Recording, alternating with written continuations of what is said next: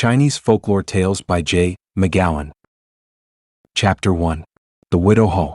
One day in the early dawn, a distinguished mandarin was leaving the temple of the city god. It was his duty to visit this temple on the 1st and 15th of the moon, whilst the city was still asleep, to offer incense and adoration to the stern-looking figure enshrined within. This mandarin was LIU-KUNG, and a juster or more upright official did not exist in all the fair provinces of the empire. Wherever his name was mentioned, it was received with the profoundest reverence and respect, for the Chinese people have never lost their ideal of tianli or divine righteousness. This ideal is still deeply embedded in the hearts of high and low, rich and poor, and the homage of all classes, even of the most depraved, is gladly offered to any man who conspicuously displays this heavenly virtue. As LIU-KUNG was being carried along in his sedan chair, with his numerous retinue following closely behind him, he happened to notice a young woman walking in the road in front of him, and began to wonder what it was that had brought her out at such an unusually early hour. She was dressed in the very deepest mourning, and so after a little more thought he concluded that she was a widow who was on her way to the grave of her late husband to make the usual offerings to his spirit. All at once a sudden, furious whirlwind screamed about the woman and seemed determined to spend its force upon her, but beyond her nothing was touched by it. Not a leaf on the trees nearby was moved, and not a particle of dust on the road, except just where she stood, was in the least agitated by the fierce tempest that for the moment raged around her. As LIU-KUNG gazed at this strange occurrence, the woman's outer skirt was blown up in the air, and he saw that underneath was another garment of a rich crimson hue. He then knew at once that there was something radically wrong, for no woman of ordinary virtuous character would ever dare to wear such a glaring color, while she pretended to be in deep mourning. There was something suspicious, too, in the sudden tornado that blew with such terrific violence round the woman only. It was not an accident that brought it there. It was clearly the angry protest of some spirit who had been foully misused, and who was determined that the wrongdoer should not escape the penalty for the evil she had committed. Calling two of his runners to him, LIU-KUNG ordered them to follow the woman and to see where she was going and what she did there, and then to report to him immediately. The two detectives obeyed his instructions to the very letter, and found that she went to a cemetery which lay on the hillside at the outskirts of the town. She had brought with her a goodly supply of gold and silver paper money, such as is usually offered to the dead to enable them to purchase food and other necessaries in the land of shadows. She was preparing to set these on fire in order that they might reach the spirit for whom they were intended, when, much to the amazement of the runners, another tornado came with the same violence as before, and scattered the paper in all directions so that not a single piece was left to offer to the dead. All this was duly reported to LIU-KUNG, who at once sent a dispatch to the county magistrate, commanding him to investigate the case thoroughly, and giving him all the particulars of the extraordinary occurrences which had been witnessed. This inferior mandarin was greatly puzzled as to how he should act in the matter. No complaint had reached him from anyone concerning the woman, and he had not a particle of evidence on which to proceed against her. In these circumstances, he determined to make an appeal to the city god to reveal to him a mystery that was beyond his powers to unravel. Accordingly, close upon the hour of midnight, he repaired to the temple of this famous idol and lay down to sleep, believing that, if he did so, he would be granted some revelation which would deliver him from his difficulties. During the early hours of the morning, loose upon the break of day, a vision seemed to pass clearly before the mandarin's eyes. He saw the grim god come out of his shrine and appear beyond the yellow curtains which hide his features from the unholy gaze of the crowds that every day flocked to his temple. Immediately in front of him floated in the air the coffin of a full-grown man, which gradually settled on the table just below the altar, on which are placed the brazen bowls containing the ashes of the countless incense sticks burned before the god to gain his favor. After the lapse of but a moment, the sleeping magistrate saw a man step up out of the surrounding darkness and take his stand at the head of the coffin. There was something very familiar in the appearance of this mysterious individual who stood there so solemnly, and the mandarin felt that he had seen him before. Suddenly he recognized him as the coroner of his own district, with whom he had often acted and whose reports were frequently submitted to him in cases where murder was suspected. He was so amazed by this discovery that he woke with a start, when the whole scene at once vanished from his gaze, and he could see nothing but the idol in its shrine, surrounded by the tawdry, untidy articles that make up the furnishing of a temple. By this time the dawn was sending its pale silver light into the great gloomy building, so the magistrate arose and hurried back to his yamen with a lightened heart, for the god had revealed to him that the grim secret which had so far evaded him lay in the coffin of the dead, and was to be solved there and there only. His course now seemed easy, and it was with a mind full of relief that he entered his home. He at once issued a warrant for the arrest of the widow, and at the same time sent officers to bring the coffin that contained the body of her husband from its burying place. When the widow appeared before the mandarin, she denied that she knew anything of the cause of her husband's death. He had come home drunk one night, she declared, and had fallen senseless on the ground. After a great deal of difficulty, she had managed to lift him up onto the bed, where he lay in a drunken slumber, just as men under the influence of liquor often do, so that she was not in the least anxious or disturbed about him. During the night she fell asleep as she watched by his side, and when she woke up she found to her horror that he was dead. That is all that can be said about the case, she concluded, and if you now order an examination of the body, it simply means that you have suspicions about me, for no other person was with him but myself when he died. I protest therefore against the body being examined. If, however, you are determined to do so, I warn you that if you find no signs of violence on it, you expose yourself according to the laws of China to the punishment of death. I am quite prepared to take the responsibility, replied the mandarin, and I have already ordered the coroner to open the coffin and to make a careful examination of the body. This was accordingly done, but no trace of injury, not even the slightest bruise, could be discovered on any part of the dead man's body. The county magistrate was greatly distressed at this result of the inquiry, and hastened to LIU-KUNG in order to obtain his advice as to what steps he should now take to escape the punishment of death which he had incurred by his action. The viceroy agreed that the matter had indeed assumed a most serious aspect.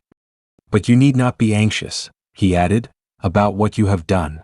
You have only acted by my orders, and therefore I assume all responsibility for the proceedings which you have adopted to discover the murderer. Late in the afternoon, as the sun began to disappear behind the mountains of the west, LIU-KUNG slipped out by a side door of his yamen, dressed as a peddler of cloth, and with pieces of various kinds of material resting on his shoulders. His disguise was so perfect that no one, as he passed down the street, dreamed of suspecting that instead of being a wandering draper, he was in reality the governor-general of the province, who was trying to obtain evidence of a murder that had recently been committed in his own capital. Traveling on down one street after another, LIU-KUNG came at last to the outskirts of the town, where the dwellings were more scattered and the population was less dense. By this time it was growing dark, so when he came to a house that stood quite apart by itself, he knocked at the door. An elderly woman with a pleasant face and a motherly look about her asked him in a kind and gentle voice what he wanted. "I have taken the liberty," he replied, "of coming to your house to see whether you would not kindly allow me to lodge with you for the night. I am a stranger in this region," he continued, "and have traveled far from my home to sell my cloth. The night is fast falling and I know not where to spend it, and so I beg of you to take me in. I do not want charity, for I am quite able to pay you liberally for any trouble I may cause you, and tomorrow morning as early as you may desire, I shall proceed on my wanderings, and you will be relieved of me." "My good man," she replied, "I am perfectly willing that you should lodge here for the night, only I am afraid you may have to endure some annoyance from the conduct of my son when he returns home later in the evening." "My business leads me into all kinds of company," he assured her, "and I meet people with a great variety of dispositions, but I generally manage to get on with them all. It may be so with your son." With a good-natured smile, the old lady then showed him into a little room just off the one which was used as a sitting room. LIU-KUNG was very tired, so he threw himself down just as he was on a trestle bed that stood in the corner, and began to think over his plans for solving the mystery of the murder. By and by he fell fast asleep. About midnight he woke up at the sound of voices in the next room, and heard the mother saying, "I want you to be very careful how you treat the peddler, and not to use any of your coarse language to him. Although he looks only a common man, I am sure he is a gentleman, for he has a refined way with him that shows he must have come from no mean family. I did not really want to take him in as I knew you might object, but the poor man was very tired and it was getting dark, and he declared he had no place to go to, so that at last I consented to let him stay.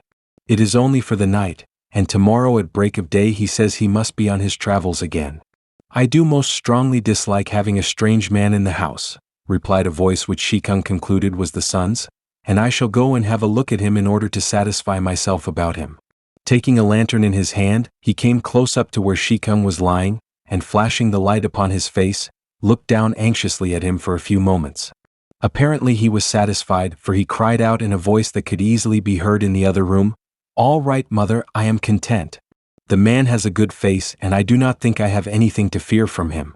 Let him remain." Shikung now considered that it was time for him to act. He stretched himself and yawned as though he were just waking out of sleep, and then, sitting up on the edge of the bed, he looked into the young man's face and asked him who he was. "Oh," he replied in a friendly way, "I am the son of the old lady who gave you permission to stay here for the night. For certain reasons, I am not at all anxious to have strangers about the house, and at first I very much objected to have you here. But now that I have had a good look at you, my objections have all vanished. I pride myself upon being a good judge of character, and I may tell you that I have taken a fancy to you. But come away with me into the next room, for I am going to have a little supper, and as my mother tells me that you fell asleep without having had anything to eat, I have no doubt you will be glad to join me." As they sat talking over the meal, they became very friendly and confidential with each other, and the SAM-CHUNG that the son kept drinking from a tiny cup, into which it was poured from a steaming kettle, had the effect of loosening his tongue and causing him to speak more freely than he would otherwise have done.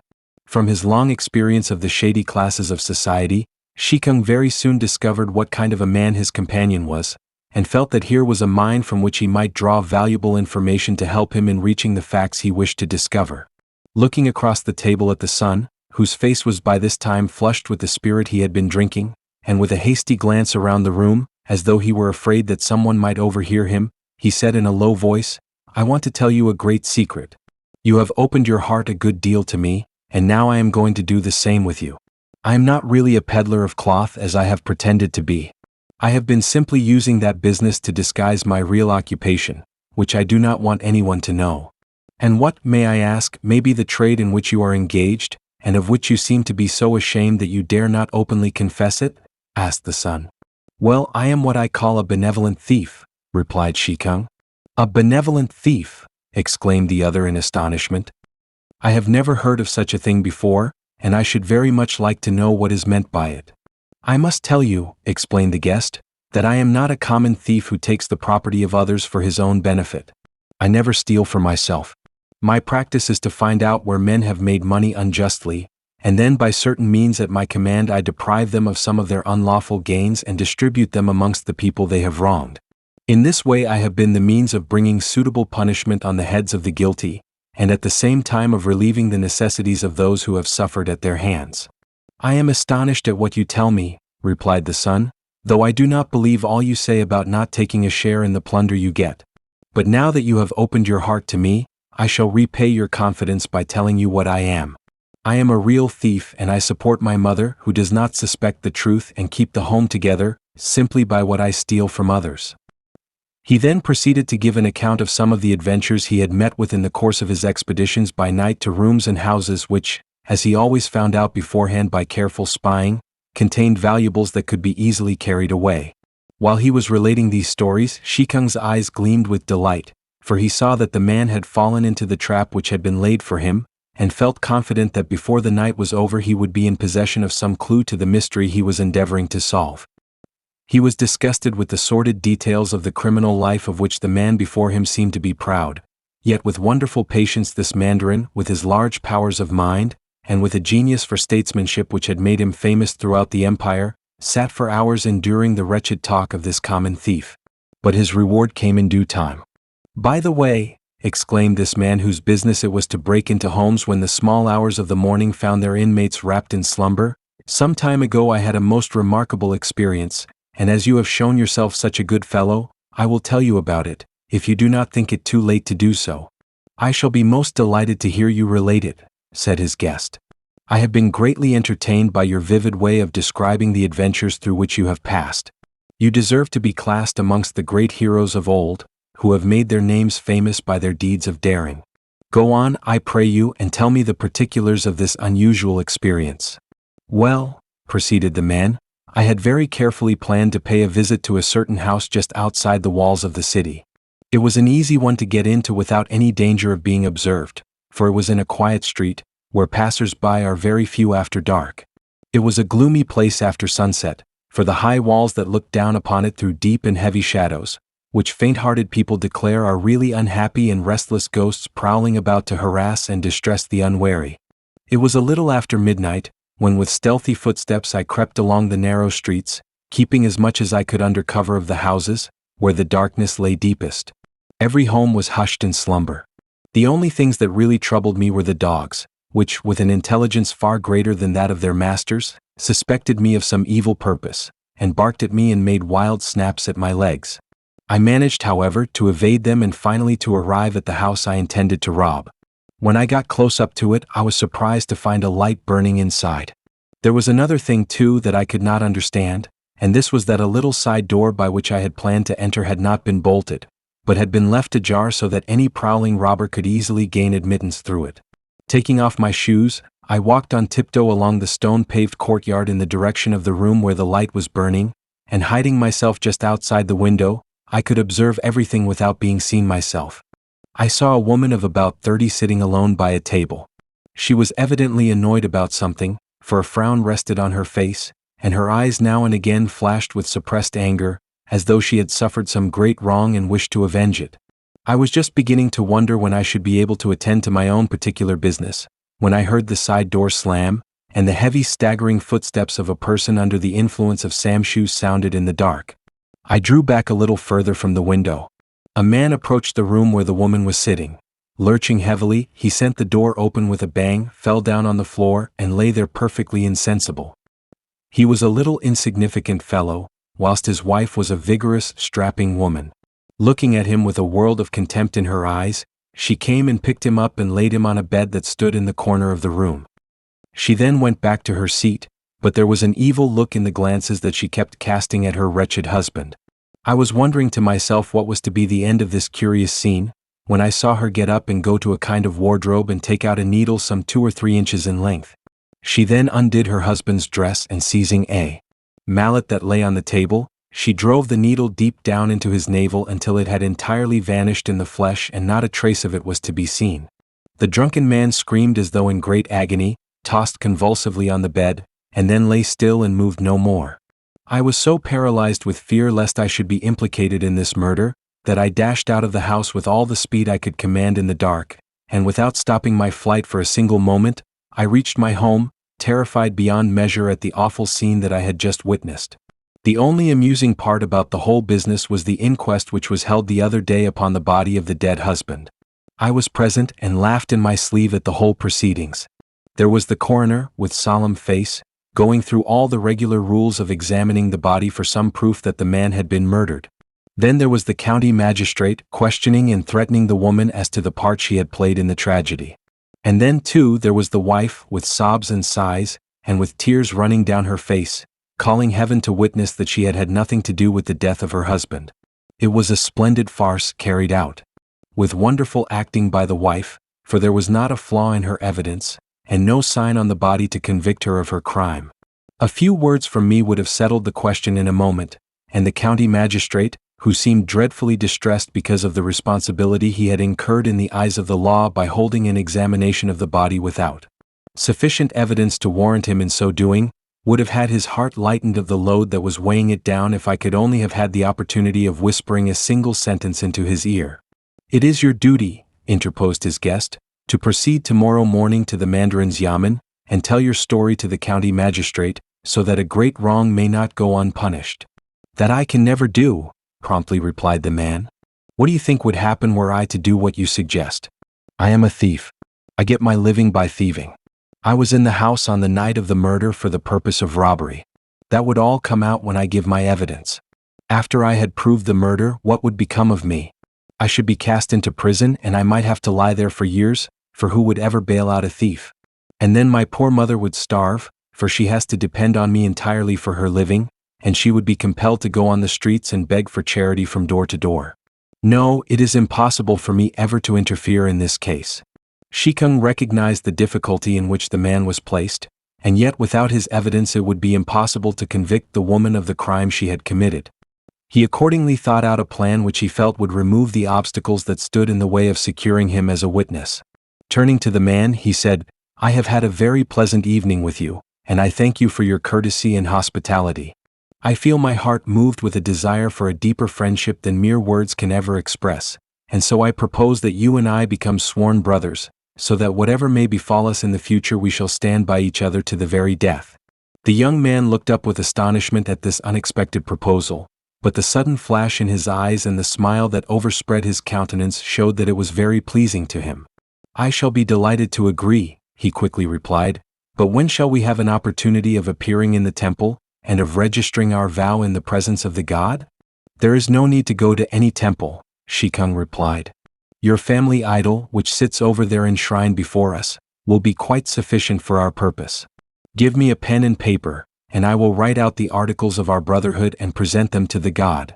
In a few minutes the document was written out according to the minute rules laid down by the law which binds two men in a sworn brotherhood. By the most solemn oaths Shi-Kung and this thief agreed to assist each other in any extremity in which either might be placed in the future. Any call from one to the other must be instantly responded to.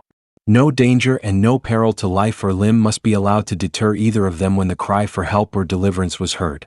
Each was to regard the interests of the other as identical with his own, and as long as life lasted, the obligation to succor in every time of need could never be relaxed or annulled. To prove that this solemn engagement was no mere passing whim of the moment, it had to be read in the hearing of the household god, who happened to be the goddess of mercy. She would then be an everlasting witness of the transaction, and with the invisible forces at her command would visit pains and penalties on the one who broke his oath. Standing in front of her shrine, Shi-Kung read out the articles of agreement, word by word, in a slow and measured tone suited to the solemnity of the occasion.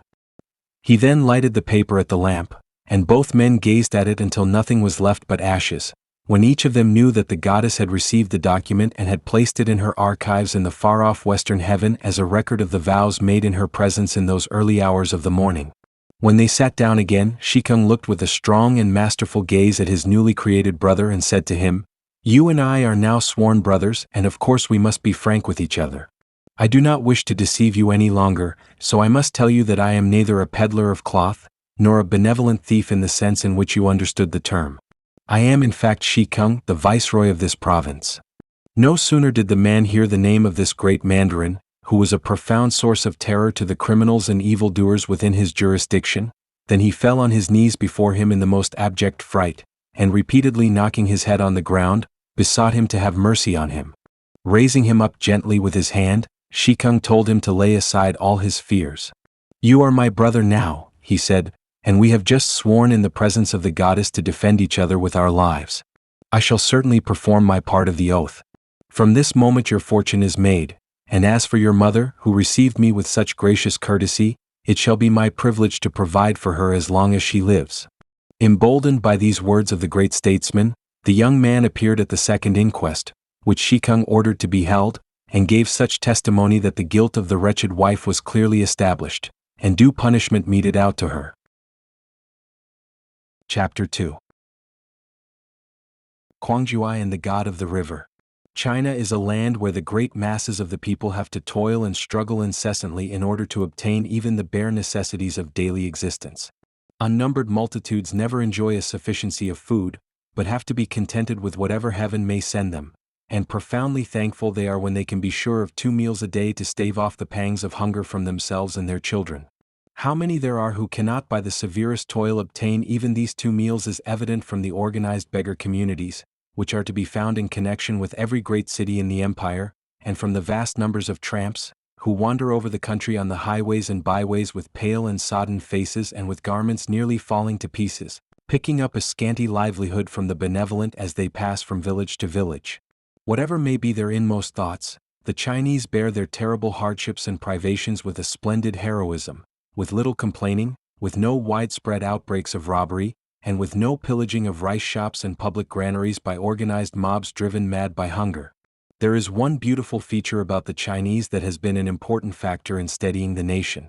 They are imbued with at least one great ideal, which touches their common life in every direction. Every man in the empire, rich or poor, learned or unlearned, has a profound respect for what he calls tianli or divine righteousness. By this the Chinese judge all actions. It is the standard by which kings and princes and common people direct their conduct, whether in the highest affairs of state, or in the ordinary engagements of common everyday life. In addition to this, the minds of the Chinese are filled with romance and poetry, so that to them the invisible world is peopled with fairies and all kinds of spirits, both good and bad, the former relieving in mysterious ways the dull grayness that sorrow and disaster often shed upon the lives of men. The story of KWANG-JUI is a remarkable evidence of the unbounded faith which the Chinese have in the intervention of these mysterious beings to deliver men from calamities which would otherwise prove fatal to them. When we first meet with KWANG-JUI, he is living with his widowed mother in a retired part of the country. His father had been dead for some time, and KWANG-JUI was now the only one upon whom the fortunes of the home could be built. He was a very studious lad, and was possessed of remarkable abilities, the result being that he successfully passed the various imperial examinations, even the final one in the capital, where the sovereign himself presided as examiner.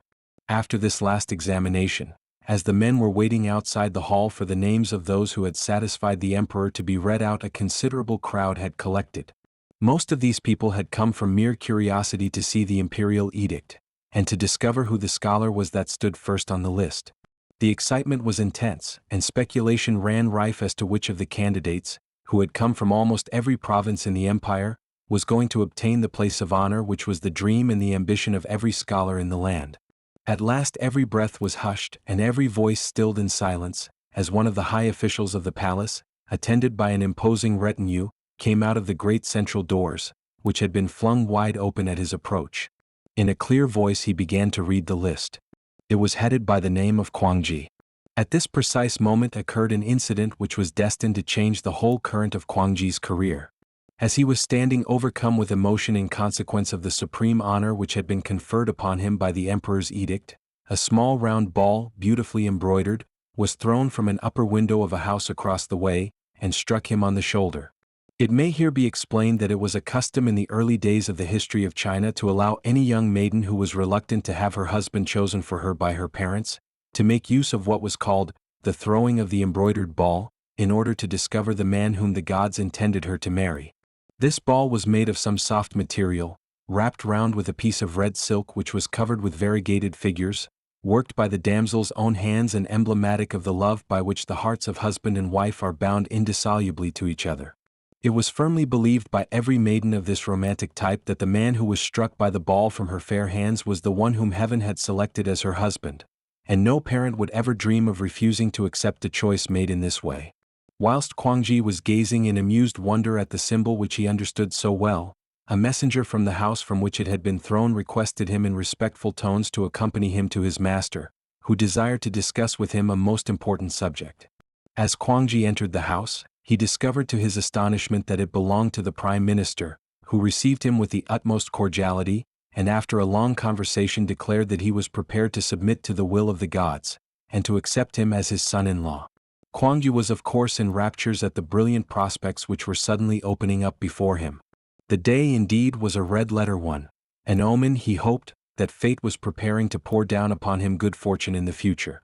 In one brief day he had been hailed as the most distinguished scholar in the empire, and he had also been acknowledged as the son-in-law of the empire's greatest official, who had the power of placing him in high positions where he could secure not only honors but also wealth sufficient to drive poverty away forever from his home. As there was no reason for delay, the hand of the beautiful daughter who had thrown the embroidered ball, and who was delighted that heaven had chosen for her such a brilliant husband, was bestowed upon him by her parents. Times of great rejoicing succeeded, and when KWANG-JUI thought of the quiet and uninteresting days when he was still unknown to fame, and contrasted them with his present life, it seemed to him as though he were living in fairyland. His wildest dreams in the past had never conjured up anything so grand as the life he was now leading. In one bound he had leaped from comparative poverty to fame and riches. After a time, through the influence of his father-in-law, and with the hearty consent of the emperor, who remembered what a brilliant student he had been, KWANG-JUI was appointed to be prefect of an important district in the center of China. Taking his bride with him, he first of all proceeded to his old home, where his mother was waiting with great anxiety to welcome her now famous son. The old lady felt rather nervous at meeting her new daughter-in-law, seeing that the latter came from a family which was far higher in rank and far more distinguished than any in her own clan. As it was very necessary that KWANG-JUI should take up his office as prefect without any undue delay, he and his mother and his bride set out in the course of a few days on the long journey to the distant prefecture, where their lives were destined to be marred by sorrow and disaster. They had traveled the greater part of the way and had reached a country market town that lay on their route, when KWANG-JUI's mother, worn out with the toilsome journey, fell suddenly ill. The doctor who was called in shook his head and pronounced that she was suffering from a very serious complaint, which, whilst not necessarily fatal, would necessitate a complete rest for at least 2 or 3 months. Any further traveling must therefore be abandoned for the present, as it might be attended with the most serious consequences to the old lady. Both husband and wife were greatly distressed at the unlucky accident which placed them in such an awkward position at this wayside inn. They were truly grieved at the serious sickness of their mother, but they were still more puzzled as to what course they should pursue in these most trying circumstances. The imperial rescript appointing KWANG-JUI to his office as prefect commanded him to take up his post on a certain definite date. To delay until his mother would again be able to endure the fatigues of travel was out of the question, as disobedience to the emperor's orders would be attended by his grave displeasure. Eventually his mother suggested that he and his wife should go on ahead, and that after taking up the duties of his office he should then delegate them for a time to his subordinates and return to take her home. This advice KWANG-JUI decided to carry out, though with great reluctance, as he was most unwilling to abandon his mother to the care of strangers. He accordingly made all the arrangements he possibly could for her comfort whilst they were parted from each other. He had servants engaged to attend upon her, and he left sufficient money with her to meet all her expenses during his absence. With a mind full of consideration for his mother, and wishing to show how anxious he was to give her pleasure, he went out into the market of the town to see if he could buy a certain kind of fish of which she was passionately fond. He had hardly got outside the courtyard of the inn, when he met a fisherman with a very fine specimen of the very fish that he wished to purchase.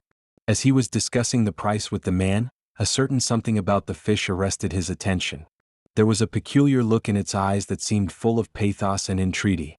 Its gaze was concentrated upon him, so human-like and with such intensity, that he instinctively felt it was pleading with him to do something to deliver it from a great disaster. This made him look at it more carefully, and to his astonishment the liquid eyes of the fish were still fixed upon him with a passionate regard that made him quiver with excitement. "Fisherman," he said, "I want to buy this fish, and here is the price that you ask for it. I have but one stipulation to make, and that is that you take it to the river from which you caught it, and set it free to swim away wherever it pleases. Remember that if you fail to carry out this part of the bargain, great sorrow will come upon you and your home." Little did either of them dream that the fish was the presiding god of the river, who for purposes of his own had transformed himself into this form, and who, while swimming up and down the stream, had been caught in the net of the fisherman. After traveling for some hours, KWANG-JUI and his wife came to the bank of a considerable river, where they hired a large boat to convey them to their destination. The boatman they engaged was a man of very low character. He had originally been a scholar and of good family, but, utterly depraved and immoral, he had gradually sunk lower and lower in society, until at last he had been compelled to fly from his home to a distant province, and there to engage in his present occupation in order to earn his living. The large amount of property which KWANG-JUI had with him seemed to arouse the worst passions in this man, and while the boat was being carried along by a fair wind and a flowing tide, he planned in his mind how he was to become the possessor of it. By the time that they reached the place where they were to anchor for the night, he had already decided what measures he should adopt. A little after midnight, accordingly, he crept stealthily towards the place where KWANG-JUI was sleeping, stabbed him to the heart and threw his body into the fast-flowing river. He next threatened the wife that if she dared to utter a sound, he would murder her also and send her to join her husband in the land of shadows. Paralyzed with terror, she remained speechless, only a stifled sob and groan now and again breaking from her agonized heart. Her first serious idea was to commit suicide, and she was preparing to fling herself into the water that gurgled along the sides of the boat, when she was restrained by the thought that if she destroyed herself, she would never be able to avenge her husband's death or bring punishment upon the villain who had just murdered him. It was not mere robbery, however, that was in the mind of the man who had committed this great crime. He had bigger ideas than that. He had noticed that in personal appearance he very much resembled his victim, so he determined to carry out the daring project of passing himself off as KWANG-JUI, the mandarin whom the emperor had dispatched to take up the appointment of prefect. Having threatened the widow that instant death would be her portion if she breathed a word to anyone about the true state of the case, and having arrayed himself in the official robes of the man whom he had stabbed to death, the boatman appeared at the yamen, where he presented the imperial credentials and was duly installed in his office. It never entered his mind that it was not cowardice which kept the widow silent, but the stern resolve of a brave and high-minded woman that she would do her part to see that vengeance should in time fall upon the man who had robbed her of a husband whom she looked upon as the direct gift of heaven.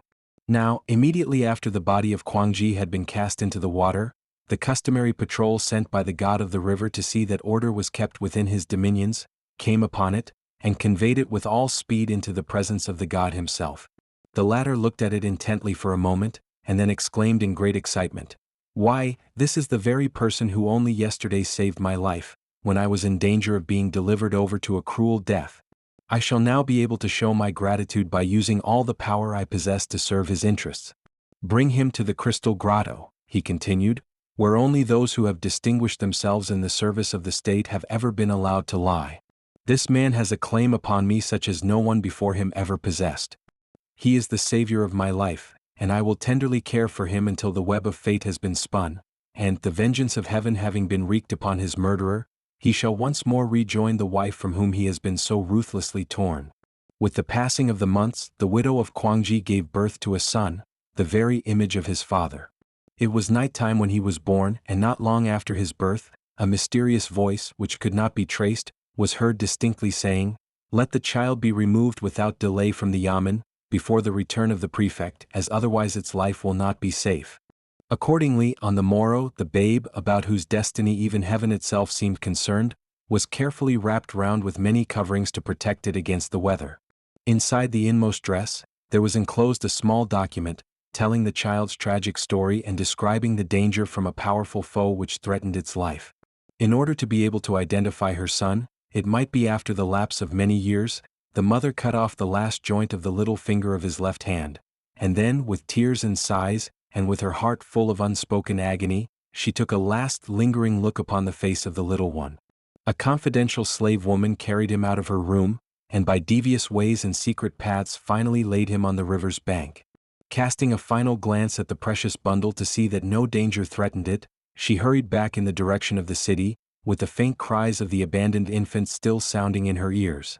And now the child was in the hands of heaven. That this was so was evident from the fact that in a few minutes the abbot of the monastery, which could be seen crowning the top of a neighboring hill, passed along the narrow pathway by the side of the river. Hearing a baby's cry, he hastened towards the place from which the sounds came, and picking up the little bundle, and realizing that the infant had been deserted, he carried it up to the monastery and made every arrangement for its care and comfort. Fortunately, he was a man of a deeply benevolent nature, and no more suitable person could have been found to take charge of the child. We must now allow 18 years to pass by. The child that had been left on the margin of the river had grown up to be a fine, handsome lad. The abbot had been his friend ever since the day when his heart had been touched by his cries, and his love for the little foundling had grown with the years. The boy had become a kind of son to him, and in order not to be parted from him he had taught him the temple duties, so that he was now a qualified priest in the service of the gods. One morning the young man, whose name was SAM-CHUNG, came to the abbot with a restless, dissatisfied look on his face, and begged to be told who his father was and who his mother. The old priest, who had long been aware of the tragic story of KWANG-JUI's murder, felt that the time had come when the lad ought to know what he had hitherto concealed from him. Taking out the document which he had found upon him as a baby, he read it to him, and then the great secret was out. After this a long and serious discussion took place between the two as to the wisest methods to be adopted for bringing the prefect to justice and delivering the lad's mother from the humiliating position which she had so heroically borne for all these 18 years. The next day a young priest, with shaven head and dressed in the usual slate-colored gown, appeared at the yamen of the prefect to solicit subscriptions for the neighboring monastery. As the prefect was absent on some public business, he was ushered into the reception room, where he was received by his mother, who had always been a generous supporter of the goddess of mercy. At the first sight of this striking-looking young BONZE, she found her heart agitated in a strange and powerful way, such as she had not experienced for many a long year, and when she noticed that the little finger on his left hand was without the last joint, she trembled with the utmost excitement.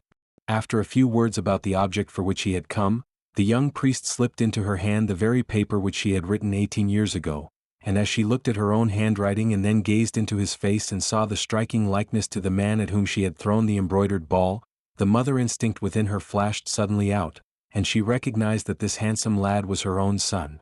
The joy of the mother as she looked upon the face of SAM-CHUNG was reflected in the sparkling eyes and glowing look of pleasure that lit up his whole countenance. Retiring for a short time, his mother returned with a letter which she handed to him. In a low voice she told him that it was to her father, who still lived in the capital, and to whom he was to take it without any delay. In order to prevent suspicion on the part of the prefect, he was to travel as a priest, who was endeavoring to obtain subscriptions for his monastery. He was to be sure, also, to visit the place where his grandmother had been left, and to try and find out what had become of her. In order to defray his expenses, she gave him a few bars of gold, which he could exchange for the current money at the banks on the way. When SAM-CHUNG arrived at the inn where his father had parted with his grandmother, he could find no trace of her. A new landlord was in possession, who had never even heard her name, but on inquiring amongst the shopkeepers in the neighborhood, he found to his horror that she was now a member of the beggars' camp, and that her name was enrolled amongst that degraded fraternity. On reaching the wretched hovel where she was living, he discovered that when her money was exhausted and no remittance came to her from her son, she had been driven out onto the street by the innkeeper, and from that time had tramped the country, living on the scraps and bits which were bestowed upon her by the benevolent. Great was her joy when her grandson led her away to the best inn in the place, and on his departure gave her an ample supply of money for all her needs until they should meet again. When SAM-CHUNG reached the capital and handed his mother's letter to his grandfather, the most profound excitement ensued. As soon as the emperor was officially informed of the case, he determined that the severest punishment should be inflicted upon the man who had not only committed a cruel murder, but through it had dared to usurp a position which could only be held at the sovereign's command. An imperial edict was accordingly issued ordering the prime minister to take a considerable body of troops and proceed with all possible speed to the district where such an unheard-of crime had been committed, and there to hand over the offender to immediate execution. By forced marches, so as to outstrip any private intelligence that might have been sent from the capital, the avenging force reached the city a little before the break of day.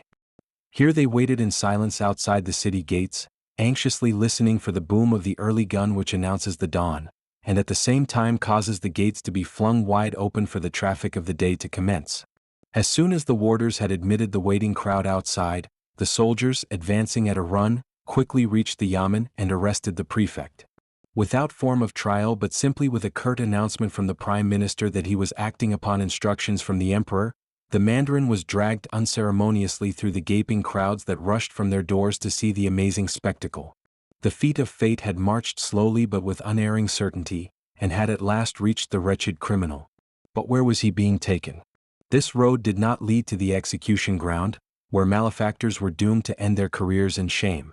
Street after street was passed, and still the stern-faced soldiers forced the mandarin down the main thoroughfares, whose sides had often been lined with respectful crowds as he swept by with his haughty retinue.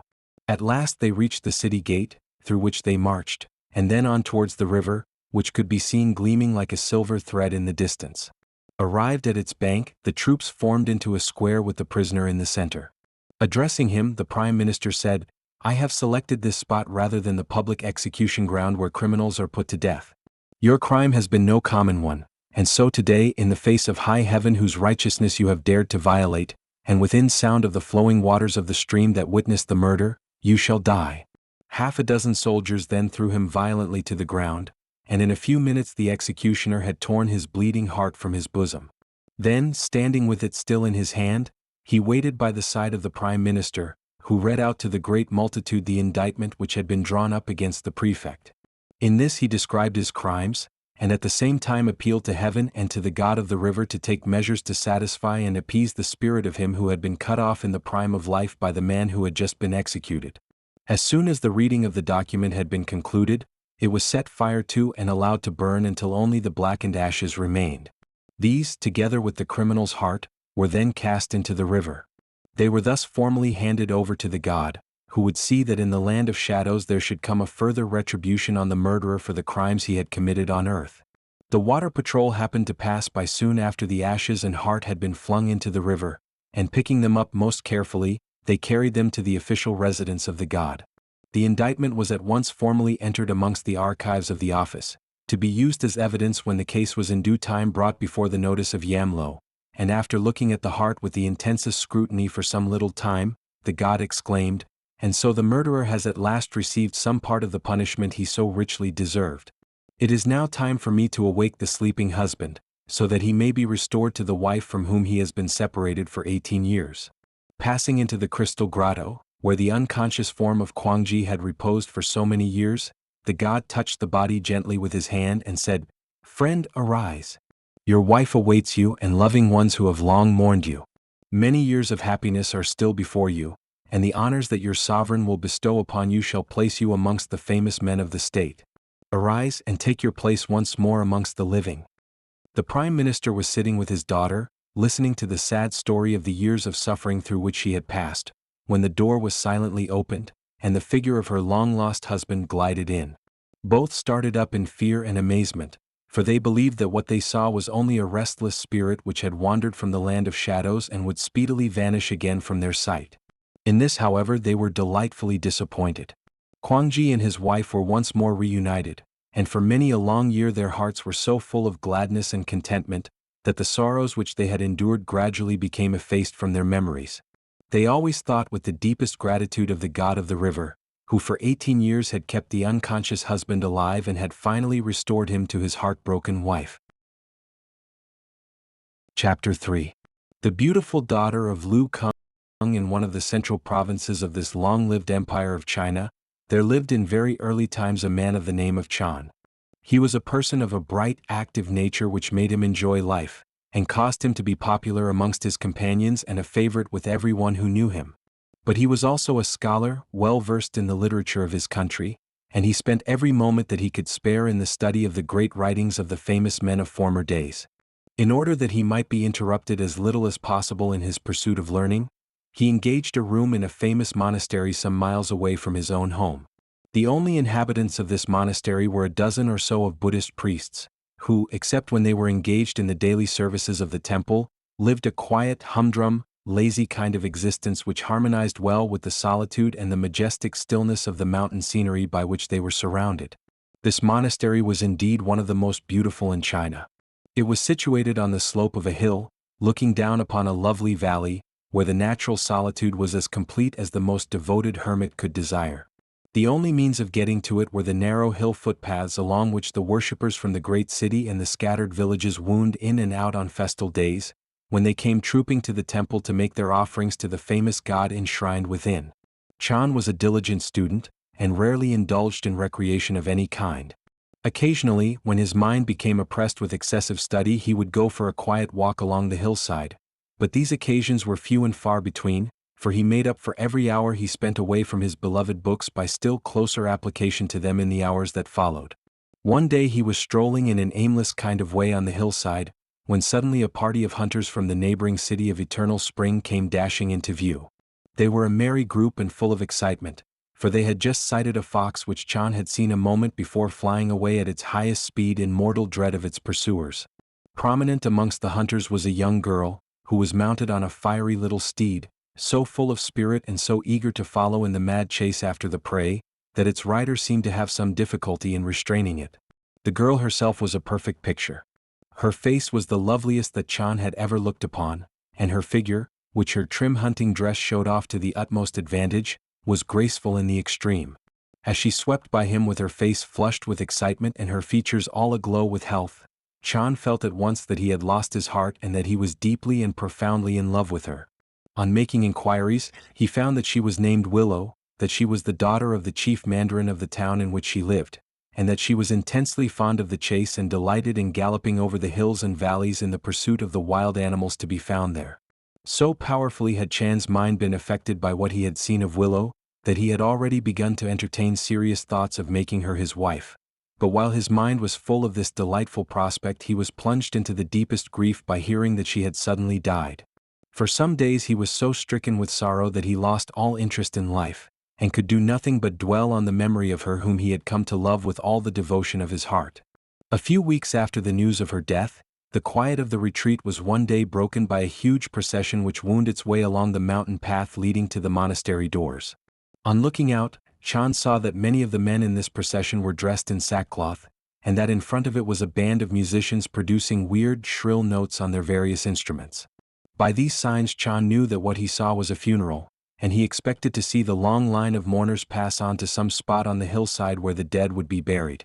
Instead of that, however, they entered through the great gates of the monastery, and the coffin, the red pall of which told him that it contained the body of a woman, was carried into an inner room of the building and laid on trestles that had been made ready for it. After the mourners had dispersed, Chan asked one of the priests the name of the woman who had died, and how it was that the coffin was laid within the precincts of the temple instead of in the house of the deceased, where it could be looked after by her relatives and where the customary sacrifices to the spirit of the dead could be offered more conveniently than in the monastery. The bonze replied that this was a peculiar case, calling for special treatment. The father of the poor young girl who died so suddenly, he said, was the mandarin of the neighboring city of Eternal Spring. Just after the death of his daughter, an order came from the emperor transferring him to another district, 1,000 miles from here. The command was very urgent that he should proceed without delay to take up his post in the far-off province, and that he was to allow nothing to hinder him from doing so. He could not carry his daughter's body with him on so long a journey, and no time was permitted him to take the coffin to his home, where she might be buried amongst her own kindred. It was equally impossible to deposit the coffin in the yamen he was about to leave, for the new mandarin who was soon to arrive would certainly object to have the body of a stranger in such close proximity to his family. It might bring him bad luck, and his career as an official might end in disaster. Permission was therefore asked from our abbot to allow the coffin to be placed in one of our vacant rooms, until the father some day in the future can come and bear the body of his beloved daughter to the home of his ancestors, there to be laid at rest amongst his own people. This request was readily granted, for whilst he was in office the mandarin showed us many favors, and his daughter was a beautiful girl who was beloved by everyone, and so we were only too glad to do anything in our power to help in this unhappy matter. Chan was profoundly moved when he realized that the woman whom he had loved as his own life lay dead within a chamber only a few steps away from his own. His passion, instead of being crushed out of his heart by the thought that she was utterly beyond his reach, and by no possibility could ever be more to him than a memory, seemed to grow in intensity as he became conscious that it was an absolutely hopeless one. On that very same evening, about midnight, when silence rested on the monastery, and the priests were all wrapped in slumber, Chan, with a lighted taper in his hand, stole with noiseless footsteps along the dark passages into the chamber of death where his beloved lay. Kneeling beside the coffin with a heart full of emotion, in trembling accents he called upon Willow to listen to the story of his passion. He spoke to her just as though she were standing face to face with him, and he told her how he had fallen in love with her on the day on which he had caught a glimpse of her as she galloped in pursuit of the fox that had fled through the valley from the hunters. He had planned, he told her, to make her his wife, and he described, in tones through which the tears could be heard to run, how heartbroken he was when he heard of her death. "I want to see you," he continued, "for I feel that I cannot live without you. You are near to me and yet oh, how far away. Can you not come from the land of shadows, where you are now, and comfort me by one vision of your fair face, and one sound of the voice that would fill my soul with the sweetest music?" For many months the comfort of Chan's life was this nightly visit to the chamber where his dead love lay. Not a single night passed without his going to tell her of the unalterable and undying affection that filled his heart, and whilst the temple lay shrouded in darkness, and the only sounds that broke the stillness were those inexplicable ones in which nature seems to indulge when man is removed by sleep from the scene, Chan was uttering those love notes which had lain deeply hidden within his soul, but which now in the utter desolation of his heart burst forth to ease his pain by their mere expression. One night as he was sitting poring over his books, he happened to turn round, and was startled to see the figure of a young girl standing just inside the door of his room. It seemed perfectly human, and yet it was so ethereal that it had the appearance of a spirit of the other world. As he looked at the girl with a wondering gaze, a smile lit up her beautiful features, and he then discovered to his great joy that she was none other than Willow, his lost love whom he had despaired of ever seeing again. With her face wreathed in smiles, she sat down beside him and said in a timid, modest way, "I am here tonight in response to the great love which has never faltered since the day I died. That is the magnet which has had the power of drawing me from the land of shadows. I felt it there, and many speak about it in that sunless country. Even Yam Lo, the lord of the spirits of that dreary world, has been moved by your unchanging devotion, so much so that he has given me permission to come and see you, in order that I might tell you how deeply my heart is moved by the profound affection that you have exhibited for me all these months during which you never had any expectation of its being returned." For many months this sweet intercourse between Chan and his beloved Willow was carried on, and no one in the whole monastery knew anything of it. The interviews always took place about midnight, and Willow, who seemed to pass with freedom through closed doors or the stoutest walls, invariably vanished during the small hours of the morning. One evening whilst they were conversing on topics agreeable to them both, Willow unburdened her heart to Chan, and told him how unhappy she was in the world of spirits. "You know," she said, "that before I died I was not married, and so I am only a wandering spirit with no place where I can rest, and no friends to whom I can betake myself. I travel here and there and everywhere, feeling that no one cares for me, and that there are no ties to bind me to any particular place or thing. For a young girl like me, this is a very sad and sorrowful state of things. There is another thing that adds to my sorrow in the land of shadows," she went on to say, with a mournful look on her lovely countenance. "I was very fond of hunting when I was in my father's home, and many a wild animal was slain in the hunting expeditions in which I took an active part. This has all told against me in the world in which I am now living, and for the share I took in destroying life I have to suffer by many pains and penalties which are hard for me to endure. My sin has been great," she said, "and so I wish to make special offerings in this temple to the Goddess of Mercy and implore her to send down to the other world a good report of me to Yam-lo, and intercede with him to forgive the sins of which I have been guilty. If you will do this for me, I promise that after I have been born again into the world I will never forget you, and if you like to wait for me I shall willingly become your wife and serve you with the deepest devotion of which my heart is capable, as long as heaven will permit you and me to live together as husband and wife." From this time, much to the astonishment of the priests in the monastery, Chan began to show unwonted enthusiasm for the service of the goddess, and would sometimes spend hours before her image and repeat long prayers to her. This was all the more remarkable, as the scholar had rarely if ever shown any desire to have anything to do with the numerous gods which were enshrined in various parts of the temple.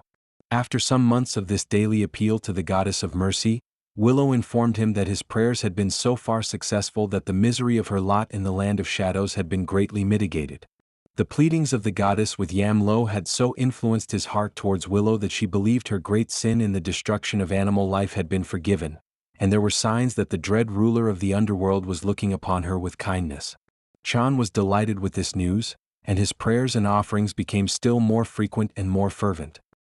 He little dreamed that his devotion to the goddess would be the means of his speedy separation from Willow, but so it was. One evening she came as usual to see him, but instead of entering with smiling face and laughter in her eyes, she was weeping bitterly as though she were in the direst sorrow. Chan was in the greatest distress when he saw this and asked her to explain the reason for her grief.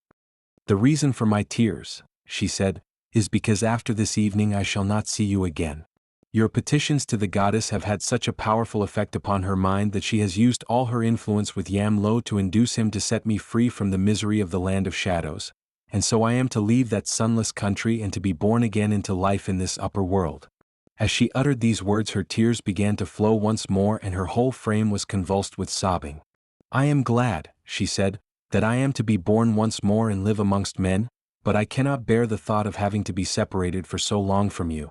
Let us not grieve too much, however. It is our fate and we may not rebel against it. Yam-lo has been kinder to me than he has ever been to anyone in the past, for he has revealed to me the family into which I am to be born and the place where they live, so if you come to me in 18 years you will find me waiting for you. Your love has been so great that it has entered into my very soul, and there is nothing that can ever efface it from my heart. 1,000 rebirths may take place, but never shall I love anyone as I love you." Chan professed that he was greatly comforted by this confession of her love, but all the same he felt in despair when he thought of the future. "When next I shall see you," he said with a sigh, "I shall be getting so old that you, a young girl in the first flush of womanhood, will not care to look at me. My hair will have turned gray and my face will be marked with wrinkles, and in the rebirth you will have forgotten all that took place in the land of shadows, and the memory of me will have vanished from your heart forever." Willow looked with loving but sorrowful eyes upon her lover as he was expressing his concern about the future, but quickly assured him that nothing in the world would ever cause her to cease to remember him with the tenderest affection. "In order to comfort you," she said, "let me tell you of 2 things that the dread Yam-lo, out of consideration for your love for me, has granted me, 2 things which he has never bestowed upon any other mortal who has come within the region of his rule. The first is, he has allowed me to inspect the book of life and death, in which is recorded the history of every human being, with the times of their rebirths and the places in which they are to be born.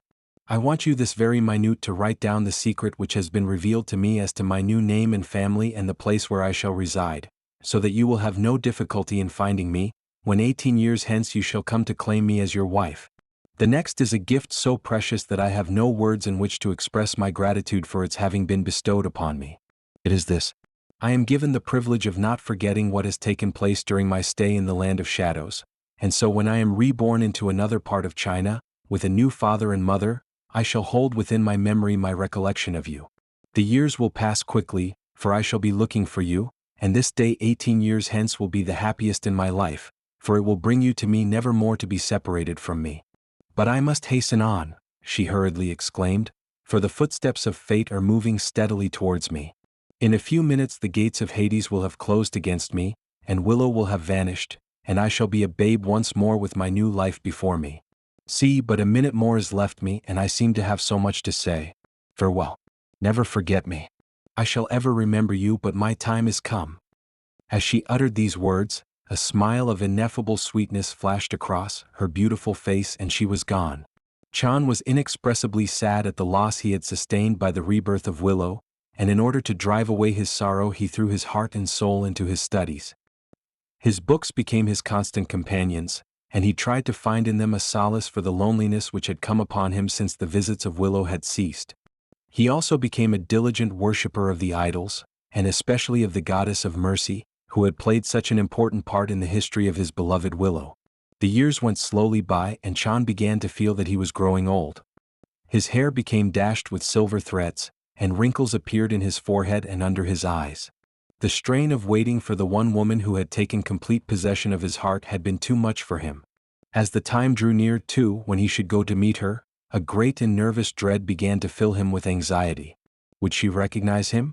And would she, a young girl of 18, be content to accept as a husband a man so advanced in years as he now was? These questions were constantly flashing through his brain. At last only a few months remained before he was to set out on his journey to the distant province where Yam Lo had decided that Willow was to begin her new life on earth.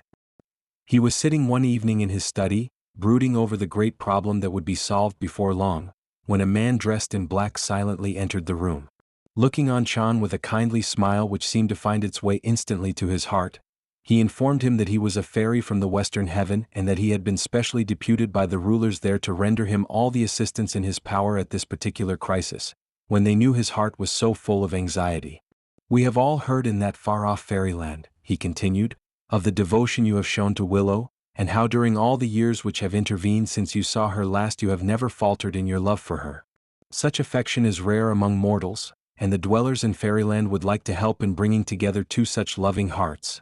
For let me assure you that however strong your feeling for the one whom you are so anxious to see again, she on her part is just as deeply in love with you, and is now counting the days until she will be able to see you and until you need never again be parted from each other. In order to assist in this happy consummation, I want you to take a short trip with me.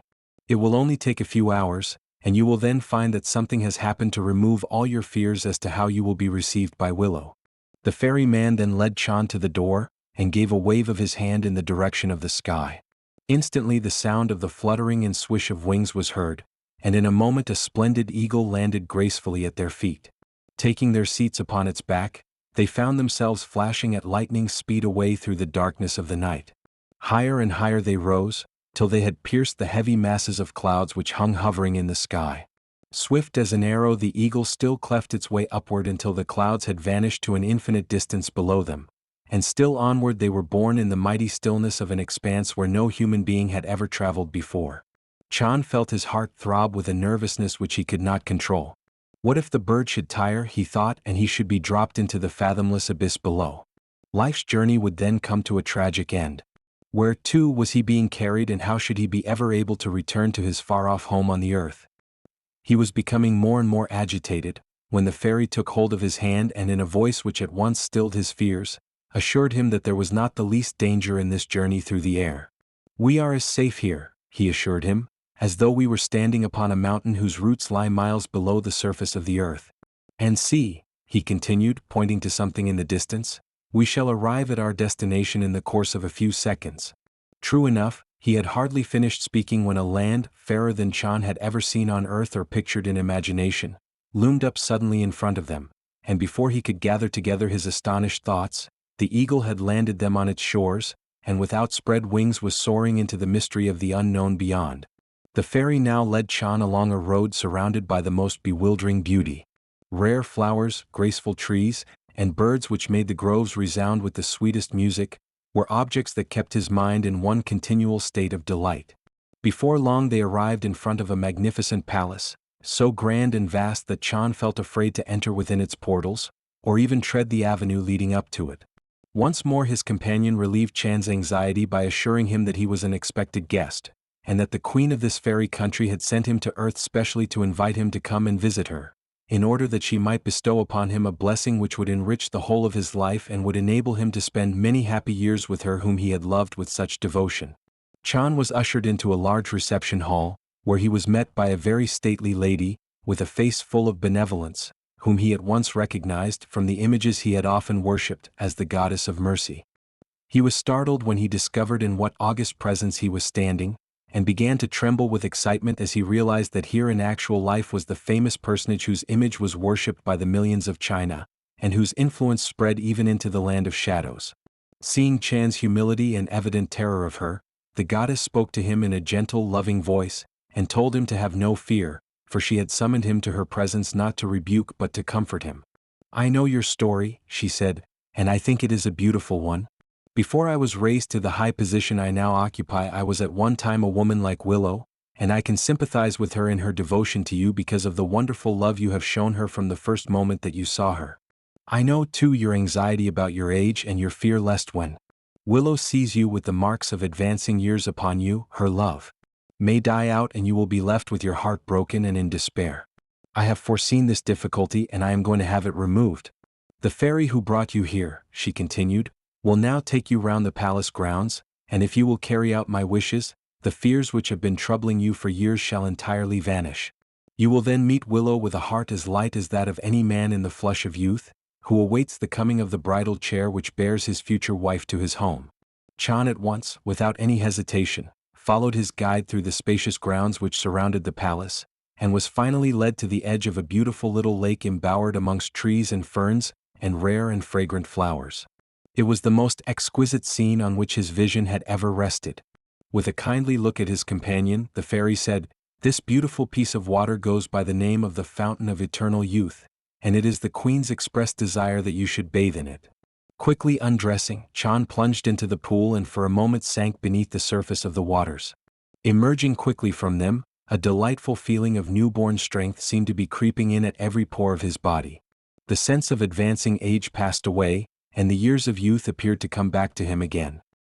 He felt as though he were a young man once more, for the weary doubts, which for some years past had made his footsteps lag, had gone with his first plunge into those fragrant waters.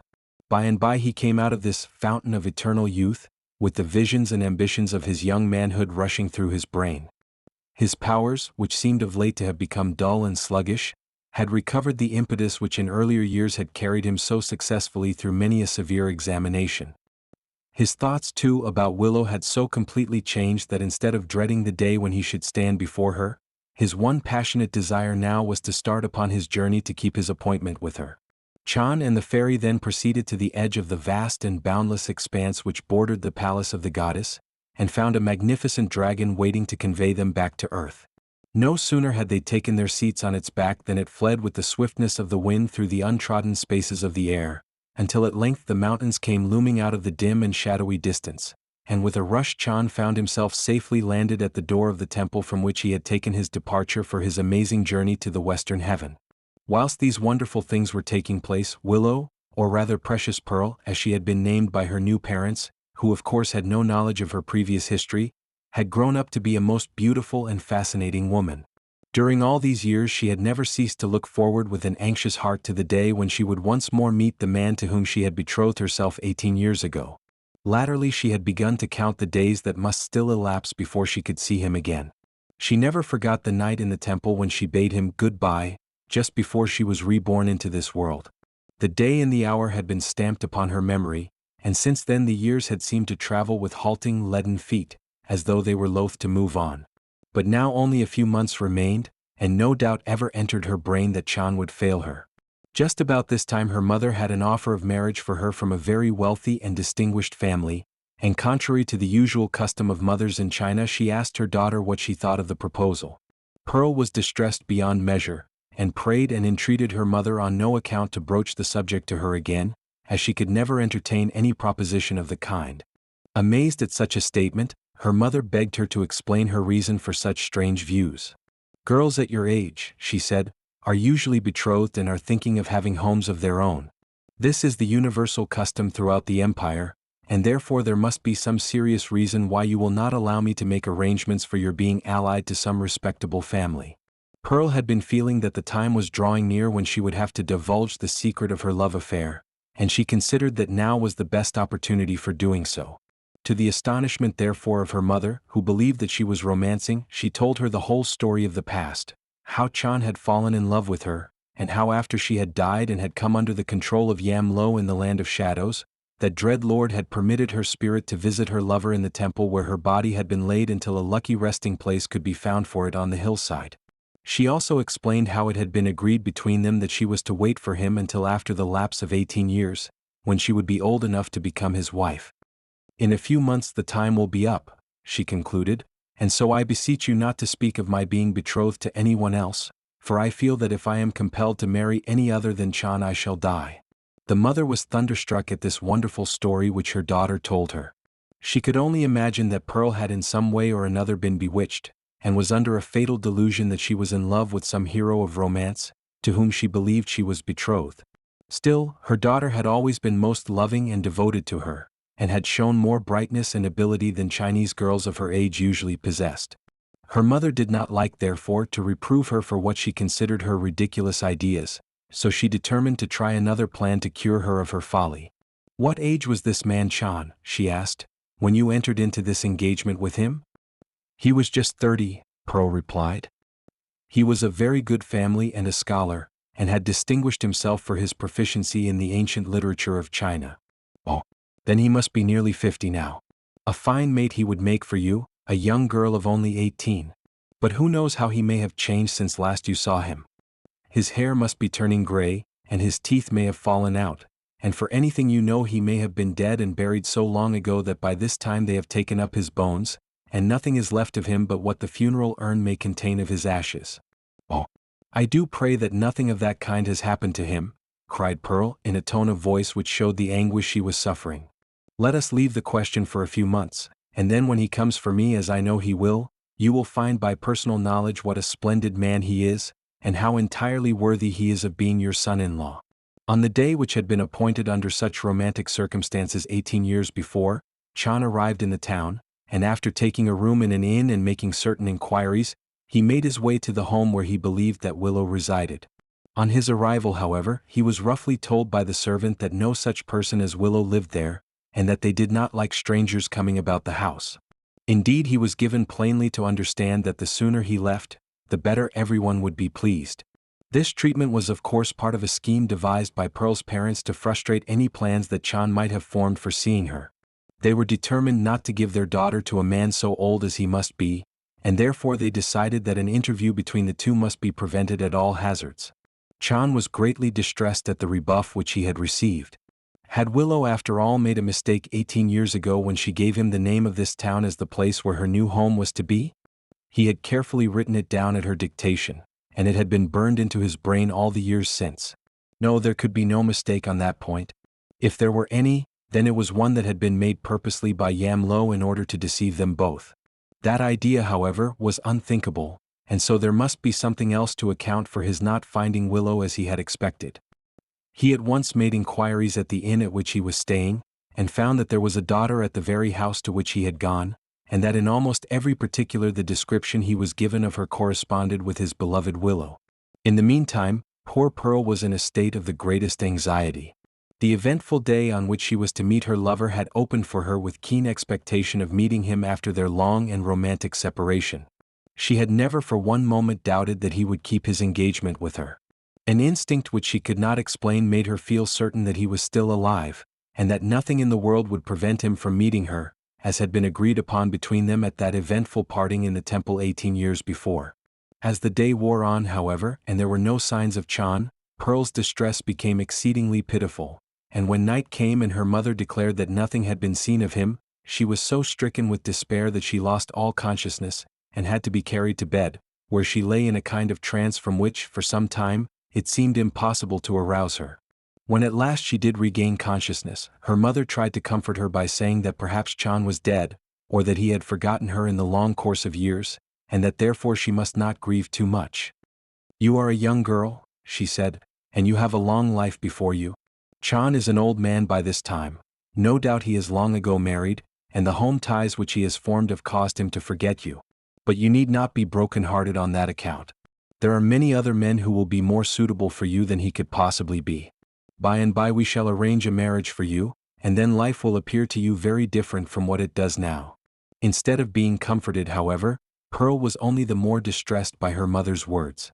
Her love, which had begun in the land of shadows, and which had been growing in her heart for the last 18 years, was not one to be easily put aside by such plausible arguments as those she had just listened to. The result was that she had a relapse, and for several days her life was in great danger. The father and mother, fearing now that their daughter would die, determined, as there seemed no other remedy, to bring Chan to their home, and see whether his presence would not deliver Pearl from the danger in which the doctor declared she undoubtedly was. The father accordingly went to the inn where he knew Chan was staying, and to his immense surprise he found him to be a young man of about 25, highly polished in manner, and possessed of unusual intelligence. For some time he utterly refused to believe that this handsome young fellow was really the man with whom Pearl was so deeply in love, and it was not until Chan had told him the romantic story of his life that he could at all believe that he was not being imposed upon. Eventually, however, he was so taken with Chan that he became determined to do all in his power to bring about his marriage with his daughter. "Come with me at once," he said, "and see if your presence will not do more than the cleverest doctors in the town have been able to accomplish. Pearl has been so distressed at not seeing you that she is now seriously ill, and we have been afraid that she would die of a broken heart." When they arrived at the house, Chan was taken into the sick room, and the girl gazed into his face with a look of wonderment. "I do not seem to recognize you," she said in a feeble voice. "You are much younger than Chan, and although there is something about you that reminds me of him, I cannot realize that you are the same person with whom my spirit 18 years ago held fellowship in the monastery where my body lay unburied." Chan proceeded to explain the mystery. "For years," he said, "my mind was troubled about the difference between our ages. I was afraid that when you saw me with gray hairs and with wrinkles on my face, your love would receive a shock, and you might regret that you had ever pledged yourself to me. Although you had vanished from my sight, my prayers still continued to be offered to the Goddess of Mercy. She had heard them for you, you remember, when you were in the land of shadows, and through her intercession Yam Lo had forgiven your sins, and had made life easier for you in that gloomy country. I still continued to pray to her, hoping in some vague way that she would intervene to bring about the desire of my heart, and that when in due time I should meet you again, every obstacle to our mutual love would be forever removed. One day a fairy came into the very room where your spirit had often conversed with me. He carried me away with him to the western heaven and brought me into the very presence of the Goddess of Mercy. She gave directions for me to bathe in the fountain of eternal youth, and I became young again. That is why you see me now with a young face and a young nature, but my heart in its love for you has never changed, and never will as long as life lasts." As he was telling this entrancing story, a look of devoted love spread over the beautiful countenance of Pearl. She gradually became instinct with life, and before he had finished speaking, the lassitude and exhaustion which had seemed to threaten her very life entirely disappeared. A rosy look came over her face, and her coal-black eyes flashed with hidden fires. "Now I know," she cried, "that you are Chan. You are so changed that when I first caught sight of you my heart sank within me, for I had pictured an older man, and I could not at once realize that you were the same Chan who showed such unbounded love for me in the years gone by. It was not that I should have loved you less even though you had really been older. My heart would never have changed. It was only my doubt as to your reality that made me hesitate, but now my happiness is indeed great. For since through the goodness of the goddess you have recovered your youth, I need not fear that the difference between our years may in the near future bring to us an eternal separation." In a few days Pearl was once more herself again. Her parents, delighted with the romantic turn that things had taken and highly pleased with Chan himself, arranged for the betrothal of their daughter to him, and in the course of a few months, the loving couple were united in marriage. And so, after years of waiting, the happy consummation was accomplished, which heaven and the Goddess of Mercy and even the dread ruler of the land of shadows had each taken a share in bringing about. And for many and many a long year the story of Chan and his wife was spread abroad throughout the region in which they lived. Chapter 4. The fairy BONZE. In a certain well-known and populous city in one of the northwestern provinces of China, there once resided a man of the name of Meng. Everyone knew about him. His fame had spread not only throughout the town, but also far away into the country beyond. For of all the merchants who carried on business in this great commercial center, he was the wealthiest and the most enterprising. He had begun life as a poor lad, but through great strength of purpose and positive genius for business, he had steadily risen step by step, until by the time our story opens, he had become exceedingly wealthy and was the acknowledged leader in all the great undertakings for which the city was famous. Meng had always gained the admiration and affection of everyone who became acquainted with him. He was of an artless, open-hearted disposition which won men to him, and his reputation for generosity made his name fragrant throughout the entire region in which he lived. 40 years ago he had come to the city in search of employment.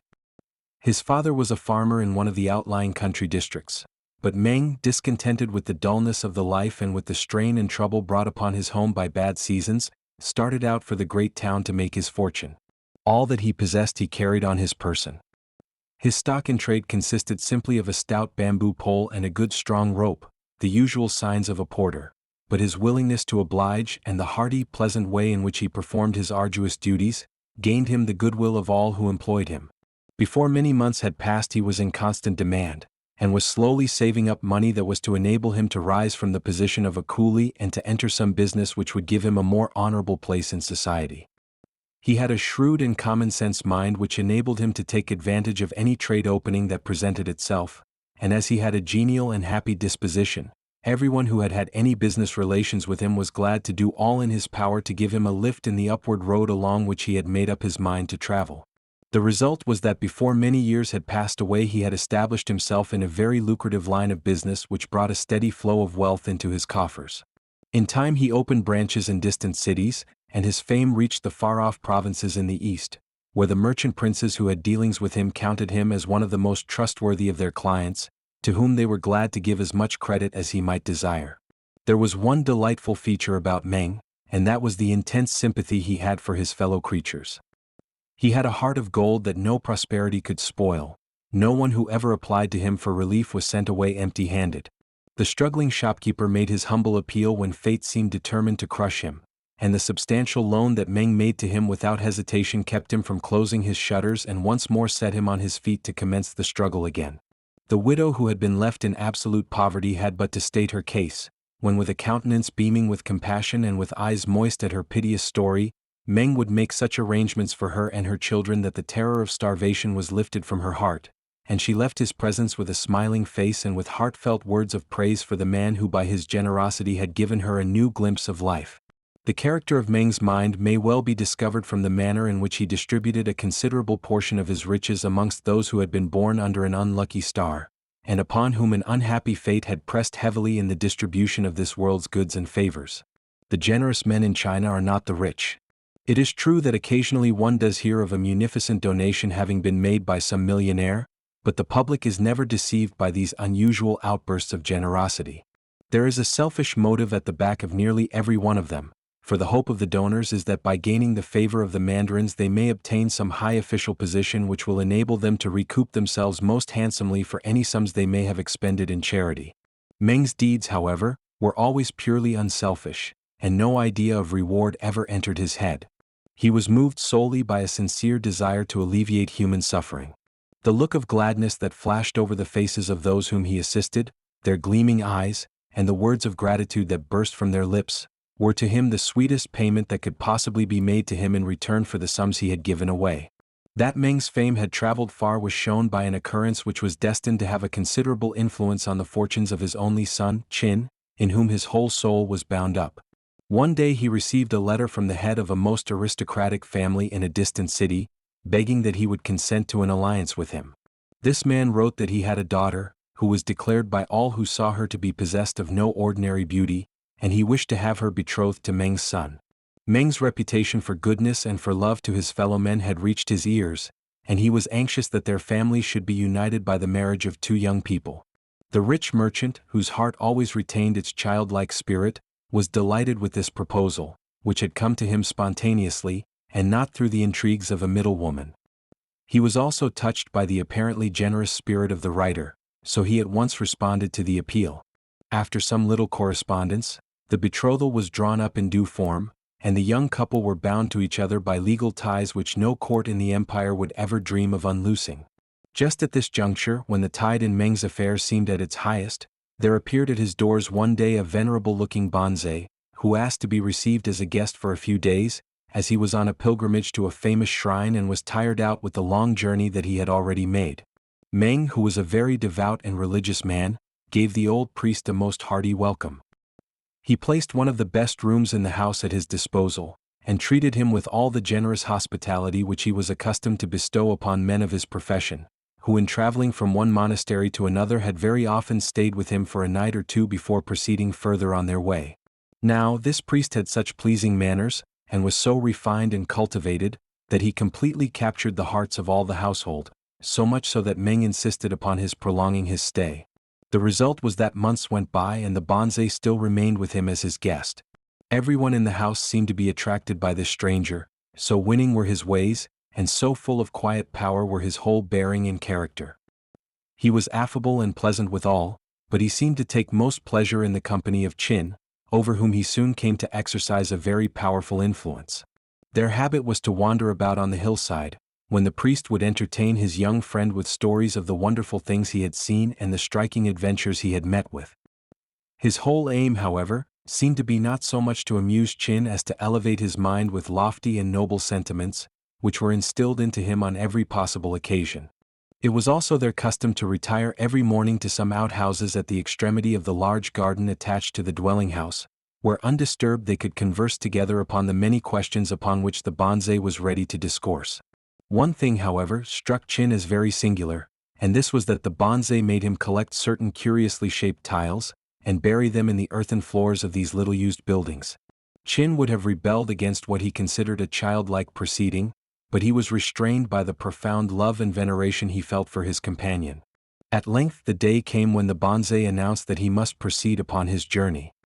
He had already, he declared, stayed much longer than he had originally intended, and now the imperative call of duty made it necessary that he should not linger in the house where he had been so royally treated. Seeing that he was determined in his purpose, Meng wanted to press upon him a considerable sum of money to provide for any expenses to which he might be put in the future. This, however, the bonze absolutely refused to accept, declaring that his wants were few, and that he would have no difficulty in meeting them by the donations he would receive from the different temples he might pass on his way to his destination. Little did Meng dream that the guest from whom he was parting with so heavy a heart was a fairy in disguise. Yet such was the case. The rulers of the far-off western heaven, who had been greatly moved by Meng's noble and generous life in succoring the distressed and the forlorn, had sent the bonze to make arrangements to meet a certain calamitous crisis which was soon to take place in the home of the wealthy merchant. A few months after the good bonze had left them, a series of disasters fell with crushing effect upon the house of Meng. Several firms which owed him very large sums of money suddenly failed, and he found himself in such financial difficulties that it was utterly impossible for him to pay his debts. In consequence, Meng was utterly ruined, and after paying out all that he possessed, even to the uttermost cash, found himself absolutely penniless. This so wrought upon his mind that he became seriously ill, and after a few days of intense agony, his spirit vanished into the land of shadows, and his wife and son were left desolate and bereaved. After a time Chin bethought himself of the wealthy and distinguished man who had been so anxious to recognize him as a son-in-law, and after consultation with his mother, who was completely broken-hearted, he set off for the distant city in which his proposed father-in-law lived.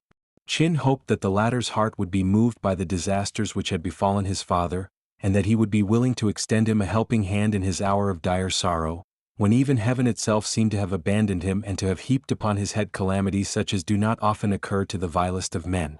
Weary and worn with the long journey, which he had been compelled to make on foot, he arrived one day about noon at the gates which led into the spacious courtyard of the palatial mansion in which his father-in-law lived. The doors, however, were shut and barred, as though some enemy was expected to storm them and carry off the property within.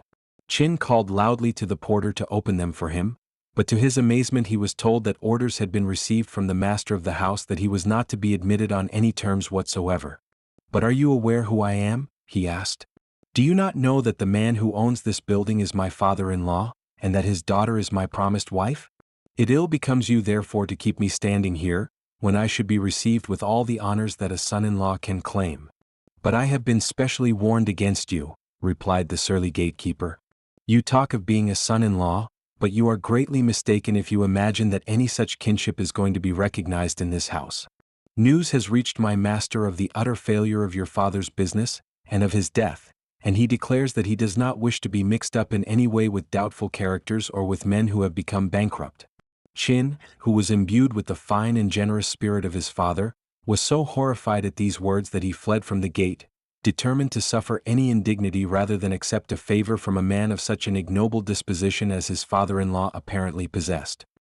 He was crossing the road with his heart completely cast down, and in absolute despair as to how he was ever to get back to his home again, when a woman in one of the low cottages by the roadside beckoned him to come in and sit down. You seem to be in distress, sir, she said, and to be worn out with fatigue as though you had just finished a long journey. My children and I are just about to sit down to our midday meal, and we shall be so pleased if you will come and partake of it with us. I have just been watching you as you stood at the gate of that wealthy man's house, and I saw how roughly you were treated. Never mind, she continued, heaven knows how you have been wronged, and in time you will be avenged for all the injury you have suffered.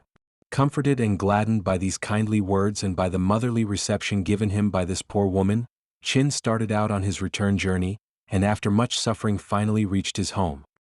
Here he found his mother in the direst poverty, and with a heart still full of the deepest woe because of the death of her noble-minded husband. Almost immediately after Chin had been refused admission to the house of his father-in-law, the latter's daughter, Water Lily, became aware of the insulting way in which he had been treated. She was grieved beyond measure, and with tears in her eyes and her voice full of sorrow, she besought her mother to appeal to her father on her behalf, and to induce him to give up his purpose of arranging a marriage for her with a wealthy man in the neighborhood. My father may plan another husband for me, she said, but I shall never consent to be married to anyone but Chin. All the rites and ceremonies have been gone through which bind me to him as long as I live, and to cast him off now because calamity has fallen upon his home is but to invite the vengeance of the gods, who will surely visit us with some great sorrow if we endeavor to act in a way contrary to their laws. The piteous appeals of Water Lily had no effect upon her father, who hurried on the arrangements for his daughter's wedding to the new suitor, anxious to marry her off in order to prevent the unfortunate Chin from appearing again to claim her as his wife. She, however, was just as determined as her father, and when she realized that all her entreaties and prayers had produced not the slightest effect upon him, and that in the course of a few days the crimson bridal chair would appear at the door to carry her away to the home of her new husband, she determined to adopt heroic methods to prevent the accomplishment of such a tragedy. Next morning, as dawn began to break, the side gate of the rich man's house was stealthily opened, and a degraded-looking beggar woman stepped out into the dull gray streets, and proceeded rapidly towards the open country beyond. She was as miserable a specimen of the whining, cringing beggar as could have been met with in any of the beggar camps where these unhappy outcasts of society live. She was dressed in rags which seemed to be held together only by some invisible force. Her hair was tied up in disjointed knots, and looked as if no comb had ever tried to bring it into order. Her face was black with grime, and a large dirty patch was plastered over one of her ears in such a way that its shape was completely hidden from the gaze of those who took the trouble to cast a passing glance upon her. Altogether she was a most unattractive object, and yet she was the most lovely woman in all that region, for she was none other than Water Lily, the acknowledged beauty of the town, who had adopted this disguise in order to escape from the fate which her father had planned for her. For several weary months she traveled on, suffering the greatest hardships and passing through adventures, which, if some gifted writer had collected them into a volume, would have thrilled many a reader with admiration for this brave young maiden. Though reared and nurtured in a home where every luxury was supplied her, yet she endured the degradation and privations of a beggar's life rather than be forced to be untrue to the man whom she believed heaven had given her as a mate. One evening, as the shadows were falling thickly on the outer courtyard of the desolate house where Chin lived, a pitiful-looking beggar woman stood timidly at the front door, gazing with wistful looks into the room which faced the street. Not a sound did she utter, not a single word escaped her lips to indicate that she had come there to obtain charity. In a few minutes Chin's mother came out from a room beyond. When she saw this ragged, forlorn creature standing silently as though she were afraid that some word of scorn and reproach would be hurled at her, she was filled with a great and overmastering pity, and stepping up to her she began to comfort her in loving, gentle language. To her astonishment, this draggled, uncleanly object became violently affected by the tender, motherly way in which she was addressed. Great teardrops trickled down her grimy face, leaving a narrow, snow-like line in their wake. Presently she was convulsed with sobs that shook her whole body, while she wrung her hands as though some great sorrow was gripping her heart. Mrs. Meng was deeply affected by the sight of this unhappy woman, and while she was gazing at her with a look of profound sympathy, the broad patch which had concealed and at the same time disfigured the beggar's countenance suddenly dropped to the ground. The effect of this was most startling, for a pair of as beautiful black eyes as ever danced in a woman's head were now revealed to Mrs. Meng's astonished gaze. Looking at the stranger more intently, she saw that her features were exquisitely perfect, and had the grace and the poetry which the great painters of China have attributed to the celebrated beauties of the empire. "Tell me who you are," she cried as she laid her hand tenderly and affectionately on her shoulder, "for that you are a common beggar woman I can never believe. You must be the daughter of some great house, and have come here in this disguise in order to escape some great evil. Confide in me," she continued, "and everything that one woman can do for another, I am willing to do for you. But come in, dear child, and let us talk together and devise some plan by which I can really help you, for I feel my heart drawn towards you in a way I have never felt for any stranger before." Mrs. Meng then led her into her bedroom, where Water Lily threw off the outer garments in which she had appeared to the public as a beggar, and telling her wonderful story to Chin's mother, she revealed herself as her daughter-in-law. But though her romantic arrival into this gloomy and distressed home brought with it a sudden gleam of happiness, the great question as to how they were to live had still to be solved. They were absolutely without means, and they could only hope to meet their meager expenses by the sale of the house in which they were living. At last this plan was discussed, and it was decided that the unused buildings, in which Chin and the Buddhist priest had been accustomed to spend a part of every day together, should be first of all disposed of. In order to have some idea as to how much these outhouses were worth, Chin went to see what condition they were in so that he might fix a price for them. As they had not been used for some time, the grass had grown rank about them, and they had a dilapidated and forlorn air which made Chin fear that their market value would not be very great. Entering in by an open door, which a creeping vine, with the luxuriance of nature, was trying to block up, Chin looked round with a feeling of disappointment sending a chill into his very heart. The air of the place was damp and musty. The white mold could be seen gleaming on the walls, as if it wished to give a little color to the somber surroundings. Great cobwebs flung their streaming banners from the beams and rafters overhead, whilst smaller ones, with delicate lace-like tracery, tried to beautify the corners of the windows, through which the light from the outside world struggled to enter the gloomy room. Throwing the windows wide open to let in as much sunshine as was possible, Chin soon became convinced that the market value of this particular part of his property would be very small, and that unless he carried out extensive repairs, it would be impossible to induce anyone to entertain the idea of buying it. While he was musing over the problem that lay before him, his eye caught a silvery gleam from a part of the earthen floor, where the surface had evidently been scratched away by some animal that had wandered in. Looking down intently at the white shining thing which had caught his attention, Chin perceived that it was one of the tiles that the BONZE had made him bury in the earth, and when he picked it up, he discovered to his amazement that in some mysterious manner it had been transformed into silver. Digging further into the earth, he found that the same process had taken place with every tile that had been hidden away beneath the floor of this old and apparently useless building. After some days occupied in transporting his treasure to a safe place in his dwelling house, Chin realized by a rough calculation that he was now the possessor of several millions worth of dollars, and that from being one of the poorest men in the town he had become a millionaire with enormous wealth at his command. Thus did the gods show their appreciation of the noble life of Mr. Meng, and of his loving sympathy for the poor and the distressed, by raising his fallen house to a higher pinnacle of prosperity than it had ever attained even during his lifetime. Chapter 5. The Mysterious Buddhist Robe. The short visit which the Emperor Ishermin paid to the Land of Shadows had produced a profound impression on his mind. The pain and misery that men had to endure there, because of the evils they had committed in this life by their own voluntary action, had been brought before him in a most vivid manner. He had seen with his own eyes what he had always been unwilling to believe, namely, that wrongdoing is in every case followed by penalties, which have to be paid either in this world or the next. He was now convinced that the doctrine of the sages on this point was true, for he had witnessed the horrors that criminals who had practically escaped punishment in this life had to suffer when they came under the jurisdiction of Yanluo. What distressed him most of all, however, was the grim thought which clung to him and refused to be silenced, that a large number of those in the land of shadows who were suffering from hunger and nakedness were there as the result of his own cruelty and injustice, and that the cries of these men and women would reach to heaven, and in due time bring down vengeance on himself.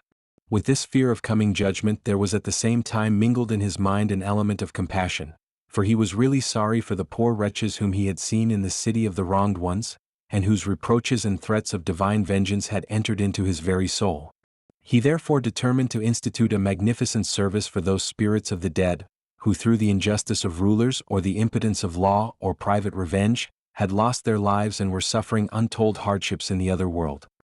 He would have prayers said for their souls, that would flood their lives with plenty, and in course of time would open up the way for their being reborn into the world of men. In this way he would propitiate those whom he had injured, and at the same time accumulate such an amount of merit for his benevolence, that the gods would make it easy for him when his time of reckoning came, and the accounts of his life were made up and balanced. As this ceremony was to be one such as had never before been held at any period of Chinese history, he was anxious that the man who should be the leader and conductor of it should not be one of the men of indifferent lives who are usually found in the Buddhist temples and monasteries. He must be a man of sterling character, and of a life so pure and holy that no stain could be found upon it to detract from the saintly reputation he had acquired.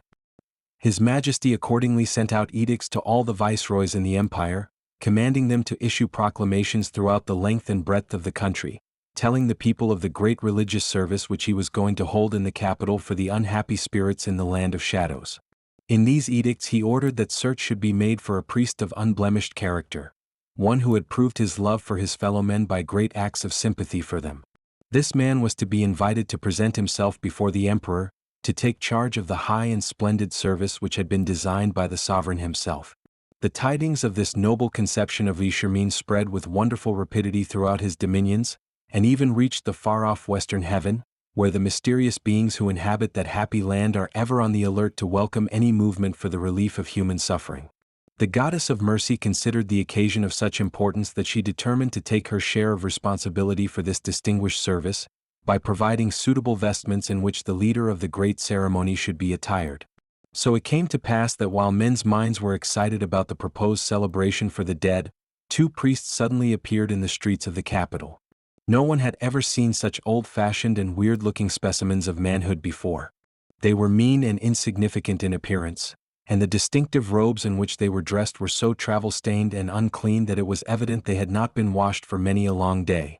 Men looked at them with astonishment as they passed along the road, for there was something so strange about them that they seemed to have come down from a far-off distant age, and to have suddenly burst into a civilization which had long outgrown the type from which they were descended. But by and by their curious old-world appearance was forgotten in amazement at the articles they carried with them. These were carefully wrapped in several folds of cloth to keep them from being soiled, though the two priests were perfectly willing to unfold the wrappers, and exhibit them to anyone who wished to examine them. The precious things which were preserved with such jealous care were a hat and robe such as an abbot might wear on some great occasion when the Buddhist church was using its most elaborate ceremonial to perform some function of unusual dignity and importance. There was also a crozier, beautifully wrought with precious stones, which was well worthy of being held in the hand of the highest functionary of the church in any of its most sacred and solemn services. The remarkable thing about the hat and robe was their exquisite beauty. The richness of the embroidered work, the quaint designs, the harmonious blending of colors, and the subtle exhibition of the genius of the mind which had fashioned and perfected them, arrested the attention of even the lowest class in the crowds of people who gathered round the two priests to gaze upon the hat and robe, with awe and admiration in their faces. Some instinct that flashed through the minds of the wondering spectators told them that these rare and fairy-like vestments were no ordinary products manufactured in any of the looms throughout the wide domains of the empire. No human mind or hand had ever designed or worked out the various hues and shades of such marvelous colors as those which flashed before their eyes, and which possessed a delicacy and beauty such as none of the great artists of the past had ever been able to produce. The priests from the various temples and monasteries of the capital soon heard the reports that spread through the city about the marvelous hat and robe, and flocked in large numbers to see these wonderful things, which the two curious-looking men were displaying to all who cared to gaze upon them. "Do you wish to dispose of these things?" asked one of the city priests. "If anyone can pay the price at which alone we are prepared to sell, we shall be willing to part with them to him," was the reply. "And what may the price be?" anxiously inquired the priest. "The hat and robe will cost 4,000 taels, and the crozier, which is of the rarest materials and manufacture, will be sold for the same amount." At this a great laugh resounded through the crowd. In those days 8,000 taels was a huge fortune which only one or two of the wealthiest men of the state could have afforded to give.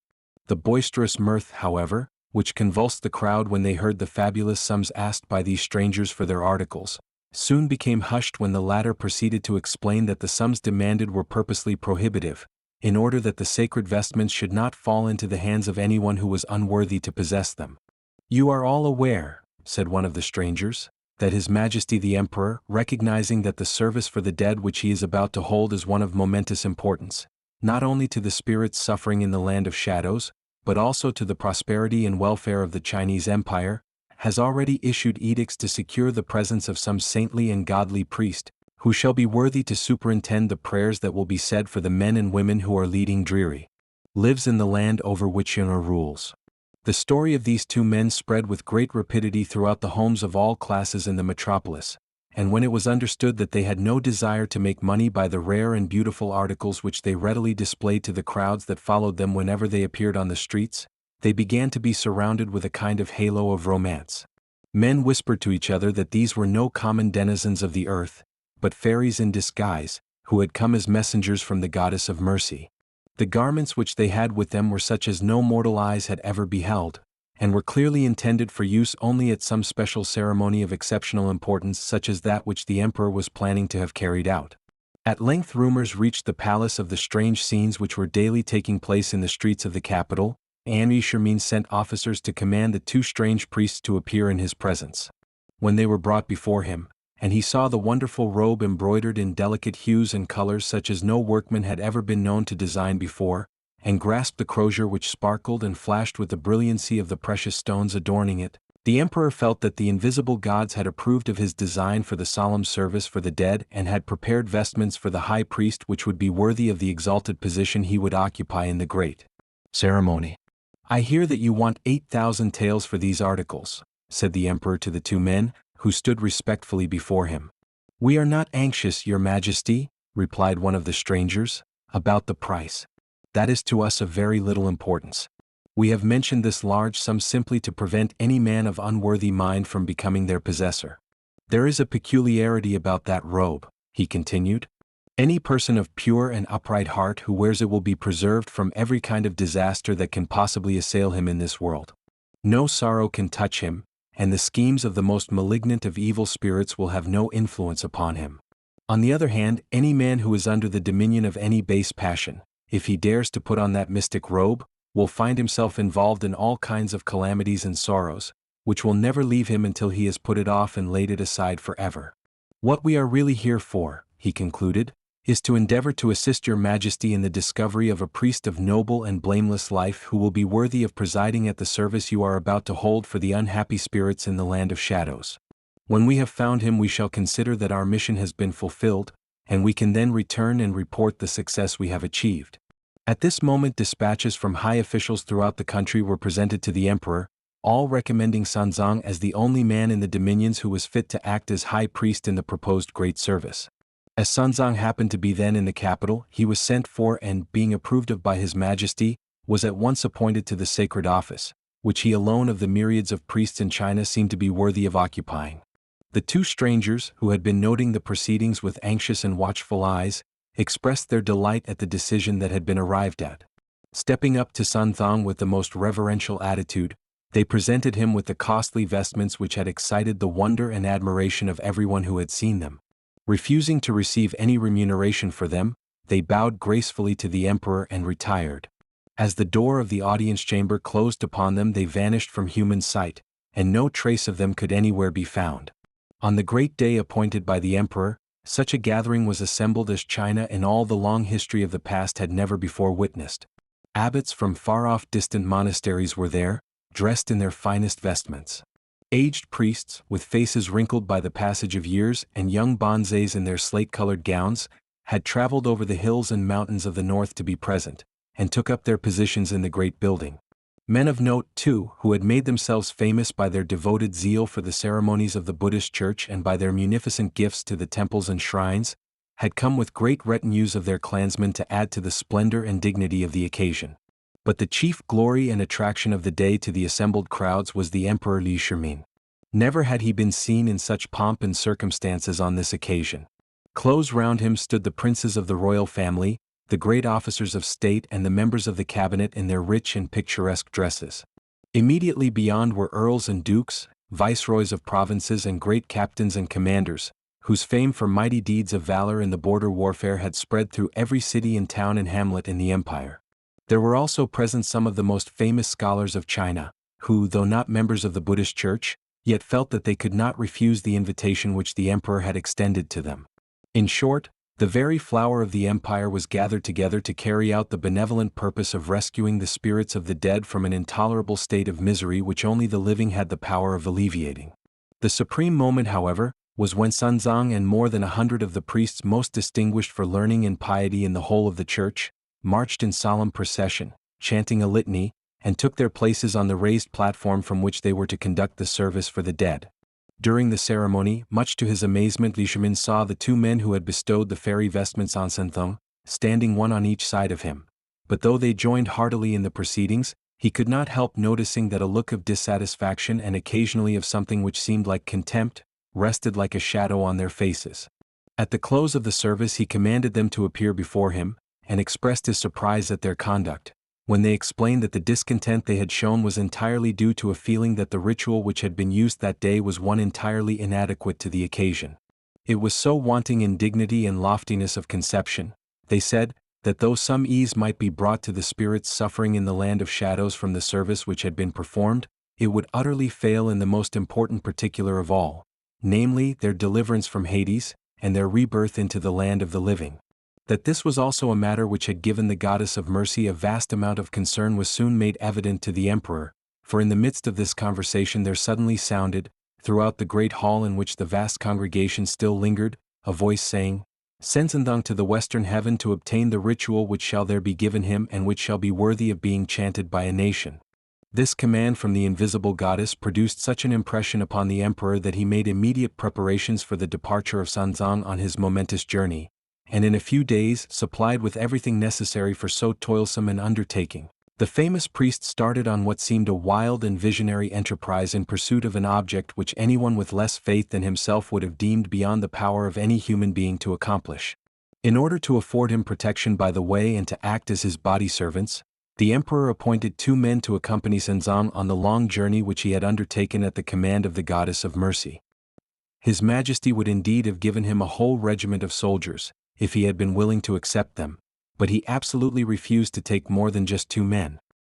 He relied chiefly on the fairy robe which he had received, for that secured him from all danger from any foes whom he might meet on the road. Moreover, his mission, as he assured the emperor, was one of peace and goodwill, and it would not harmonize either with his own wishes or with those of the goddess for him to be in a position to avenge his wrongs by the destruction of human life. Before many days had elapsed, Sunzang began to realize the perilous nature of the service he had been called upon to perform. One afternoon, the travelers were jogging leisurely along in a wild and unsettled district, when suddenly 2 fierce-looking hobgoblins swooped down upon them, and almost before a word could be said had swallowed up both his poor followers. They were proceeding to do the same with Sunzang when a fairy appeared upon the scene, and sent them flying with screams of terror to the caverns in the neighboring hills where their homes seemed to be. For a moment or two Sunzang was in extreme distress. He had just escaped an imminent peril. He was absolutely alone in an apparently uninhabited region, and the shadows of night were already darkening everything around. He was wondering where he would spend the night, when a man appeared upon the scene and invited him to come home with him to a mountain village on the spur of the hills which rose abruptly some distance away in front of them. Although an entire stranger who had never even heard Sun's name, this man treated his guest right royally and gave him the very best that his house contained. Deeply impressed with the generous treatment he had received, Sunzang determined that he would repay his host's generosity by performing an act which would be highly gratifying both to him and to all the members of his household. Arranging a temporary altar in front of the image of the household god, who happened to be the goddess of mercy, he chanted the service for the dead before it with such acceptance that the spirit of the father of his host, who had been confined in the land of shadows, was released from that sunless land and was allowed to be reborn and take his place amongst the living. Moreover, that very night, the father appeared before his son in a vision, and told him that in consequence of the intercession of Sanzang, whose reputation for piety was widely known in the dominions of Yanluo, he had been allowed to leave that dismal country and had just been born into a family in the province of Shenxi. The son was rejoiced beyond measure at this wonderful news, and in order to show his gratitude for this generous action, he volunteered to accompany Sanzang right to the very frontiers of China and to share with him any dangers and hardships he might have to endure by the way. After many weary days of traveling, this part of the journey was at last accomplished, and they were about to separate at the foot of a considerable hill which lay on the border line between China and the country of the barbarians beyond, when a loud and striking voice was heard exclaiming, "The priest has come! The priest has come!" Sanzang asked his companion the meaning of these words and to what priest they referred. "There is a tradition in this region," replied the man, "that 500 years ago, a certain fairy, inflamed with pride, dared to raise himself in rebellion against the goddess of mercy in the western heaven. To punish him, she turned him into a monkey, and confined him in a cave near the top of this hill. There she condemned him to remain until Santhao should pass this way, when he could earn forgiveness by leading the priest into the presence of the goddess who had commanded him to appear before her. Ascending the hill in the direction of the spot from whence the cry, 'The priest has come,' kept ringing through the air, they came upon a natural cavern, the mouth of which was covered by a huge boulder, nicely poised in such a position that all exit from it was rendered an impossibility.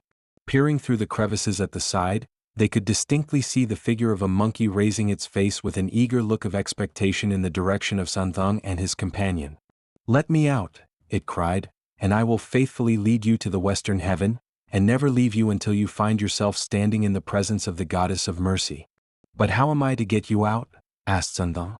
Santhang, 'The boulder that shuts you in is too large for human hands to move, and so, though I pity you in your misfortune and greatly desire your help to guide me along the unknown paths that lie before me, I fear that the task of setting you free must fall to other hands than mine.'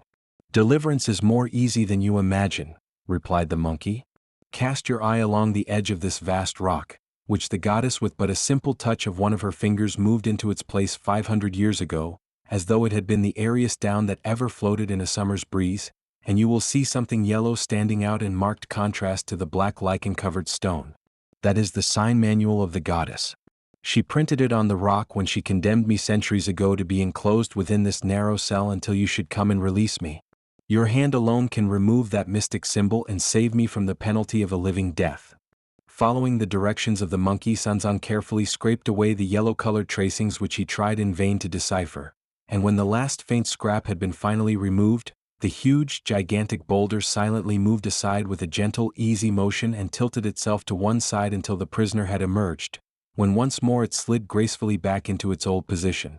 Under the guidance of the monkey, who had assumed the appearance of a strong and vigorous young athlete, Santhang proceeded on his journey, over mountains so high that they seemed to touch the very heavens, and through valleys which lay at their foot in perpetual shadow, except only at noontide when the sun stood directly overhead. Then again they traveled across deserts whose restless, storm-tossed, sandy billows left no traces of human footsteps, and where death seemed, like some cunning foe, to be lying in wait to destroy their lives. It was here that Sanzang realized the protecting care of the goddess in providing such a valuable companion as the monkey proved himself to be. He might have been born in these sandy wastes, so familiar was he with their moods. There was something in the air and in the colors of the sky at dawn and at sunset that told him what was going to happen, and he could say almost to a certainty whether any storm was coming to turn these silent deserts into storm-tossed oceans of sand, which, more ruthless even than the sea, would engulf all living things within their pitiless depths. He knew, moreover, where the hidden springs of water lay concealed beneath the glare and glitter that pained the eyes simply to look upon them, and without a solitary landmark in the boundless expanse, by unerring instinct, he would travel straight to the very spot where the spring bubbled up from the great fountains below. Having crossed these howling wildernesses, where Sanzang must have perished had he traveled alone, they came to a region inhabited by a pastoral people, but abounding in bands of robbers. Monkey was a daring fellow and was never afraid to meet any foe in fair fight, Yet for the sake of Sun Thong, whose loving disposition had been insensibly taming his wild and fiery nature, he tried as far as possible to avoid a collision with any evil characters, whether men or spirits, who might be inclined to have a passage of arms with them. One day they had passed over a great plain, where herds of sheep could be seen in all directions browsing under the watchful care of their shepherds, and they had come to the base of the foothills leading to a mountainous country beyond, when the profound meditation in which Senzong was usually absorbed was suddenly interrupted by a startled cry from Monkey. Drawing close up to him, he said in a low voice, "Do you see those 6 men who are descending the hill and coming in our direction? They look like simple-minded farmers, and yet they are all devils who have put on the guise of men in order to be able to take us unawares. Their real object is to kill you, and thus frustrate the gracious purpose of the goddess, who wishes to deliver the souls in the land of shadows from the torments they are enduring there. I know them well," he went on. "They are fierce and malignant spirits and very bold, for rarely have they ever been put to flight in any conflict in which they have been engaged. They little dream, however, who it is you have by your side. If they did, they would come on more warily, for though I am single-handed, they would be chary of coming to issues with me. But I am glad," he continued, "that they have not yet discovered who I am, for my soul has long desired just such a day as this, when in a battle that shall be worthy of the gods, my fame shall spread throughout the western heaven and even into the wide domains of the land of shadows." With a cry of gladness, as though some wondrous good fortune had befallen him, he bounded along the road to meet the coming foe, and in contemptuous tones challenged them to mortal combat. No sooner did they discover who it was that dared to champion Sanzang with such bold and haughty front, than with hideous yells and screams they rushed tumultuously upon him, hoping by a combined attack to confuse him and to make him fly in terror before them. In this, however, they had reckoned without their host. With a daring quite as great as theirs, but with a skill far superior to that of the 6 infuriated demons, Monkey seized a javelin which came gleaming through the air just at the precise moment that he needed it, and hurled it at one of his opponents with such fatal effect that he lay sprawling on the ground, and with a cry that might have come from a lost spirit breathed his last. And now the battle became a mighty one indeed. Arrows shot from invisible bows flew quicker than flashes of light against this single mighty fighter, but they glanced off a magic shield which fairy arts had interposed in front of him. Weapons such as mortal hands had never wielded in any of the great battles of the world were now brought into play, but never for a moment did Monkey lose his head. With marvelous intrepidity he warded them off, and striking back with one tremendous lunge, he laid another of the demons dead at his feet. Dismay began to raise the coward in the minds of those who were left, and losing heart they turned to those subtle and cunning devices that had never before failed in their attacks on mankind. Their great endeavor now was to inveigle Monkey into a position where certain destruction would be sure to follow. 3-pronged spears were hurled against him with deadly precision, and had he not at that precise moment leaped high into the air, no power on earth could have saved him. It was at this tremendous crisis in the fight that Monkey won his greatest success. Leaping lightly to the ground whilst the backs of his foes were still turned towards him, he was able with the double-edged sword which he held in each of his hands to dispatch 3 more of his enemies. The last remaining foe was so utterly cowed when he beheld his comrades lying dead upon the road that he took to flight, and soon all that was to be seen of him was a black speck slowly vanishing on the distant horizon. Thus ended the great battle in which Monkey secured such a signal victory over the wild demons of the frozen north, and Senzong drew near to gaze upon the mangled bodies of the fierce spirits who but a moment ago were fighting so desperately for their very lives. Now Senzong was a man who naturally had the tenderest heart for every living thing, and so, as he looked, a cloud of sadness spread over his countenance and he sighed as he thought of the destruction of life which he had just witnessed. It was true that the demons had come with the one settled purpose of killing him, and there was no reason therefore why he should regret their death. But life to him was always precious, no matter in what form it might be enshrined. Life was the special gift of heaven, and could not be willfully destroyed without committing a crime against the gods. So absorbed did Sanzang become in this thought, and so somber were the feelings filling his heart, that he entirely forgot to thank the hero by his side who had risked his life for him, and but for whose prowess he would have fallen a victim to the deadly hatred of these enemies of mankind. Feelings of resentment began to spring up in the mind of Monkey as he saw that Sun Thong seemed to feel more pity for the dead demons than gratitude for the heroic efforts which had saved him from a cruel death. "Are you dissatisfied with the services I have rendered to you today?" he asked him abruptly. "My heart is deeply moved by what you have done for me," replied Sun Thong. My only regret is that you could not have delivered me without causing the death of these poor wretched demons, and thus depriving them of the gift of life, a thing as dear to them as it is to you or me."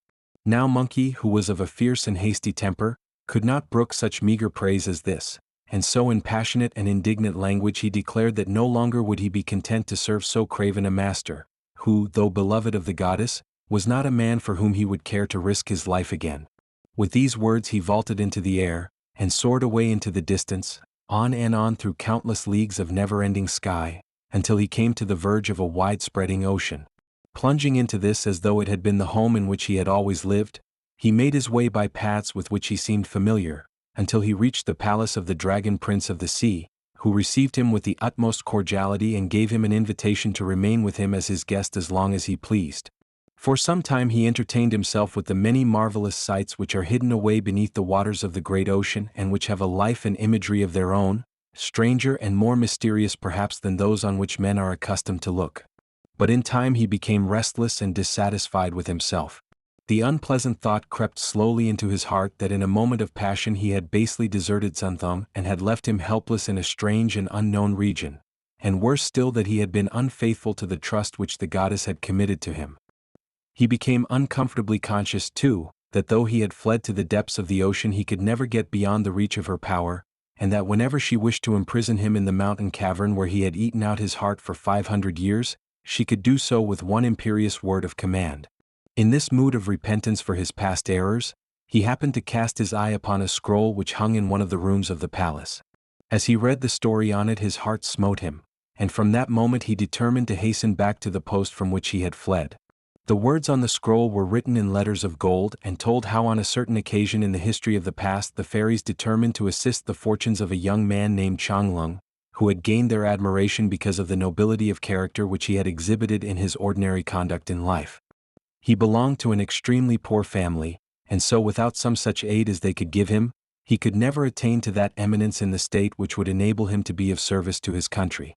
But he must first be tested to see whether he had the force of character necessary to bear the strain which greatness would put upon him. Accordingly, one of the most experienced amongst their number was dispatched to make the trial. Assuming the guise of an old countryman in poor and worn-out clothing, the fairy sat down on a bridge over a stream close to the village where the favorite of the gods lived. By and by Changlung came walking briskly along. Just as he came up to the disguised fairy, the latter let one of his shoes drop into the water below. With an air of apparent distress, he begged the young man to wade into the stream and pick it up for him. Cheerfully smiling, Changlung at once jumped into the water. In a moment he had returned with the shoe and was handing it to the old man, when the latter requested him to put it on his foot for him. This was asking him to do a most menial act, which most men would have scornfully resented. But Changlung, pitying the decrepit-looking old stranger, immediately knelt on the ground and carefully fastened the dripping shoe onto his foot. Whilst he was in the act of doing this, the fairy, as if by accident, skillfully managed to let the other shoe slip from his foot over the edge of the bridge into the running stream. Apologizing for his stupidity, and excusing himself on the ground that he was an old man and that his fingers were not as nimble as they used to be, he begged Changlung to repeat his kindness and do him the favor of picking up the second shoe and restoring it to him. With the same cheery manner, as though he were not being asked to perform a servile task, Changlung once more stepped into the shallow brook and bringing back the shoe, proceeded without any hesitation to repeat the process of putting it on the old man's foot. The fairy was now perfectly satisfied. Thanking Changlung for his kindness, he presented him with a book, which he took out of one of the sleeves of his jacket, and urging him to study it with all diligence, vanished out of his sight. The meeting that day on the country bridge had an important influence on the destiny of Changlung, who in time rose to great eminence and finally became Prime Minister of China. As Monkey studied the golden words before him, he contrasted his own conduct with that of Changlung, and, pricked to the heart by a consciousness of his wrong, he started at once, without even bidding farewell to the Dragon Prince of the Sea, to return to the service of Sanzong. He was just emerging from the ocean, when who should be standing waiting for him on the yellow sands of the shore but the goddess of mercy herself, who had come all the way from her distant home to warn him of the consequences that would happen to him were he ever again to fail in the duty she had assigned him of leading Santhong to the western heaven.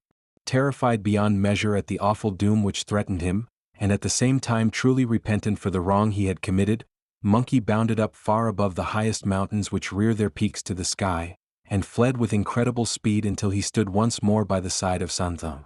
No reproof fell from the latter's lips as the truant returned to his post. A tender gracious smile was the only sign of displeasure that he evinced. "I am truly glad to have you come back to me," he said, "for I was lost without your guidance in this unknown world in which I am traveling.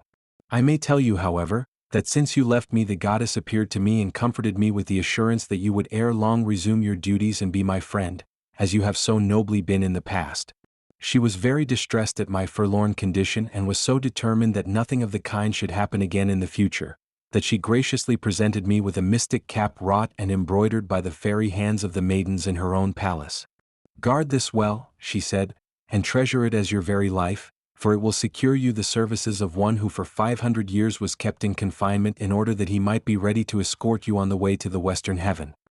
He is the one man who has the daring and the courage to meet the foes who will endeavor to destroy you on your journey, but he is as full of passion as the storm when it is blowing in its fury.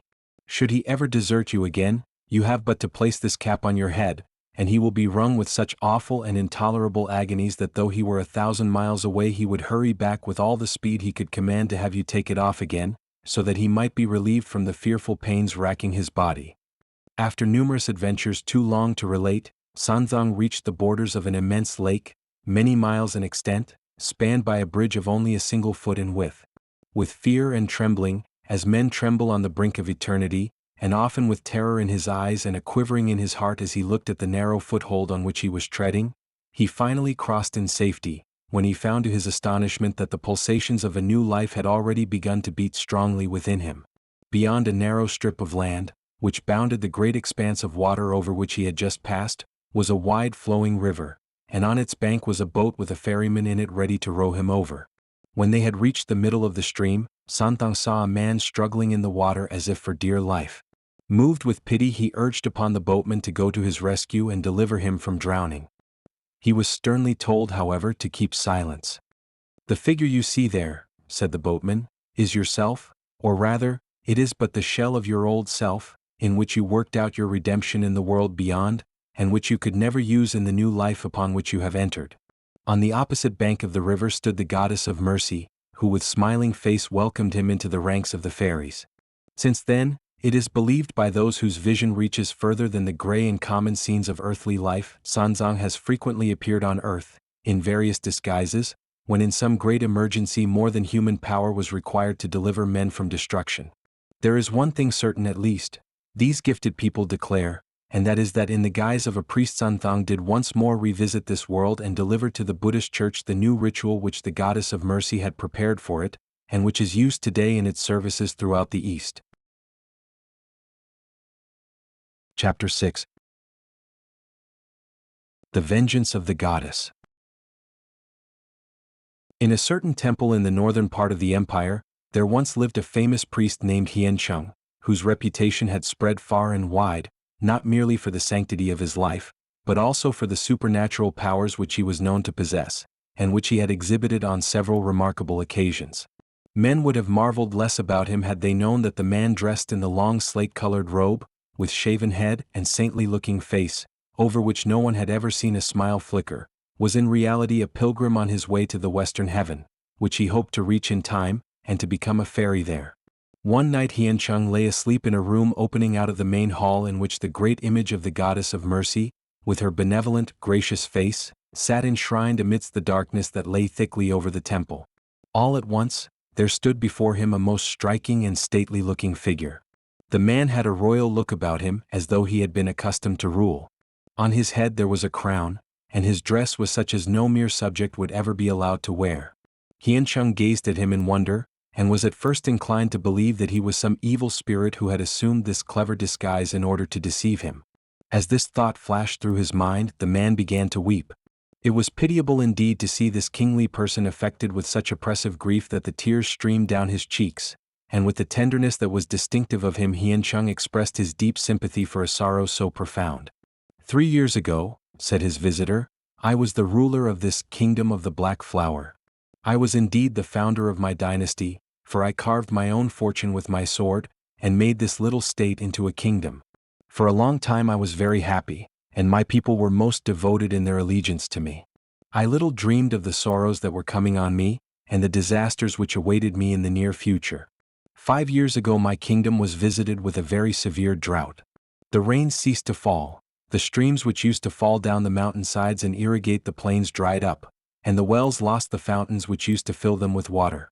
Everywhere the crops failed, and the green herbage on which the cattle browsed was slowly blasted by the burning rays of the sun.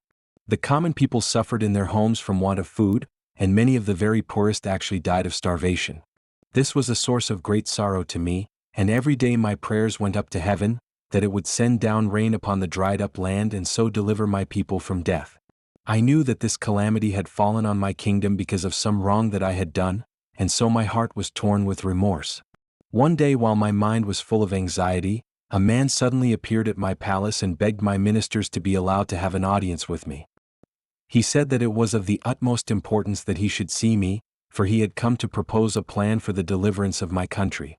I gave orders that he should instantly be brought into my presence, when I asked him if he had the power to cause the rain to descend upon the parched land. "Yes," he replied, "I have, and if you will step with me now to the front of your palace I will prove to you that I have the ability to do this and even more." Striding out to a balcony which overlooked the capital, and from which one could catch a view of the hills in the distance, the stranger lifted up his right hand towards the heavens and uttered certain words which I was unable to understand. Instantly, and as if by magic, a subtle change crept through the atmosphere. The sky became darkened and dense masses of clouds rolled up and blotted out the sun. The thunder began to mutter, and vivid flashes of lightning darted from one end of the heavens to the other, and before an hour had elapsed the rain was descending in torrents all over the land, and the great drought was at an end. My gratitude to this mysterious stranger for the great deliverance he had wrought for my kingdom was so great that there was no favor which I was not willing to bestow upon him. I gave him rooms in the palace and treated him as though he were my equal. I had the truest and the tenderest affection for him, and he seemed to be equally devoted to me. One morning we were walking hand in hand in the royal gardens. The peach blossoms were just out, and we were enjoying their perfume and wandering up and down amongst the trees which sent forth such exquisite fragrance. As we sauntered on, we came by and by upon a well which was hidden from sight by a cluster of oleander trees. We stayed for a moment to peer down its depths and to catch a sight of the dark waters lying deep within it. Whilst I was gazing down, my friend gave me a sudden push and I was precipitated head first into the water at the bottom. The moment I disappeared, he took a broad slab of stone and completely covered the mouth of the well. Over it he spread a thick layer of earth, and in this he planted a banana root, which, under the influence of the magic powers he possessed, in the course of a few hours had developed into a full-grown tree. I have lain dead in the well now for 3 years, and during all that time no one has arisen to avenge my wrong or to bring me deliverance. But have your ministers of state made no efforts during all these 3 years to discover their lost king? Asked SAM-CHUNG. And what about your wife and family? Have they tamely submitted to have you disappear without raising an outcry that would resound throughout the whole kingdom?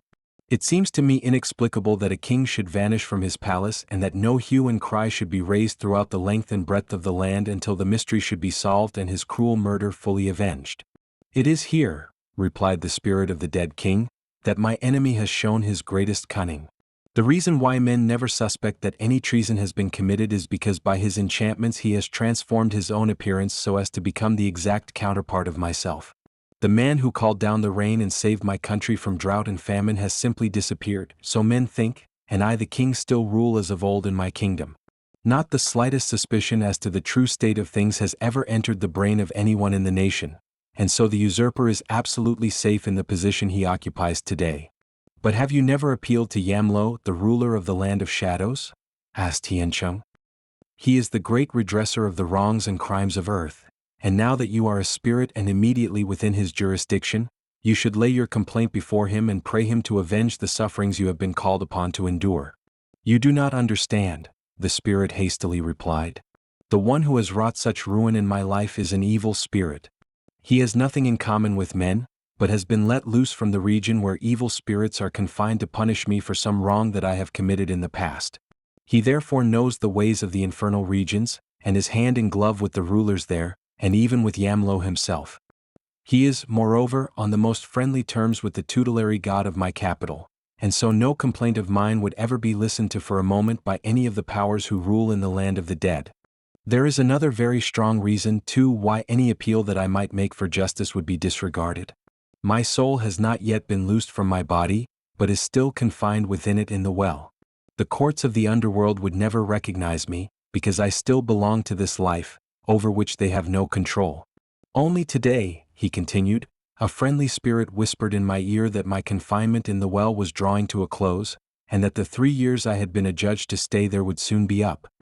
He strongly advised me to apply to you, for you are endowed, he said, with powers superior to those possessed by my enemy, and if you are only pleased to exercise them, I shall speedily be delivered from his evil influence. Now the goddess of mercy had sent SAM-CHUNG a number of familiar spirits to be a protection to him in time of need. Next morning, accordingly, he summoned the cleverest of these, whose name was Hing, in order to consult with him as to how the king might be delivered from the bondage in which he had been held for the 3 years. The first thing we have to do, said Hing, is to get the heir to the throne on our side. He has often been suspicious at certain things in the conduct of his supposed father, one of which is that for 3 years he has never been allowed to see his mother. All that is needed now is to get some tangible evidence to convince him that there is some mystery in the palace, and we shall gain him as our ally. I have been fortunate, he continued, in obtaining one thing which we shall find very useful in inducing the prince to listen to what we have to say to him about his father. You may not know it, but about the time when the king was thrown into the well, the seal of the kingdom mysteriously disappeared and a new one had to be cut.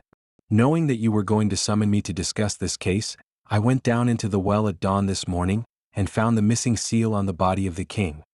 Here it is, and now we must lay our plans to work on the mind of the son for the deliverance of the father. Tomorrow I hear that the prince is going out hunting on the neighboring hills. In one of the valleys there is a temple to the goddess of mercy, and if you will take this seal and await his coming there, I promise you that I will find means to entice him to the shrine. Next morning the heir to the throne of the kingdom of the Black Flower set out with a noisy retinue to have a day's hunting on the well-wooded hills overlooking the capital. They had scarcely reached the hunting grounds when great excitement was caused by the sudden appearance of a remarkable-looking hare. It was decidedly larger than an ordinary hare, but the curious feature about it was its color, which was as white as the driven snow. No sooner had the hounds caught sight of it, than with loud barkings and bayings they dashed madly in pursuit. The hare, however, did not seem to show any terror, but with graceful bounds that carried it rapidly over the ground, it easily outdistanced the fleetest of its pursuers. It appeared, indeed, as though it were thoroughly enjoying the facility with which it could outrun the dogs, while the latter grew more and more excited as they always saw the quarry before them and yet could never get near enough to lay hold upon it. Another extraordinary thing was that this hare did not seem anxious to escape.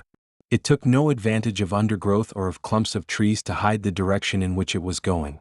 It managed also to keep constantly in view of the whole field, and when it had to make sudden turns in the natural windings of the road which led to a valley in the distance, where there stood a famous temple, it hesitated for a moment and allowed the baying hounds to come perilously near, before it darted off with the speed of lightning and left the dogs far behind it.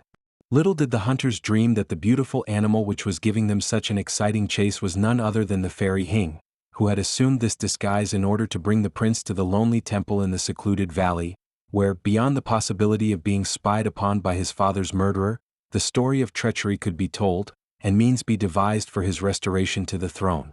Having arrived close to the temple, the mysterious hare vanished as suddenly as it had appeared, and not a trace was left to enable the dogs, which careered wildly round and round, to pick up the scent. The prince, who was a devoted disciple of the goddess of mercy, now dismounted and entered the temple, where he proceeded to burn incense before her shrine and in muttered tones to beseech her to send down blessings upon him. After a time, he became considerably surprised to find that the presiding priest of the temple, instead of coming forward to attend upon him and to show him the courtesies due to his high position, remained standing in a corner where the shadows were darkest, his eyes cast upon the ground and with a most serious look overspreading his countenance. Accordingly, when he had finished his devotions to the goddess, the prince approached the priest, and asked him in a kindly manner if anything was distressing him. "Yes," replied SAM-CHUNG, "there is, and it is a subject which materially affects your royal highness. If you will step for a moment into my private room, I shall endeavor to explain to you the matter which has filled my mind with the greatest possible anxiety." When they entered the abbot's room, SAM-CHUNG handed the prince a small box and asked him to open it and examine the article it contained. Great was the prince's amazement when he took it out and cast a hurried glance over it. A look of excitement passed over his face and he cried out, "Why, this is the great seal of the kingdom which was lost 3 years ago, and of which no trace could ever be found. May I ask how it came into your possession and what reason you can give for not having restored it to the king, who has long wished to discover it?" "The answer to that is a long one, Your Highness, and to satisfy you, I must go somewhat into detail." SAM-CHUNG then told the prince of the midnight visit his father had made him, and the tragic story of his murder by the man who was now posing as the king, and of his appeal to deliver him from the sorrows of the well in which he had been confined for 3 years. "With regard to the finding of the seal," he continued, "my servant Hing, who is present, will describe how by the supernatural powers with which he is endowed, he descended the well only this very morning and discovered it on the body of your father. We have this absolute proof," he said, "that the vision I saw only 2 nights ago was not some imagination of the brain, but that it was really the king who appealed to me to deliver him from the power of an enemy who seems bent upon his destruction. We must act, and act promptly," he went on, "for the man who is pretending to be the ruler of your kingdom is a person of unlimited ability, and as soon as he gets to know that his secret has been divulged, he will put into operation every art he possesses to frustrate our purpose. What I propose is that Your Highness should send back the greater part of your retinue to the palace, with an intimation to the effect that you are going to spend the night here in a special service to the goddess, whose birthday it fortunately happens to be today. After night has fallen upon the city, Hing shall descend into the well and bring the body of your father here. You will then have all the proof you need of the truth of the matter, and we can devise plans as to our future action." A little after midnight, Hing, having faithfully carried out the commission entrusted to him by SAM-CHUNG, arrived with the body of the king, which was laid with due ceremony and respect in one of the inner rooms of the temple. With his marvelous wonder-working powers and with the aid of invisible forces which he had been able to summon to his assistance, he had succeeded in transporting it from the wretched place where it had lain so long to the friendly temple of the goddess of mercy. The prince was deeply moved by the sight of his father's body. Fortunately, it had suffered no change since the day when it was thrown to the bottom of the well. Not a sign of decay could be seen upon the king's noble features. It seemed as though he had but fallen asleep, and presently would wake up and talk to them as he used to do. The fact that in some mysterious way the soul had not been separated from the body accounted for its remarkable preservation. Nevertheless, to all appearance the king was dead, and the great question now was how he could be brought back to life, so that he might be restored to his family and his kingdom. "The time has come," said SAM-CHUNG, "when heroic measures will have to be used if the king is ever to live again. 2 nights ago he made a passionate and urgent request to me to save him, for one of the gods informed him that I was the only man who could do so. So far we have got him out of the grip of the demon that compassed his death, and now it lies with me to provide some antidote which shall bring back the vital forces and make him a living man once more. I have never had to do with such a serious case as this before, but I have obtained from the patriarch of the Taoist Church a small vial of the elixir of life, which has the marvelous property of prolonging the existence of whoever drinks it. We shall try it on the king, and as there is no sign of vital decay, let us hope that it will be effective in restoring him to life." Turning to a desk that was kept locked, he brought out a small black earthenware bottle, from which he dropped a single drop of liquid onto the lips of the prostrate figure. In a few seconds a kind of rosy flush spread over the king's features. Another drop, and a look of life flashed over the pallid face.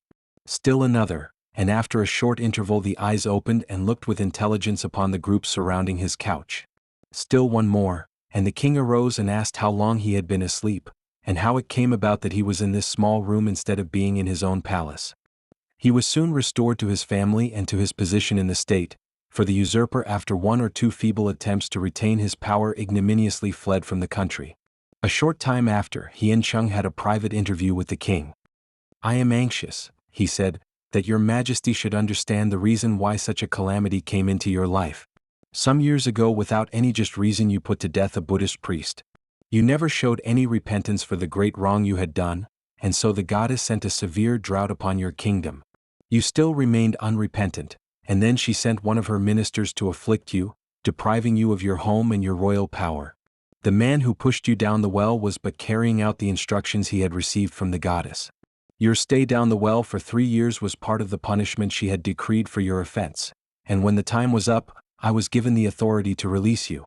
Kings as well as their subjects are under the great law of righteousness, and if they violate it they must suffer like other men. I would warn your majesty that unless you show some evidence that you have repented for taking away a man's life unjustly, other sorrows will most certainly fall upon you in the future. Chapter 7. The Wonderful Man.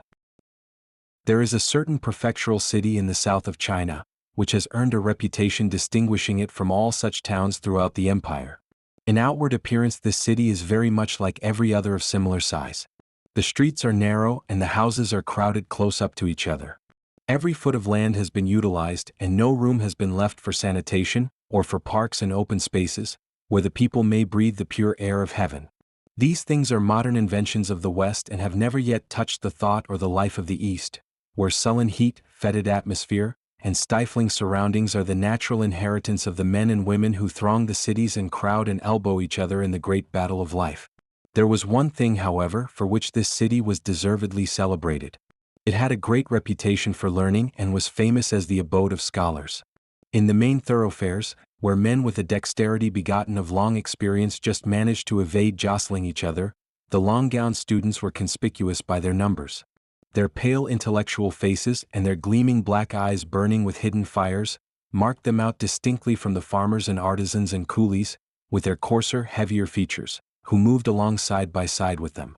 And down the narrow alleyways, where fetid smells and impure airs floated the livelong day, one's ear would catch the shrill tones of more youthful students, who in unhealthy rooms were mastering aloud the famous classics of China, in order that in time they might compete in the triennial examinations for the prizes offered by the empire to its scholars.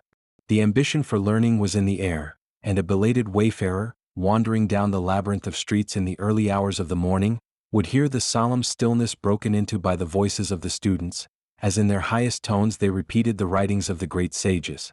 The town was therefore dear to the god of literature, who has ever been ready to champion the cause of his scholars, whenever anyone has dared to lay a hand upon their privileges. A legend in which there is widespread belief declares that on one occasion, when the scholars of 5 counties had assembled at a triennial examination, the imperial examiner, who for some reason or other had conceived a spite against the competitors from this particular city, determined that not one of them should pass. As their essays came into his hands, he carefully laid them in a pile close beside him on the table. The god of literature, who was sitting in his shrine at the far end of the room, became indignant at the insult that was about to be put on his favorites, and breathed some classic phrases under his breath, to the effect that he would never allow such a wrong to be perpetrated as long as he had power to prevent it. The last paper had been examined and laid carefully on the top of the others, when, as if by a flash of lightning, the examiner was seized with a stroke of paralysis, and fell to the ground unconscious. That was the answer of the god to his evil schemes. The greatest dismay was exhibited by the under-officials of the examination.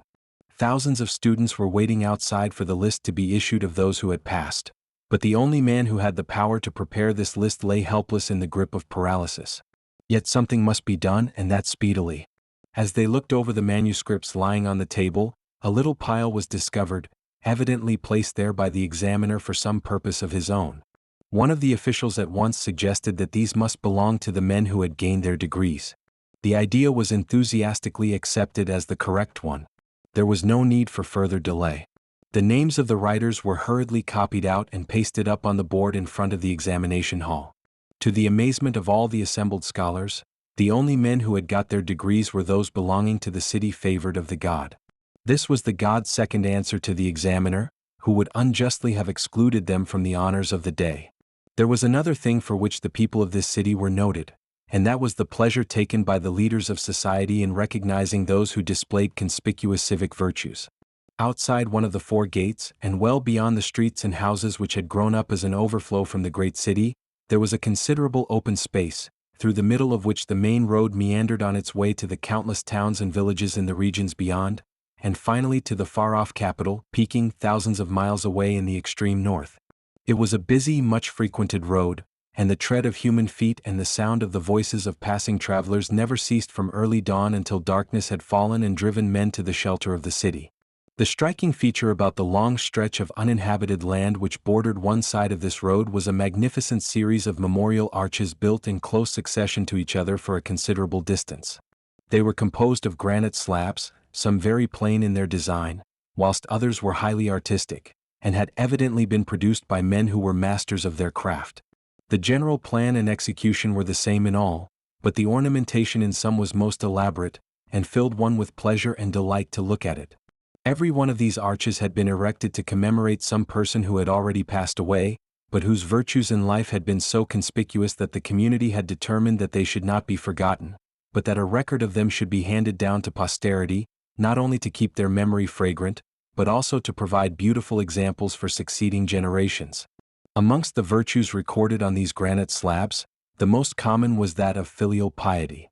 A son had distinguished himself by his devotion to his parents, and had sacrificed his very life in faithful service to them. In undying words the story was carved into the stone, and the two mystic characters, Holy Will, in the center of the middle arch showed that the emperor had given his permission for the erection of this memorial to a virtue so admired by the whole Chinese nation. Other arches, almost as numerous as those raised to dutiful sons, were those setting forth the virtues of widows who had refused to marry again after their husbands had died. In one case a widow had been left in great straits, and had been compelled to struggle with poverty and privations of every kind. All these she might have avoided had she been willing to listen to the offers of marriage that were made to her. Nothing, however, could make her forget the allegiance which she believed she still owed to the man who had first won her heart, or induce her to neglect her duty to the children of her marriage. She could never consent to let them become the property of another man, who might despise and ill-treat them, and who at any rate would never have for them the kind of affection which would lead him to make the sacrifices necessary to help them towards gaining a better position in life. Accordingly, she struggled on, enduring the greatest sufferings in order to provide for the needs of her sons as they gradually grew up, and eventually, owing to the hardships which she had borne so heroically, they all passed with honor through their examinations into the service of the emperor. On her death her story was forwarded to the capital, and His Majesty was so much moved by it that he gave his sanction for an arch to be erected to her memory, in order that for ages to come the crowds passing daily under its shadow might read the record of her self-sacrifice, and might learn how an admiring community had built this imperishable memorial of her wifely and motherly virtues. But of all the numerous arches spanning the road there was one which attracted more attention than any other in the long line. This was not because the virtues of the person in whose honor it was raised were so conspicuous, or because they so far outrivaled those recorded on the other arches, that men were constrained to stop and ponder over a life so remarkable for its heroism. On the contrary, no virtues of any kind were mentioned. On the central arch, in large letters cut into the granite stone, were the words, "The Wonderful Man," and that was all. Not a word of explanation was given as to who this wonderful man was, not a hint as to the special story of his life. Scholars passing along the dusty road would catch a sight of this brief but cryptic inscription, and would at once be set wondering what a phrase so unclassical and so mysterious could possibly mean. They would walk round to the other side of the arch, to see if any explanation were afforded there. But no, the inscription was simply repeated in the same cold and veiled language, and so they would pass on, no wiser than before. Farmers, with produce of their own growing suspended from their shoulders on stout bamboo poles, would come along at their accustomed trot, and would gaze at these words, "The Wonderful Man," with a curious look on their faces. They were not profound scholars, for on account of their poverty they had been compelled to leave school before they had mastered the ancient characters which make up the Chinese written language, but they knew enough to read such simple words as these. But what did the words really mean? They would laugh and joke with each other about them as they sped on their way, and many a witty suggestion would be merrily thrown out as a solution of the mystery. The story that really lay behind this strange inscription was after all a most romantic and a most pathetic one. Many years before, in a village beyond the hills skirting the plain on which the city was built, there lived a family of three, that is to say, a man and his wife and their little son. It was a supremely happy home. The husband and wife were devotedly attached to each other, and the ambition of every family amongst the 400 millions of China had been granted them, for they had a son, who in the future would perpetuate the father's name, and present at his grave sacrificial offerings which would reach him in the land of shadows and keep him from starvation there. The one great sorrow of the home was its poverty. There was no question but that they were exceedingly poor, and every morning as the dawn broke upon them, they felt that they stood close up to the line beyond which lay hunger and even starvation.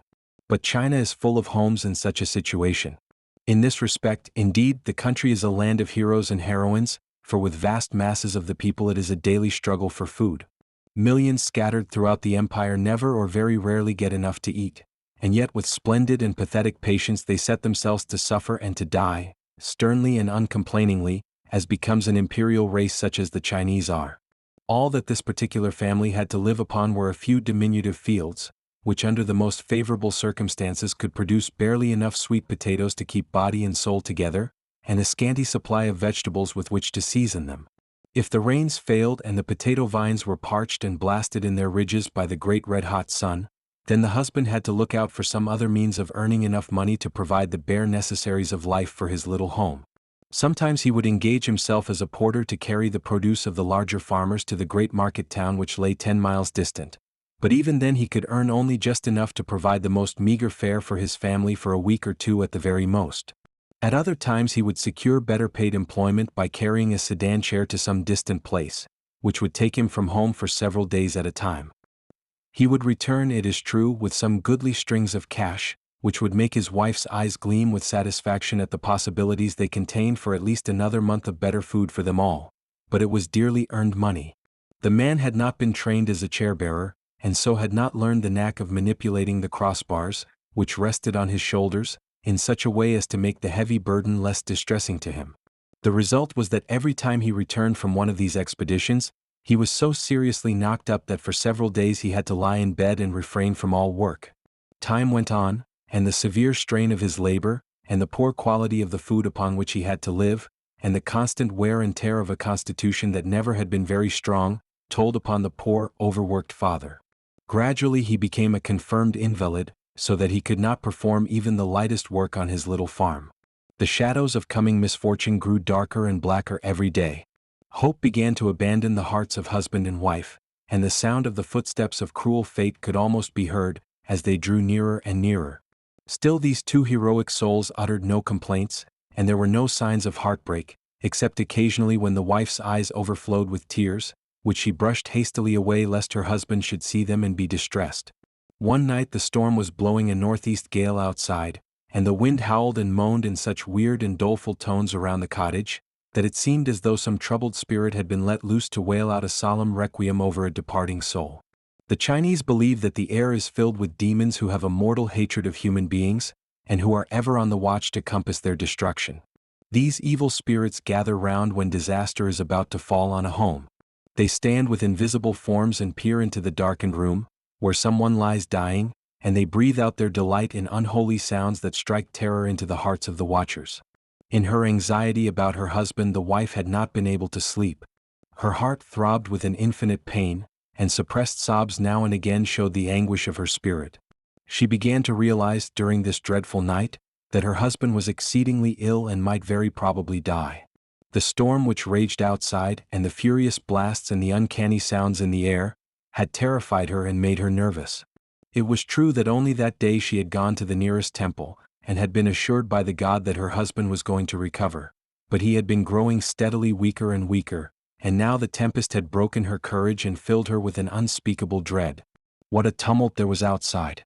Whose were the hideous voices that shrieked round the building, and whose were the hands that tore at the doors and windows until they shook and rattled under their grasp? At last she could stand it no longer. She felt she must get up and see whether the mad and furious spirits, who had evidently gathered in force around the dwelling, were going to prove to be true prophets of evil. The room was in darkness, so she lit the tiny wick that lay in a saucer of oil, and peering into her husband's face, she looked with all her heart in her eyes into his sunken features. He seemed to know her, for a wan and wintry smile flickered round his lips and died out in a moment. She gazed at him with an almost breaking heart, for her instinct told her that the grayness of his face and the sudden paling of his lips were the forerunners of death. A long-drawn sigh, and a sob or two, and the one who was the dearest to her in all the world had left her forever. After the funeral, which swallowed up everything she possessed, even to the very fields, which she had been compelled to sell in order to meet the expenses, the widow was left almost destitute. She was a woman, however, with a very strong character, and she realized the absolute necessity of making up her mind at once as to her course of action. That she should marry again seemed to everyone the only course open to her, but this she determined she would never do. The memory of her dead husband was too precious to her, and besides it was her duty to rear up her little son to manhood, so that he might take his place amongst the scholars and thinkers of the empire. Soon a scheme as original as it was daring sprang up within her brain. No one must ever learn what it was. It must be the secret of her life, which she should bury within her own bosom, and which not even her own son should ever know, if she could possibly help it. Having sold her cottage, she moved away to a quiet suburb outside the great city which was so renowned for learning. Then she discarded her woman's attire and dressed herself as a man. In no other way could she support herself and her child, for in China a woman is always under great disadvantages in the way of earning her own living. As a man, she knew that she could hold her own in any of the unskilled employments which she was capable of taking up. And so it turned out.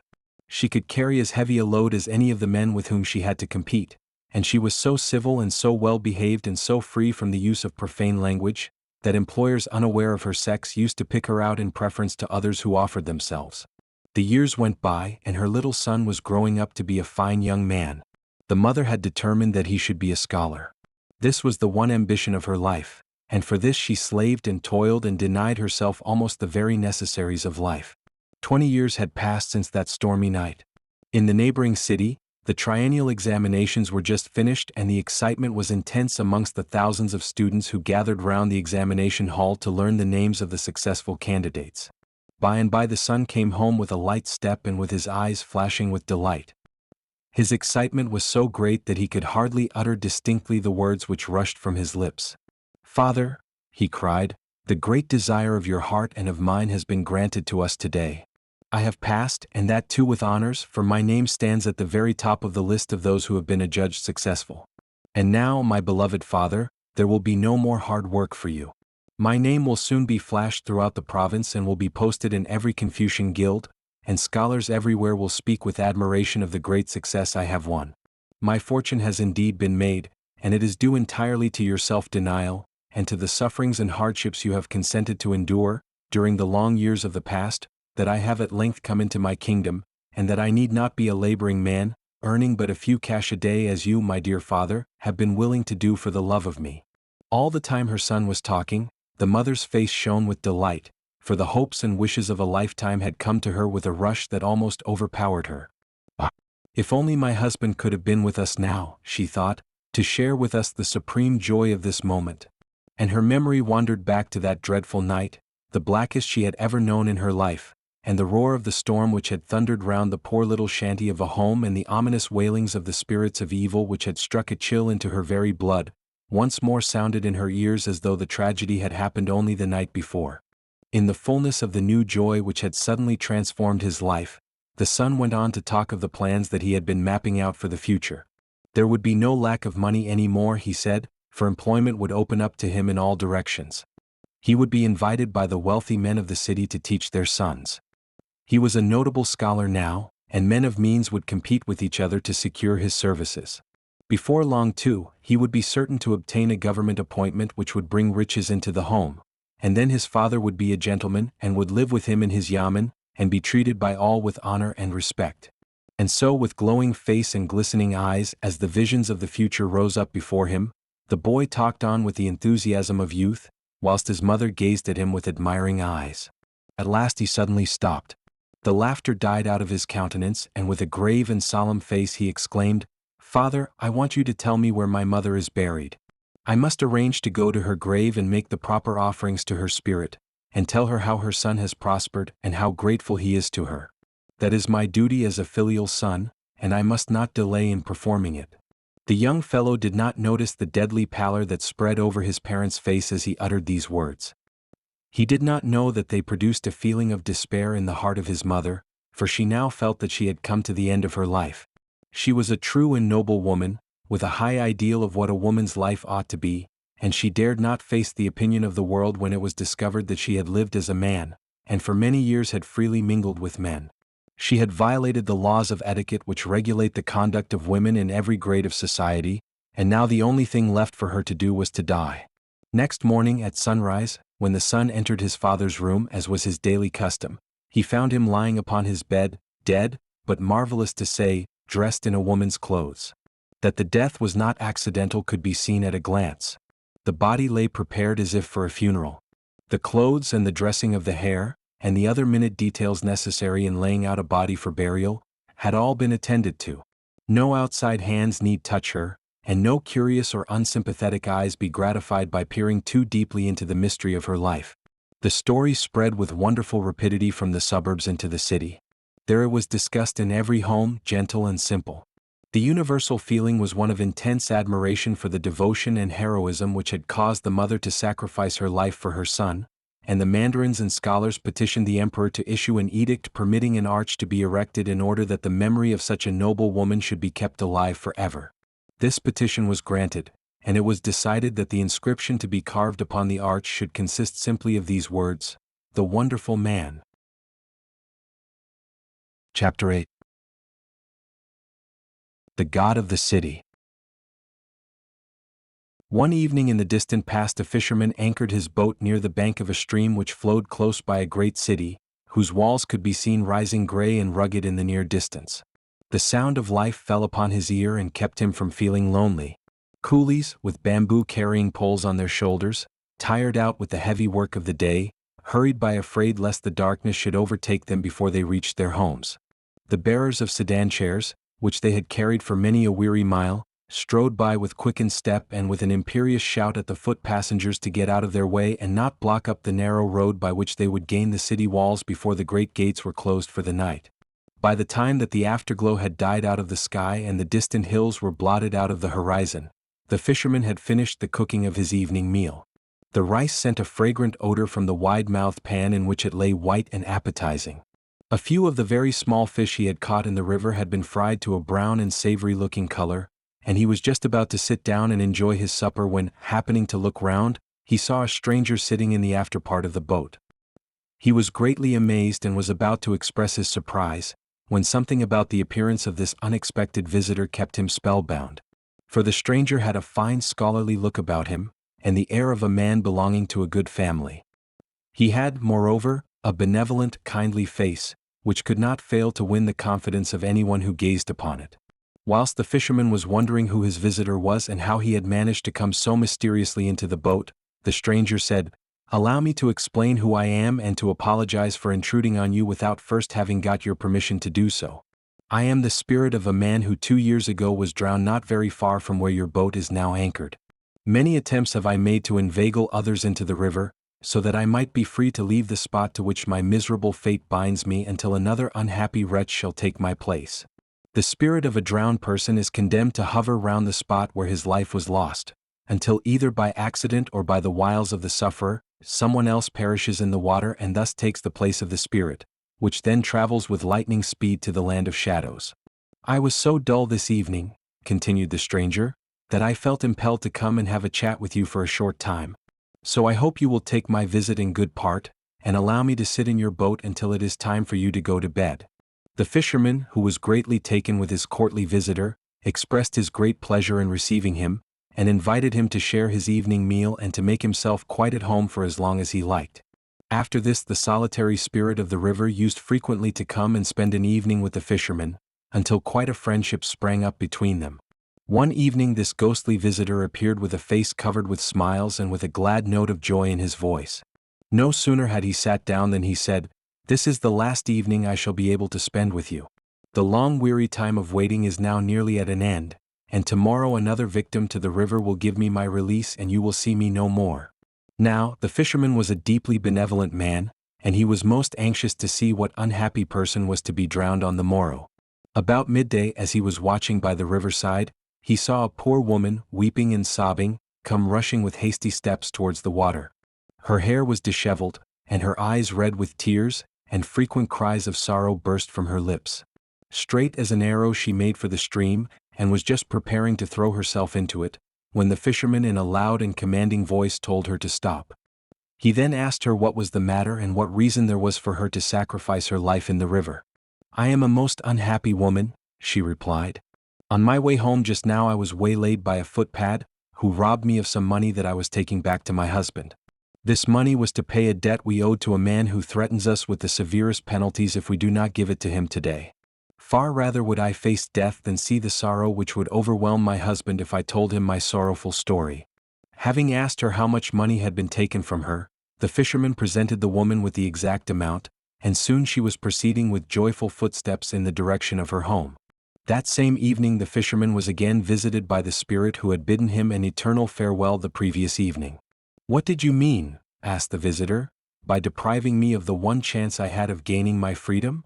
"I could not bear to see the sorrow of the poor woman," replied the fisherman, "nor to think of the tragedy to her home had she perished in the stream, and so I saved her." With eloquent lips he proceeded to describe the beauty of benevolence, and urged upon his guest the nobler course of trying to save life even at the expense of his own happiness. In the end the latter was so deeply moved that he promised never again to make any attempt to gain his liberty through another's death, even though this should mean that he would have to spend long ages of misery in the fatal stream. Years went by, and yet for the imprisoned spirit there came no release. Cases of suicide or accidental drowning in the flowing stream ceased altogether. Many a life that would have perished was saved from destruction by mysterious warnings which came from the sullen water, and which terrified away the would-be suicides as they were about to hurl themselves into it. At length KWANG, the goddess of mercy, moved by the sight of such a generous sacrifice of self in order to save the souls of unfortunate people who had become weary of life, released this noble spirit from its watery prison. Moreover, as she felt convinced that such a man could safely be entrusted with the destinies of those who might appear before his tribunal, she made him a god and decreed that temples should be erected to him in every town and city of the empire, so that all who were suffering wrong or injustice could have their causes righted at the shrine of one who had shown such profound devotion and sympathy for others in distress. Such is the story of the god of the city. Since he is regarded as the representative of the dread ruler of the land of shadows, his temple has been erected very much in the same style as the courts of the mandarins. Its main entrance is large and imposing, and the great gates suggest those of the yamen of some high official. Within these is an immense courtyard, paved with slabs of granite, and on each side of this there are 6 life-size statues of the runners, or policemen of the god, who stand ready to carry out his decisions, and to pursue and capture by invisible and mysterious processes those whom he has condemned as guilty. The faces of these figures are distorted by passion, and their attitudes are such as men might be conceived to assume in apprehending some notorious criminal whom Yamlo had ordered to be seized. At the end of this spacious courtyard is the shrine of the god, but he is so hidden behind a yellow curtain that it is impossible to catch a glimpse of his image. In front of him are statues of his 2 secretaries, who, with huge pens in their hands, stand ready day and night to take down the petitions and indictments laid before the god by those who are in sorrow or who are suffering wrong.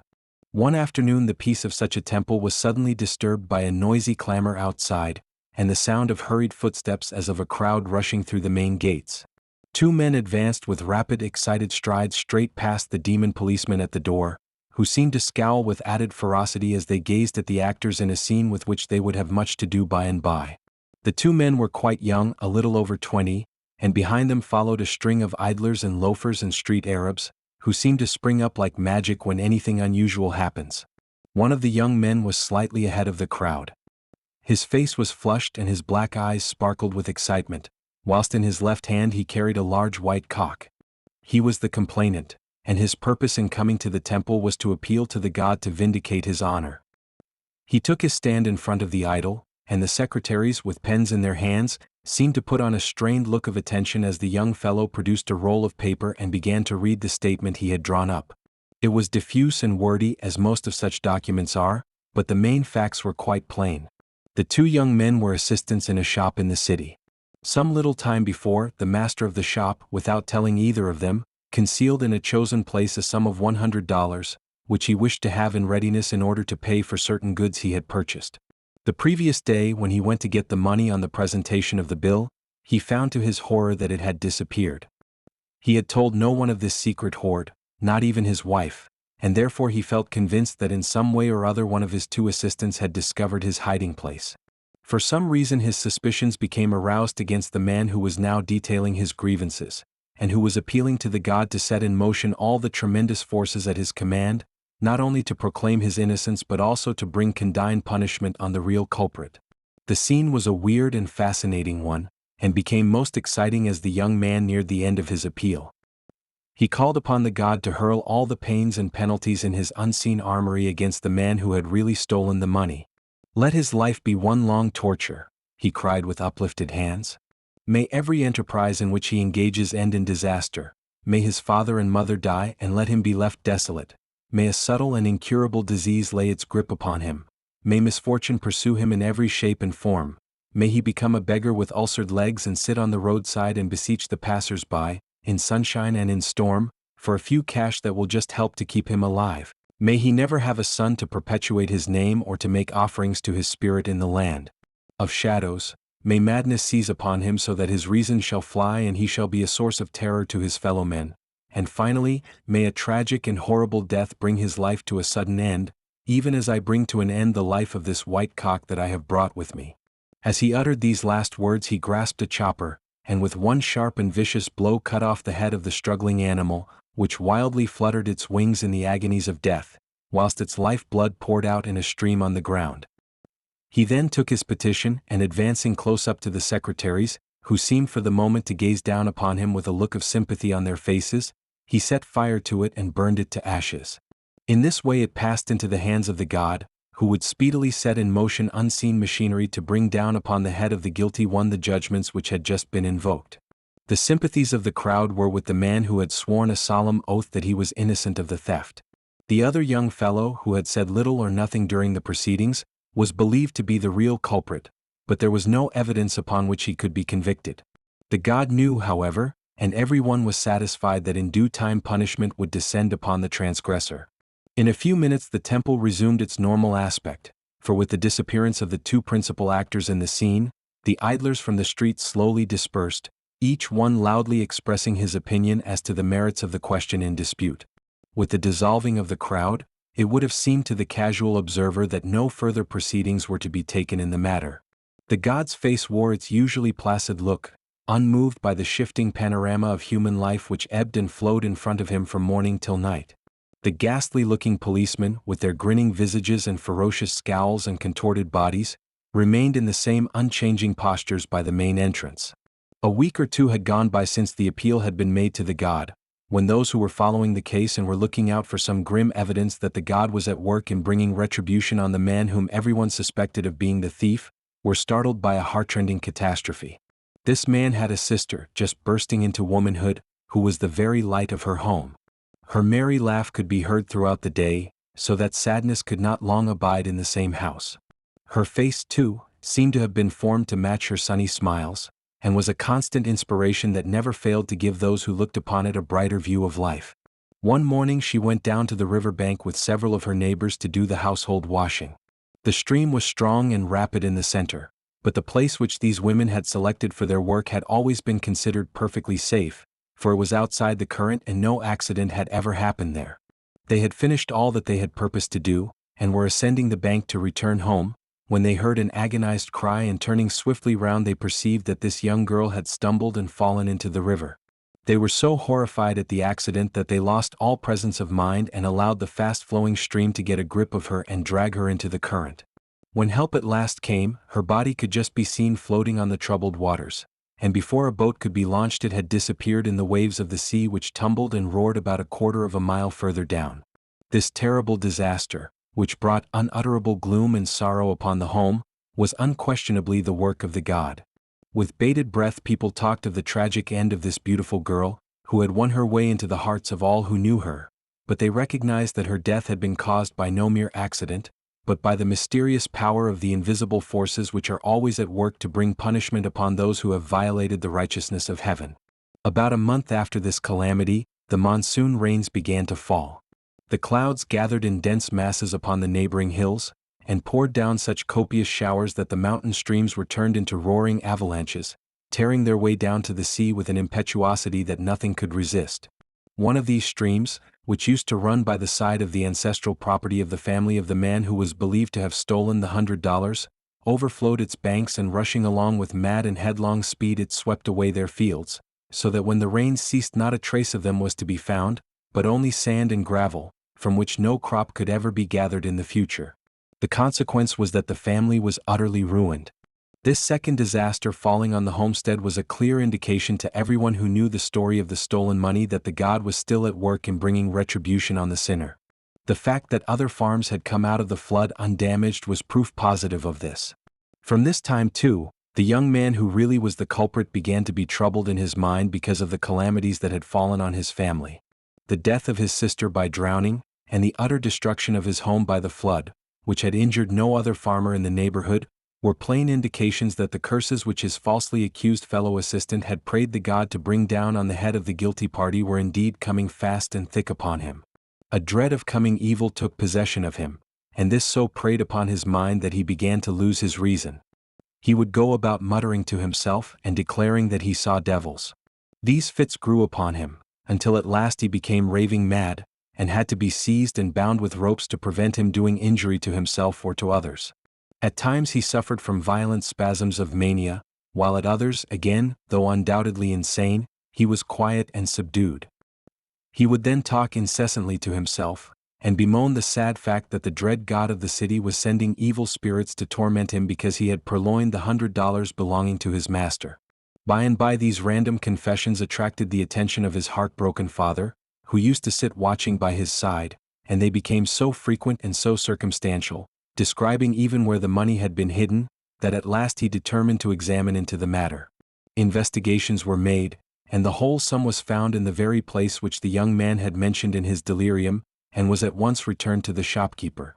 As the money had been given back, and the father and mother were dependent upon their only son to provide for them in their old age, the man who had entered the accusation before the god was entreated again to appear before him in his temple and withdraw the charges that he had previously made against his fellow assistant. Only in this formal and legal way could the god have official knowledge of the fact that reparation had been made for the offense which had been committed, and if this were not done he would still continue to send sorrow after sorrow until the whole family were involved in absolute ruin or death. Out of pity for the old couple, the other young man consented to take the necessary steps. He accordingly presented a petition to the god, stating that he wished to withdraw the accusation which he had made against a certain man who had been suspected of theft. The stolen money had been returned to its owner, and the god was now besought to stay all further proceedings and forgive the culprit for the wrong he had done. It was evident that this petition was granted, for at once the young man began to recover, and soon all signs of madness left him. He had, however, learned a lesson which he never forgot, and as long as he lived he never committed another offense such as the theft which had brought such serious consequences upon himself and his family. Chapter 9. The Tragedy of the Yin Family. In a certain district in one of the central provinces of China, there lived a man of the name of Yin. He was possessed of considerable property, with a great ambition to become distinguished in life. The one desire of his heart, which seemed to master every other, was that his family should become an aristocratic one. So far as he knew, none of his immediate predecessors had ever been a conspicuous scholar, or had gained any honor in the great triennial examinations. The result was that his family was a plebeian one, from which no mandarin had ever sprung. In what way, then, could he secure that the fame and dignities, which had come to some of the clans in the region in which he lived, should descend upon his home and upon his grandsons? He was a rich man, it is true, but he was entirely illiterate, and all his money had been made in trade. As a lad his education had been neglected, for his early life had been spent in the mere struggle for existence. He had been more than successful, but the honors of the student never could be his, and never could he act as one of the officials of the empire. It occurred to him, however, that though it was impossible that he himself should ever be classed amongst the great scholars of China, his sons and grandsons might be so honored. In that case the glory of their success would be reflected upon him, and men would talk of him as the head of a family which had become distinguished for scholarship and high dignities in the state. He finally came to the conclusion that the most effectual way of accomplishing this was to secure a lucky burying ground in which he could lay the bodies of his father and his grandfather, who had departed this life some years before. The universal belief that in some mysterious way the dead have the power of showering down wealth and honors and prosperity upon the surviving members of their families was held most tenaciously by Mr. Yin. This belief pointed out to him how he could emerge from the common and dreary road along which his ancestors had traveled, into the one where royal favors and official distinction would mark out his posterity in the future. As he had retired from business, he was able to spend nearly the whole of his time in searching the country for the spots where certain unseen forces are supposed to collect with such dominant and overmastering power that the body of any person laid to rest amongst them will be found to dispense untold riches and dignities upon his nearest relatives. Accordingly, attended by a professor of the art, whose study of this intricate science enabled him to detect at a glance the places which fulfilled the required conditions, Ian made frequent excursions in the regions around his home. The valleys through which the streams ran, and where the sound of the running waters could be heard day and night as they sang their way to the sea, were all explored.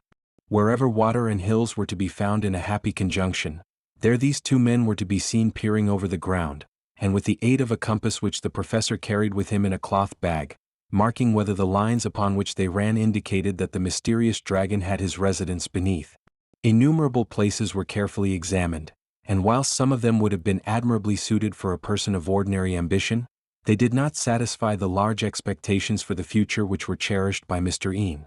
The rising knolls and winding streams and far-off views of hills lying in the mist-like distance showed perhaps that moderate prosperity would be the lot of those whose kindred might be buried there, but there were no signs of preeminence in scholarship, or of mandarins riding on horseback or in sedan chairs, with great retinues attending them, as they proceeded in haughty dignity through the streets of the city in which they lived as rulers. Such places were therefore rejected as unsuitable.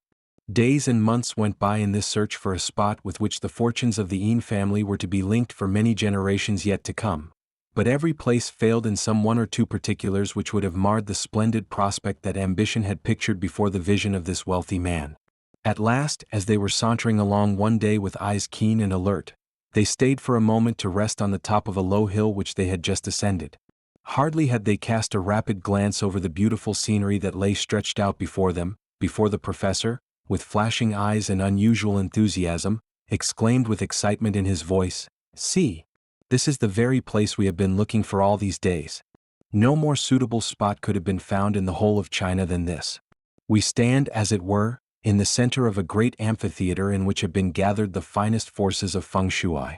Behind us the hill rises in a graceful semicircular form to shield the spot, where the dead shall lie buried from the northern blasts, and from the fierce and malignant spirits that come flying on the wings of the great gales which blow with the touch of the ice and snow in them. On the plain in front of us, scattered over its surface, are gentle risings showing where the dragon lies reposing, waiting to dispense its favors to all who come within its magic influence. And then, behold how the river winds in and out, seemingly unwilling to leave a place where unseen influences are at work to enrich the homes and gladden the hearts of the men and women of this region. See how it flows out with a hasty rush towards the sea beyond, and how it threads its way round yonder cape and is lost to view. Then mark again how it would seem as though some force it could not control had swung it round in its course, for it winds back upon the plain with gleaming eyes and joyous looks as if it were glad to return once more towards the distant mountains from whence it took its rise. The meaning of all this is," he continued, "that the prosperity, which the dragon will bestow upon the living through the ministry of the dead lying within its domain, shall not soon pass away, but like the river that we see meandering before us, shall stay and comfort for many a long year those to whom it has been granted. That riches will come is certain, and official rank and honors as well, for cast your eyes upon yonder ridge gleaming in the morning sun, and note the figure which rises up distinct and well-defined from its summit. It is simply a rock, it is true, but mark well its contour and you will note how the outline grows upon your vision until it assumes the form of a mandarin in full official robes standing with his face towards us. I would strongly advise you," concluded the professor, "to secure this plot of land on which we stand, whatever it may cost you, for every ambition that has ever filled your soul shall in time be satisfied by the wealth and honors which not only the dragon but all his attendant spirits shall combine to pour into your home." Ian was entranced with the prospect which was pictured before him in such glowing language by the man at his side, and he heartily agreed with the proposal that he should stay his search and purchase the ground on which they were standing as a cemetery for his family. Just at this moment a man came sauntering along to see what these two strangers were doing in this out-of-the-way place, to which no road ran and from which no bypaths led to the villages beyond. "Can you tell me, my man," asked Ian, "to whom this piece of land belongs?" "Yes, I can easily do that," he replied. "Do you see that dilapidated-looking cottage down by the riverside? Well, it is occupied by a man named Lin, together with his wife and a daughter about 19 years of age. They are exceedingly poor, as you can see by their house. The only property Lin possesses is this plot of ground, which has come down to him from his forefathers, and which he hopes one day to dispose of to some well-to-do person as a burying ground that may bring him good luck." "I am very willing to buy the land if I can only get it at a reasonable price," replied Ian, "and I shall be glad if you will consent to act as middleman and negotiate the matter for me. You might go at once and see Lin, and find out what are the terms upon which he is willing to transfer the property to me." On the morrow the middleman returned and reported to Ian that Lin would on no consideration consent to let him have the ground. "The fact is," he continued, "that Lin has a settled purpose in his mind with which this particular plot of land has a good deal to do. He and his wife are getting on in years, and when the daughter is married off he is afraid that his branch of the family will become extinct. So he plans to get a husband for her who will come into the home and act the part of a son as well as that of son-in-law." So determined, however, was Ian to gain possession of this particular piece of land that after considerable negotiations during which it seemed as though the old father would never be moved from his settled purpose, it was finally agreed that his daughter should be married to Yin's eldest son, Sheng, and that her father and mother should remove to rooms in Yin's family mansion, where they should be maintained by him in ease and comfort as long as they lived. Had Ian been a large-hearted and generous person, this plan would have been an ideal one, but seeing that he was by nature a stingy, money-grubbing individual, it was attended with the most tragic results. No sooner had the deeds of the coveted plot of ground been passed over to him than Ian had the body of his father, who had been buried in a place far removed from the influence of the dragon, transferred to this new location, where he would be in touch with the higher spirits of the underworld. Here also he could catch the eye of the Mandarin, who day and night would have his face turned towards him, and who from the very fact of the sympathy that would grow up between them, must in time give him the mysterious power of turning his grandsons, and their sons after them, into scholars, who would obtain high positions in the service of the state. In the meanwhile preparations were being made for the marriage of the young maiden of low degree to a man in a much higher social position than she could ever have aspired to in the ordinary course of events. Pearl was a sweet, comely-looking damsel, who would have made a model wife to one of her own station in life, but who was utterly unsuited for the new dignity which would be thrust upon her as soon as she crossed the threshold of the wealthy family of Ian. She was simply a peasant girl, without education and without refinement. Her days had been passed amidst scenes of poverty, and though she was a thoroughly good girl, with the high ideals that the commonest people in China everywhere have, her proper position was after all amongst the kind of people with whom she had lived all her life.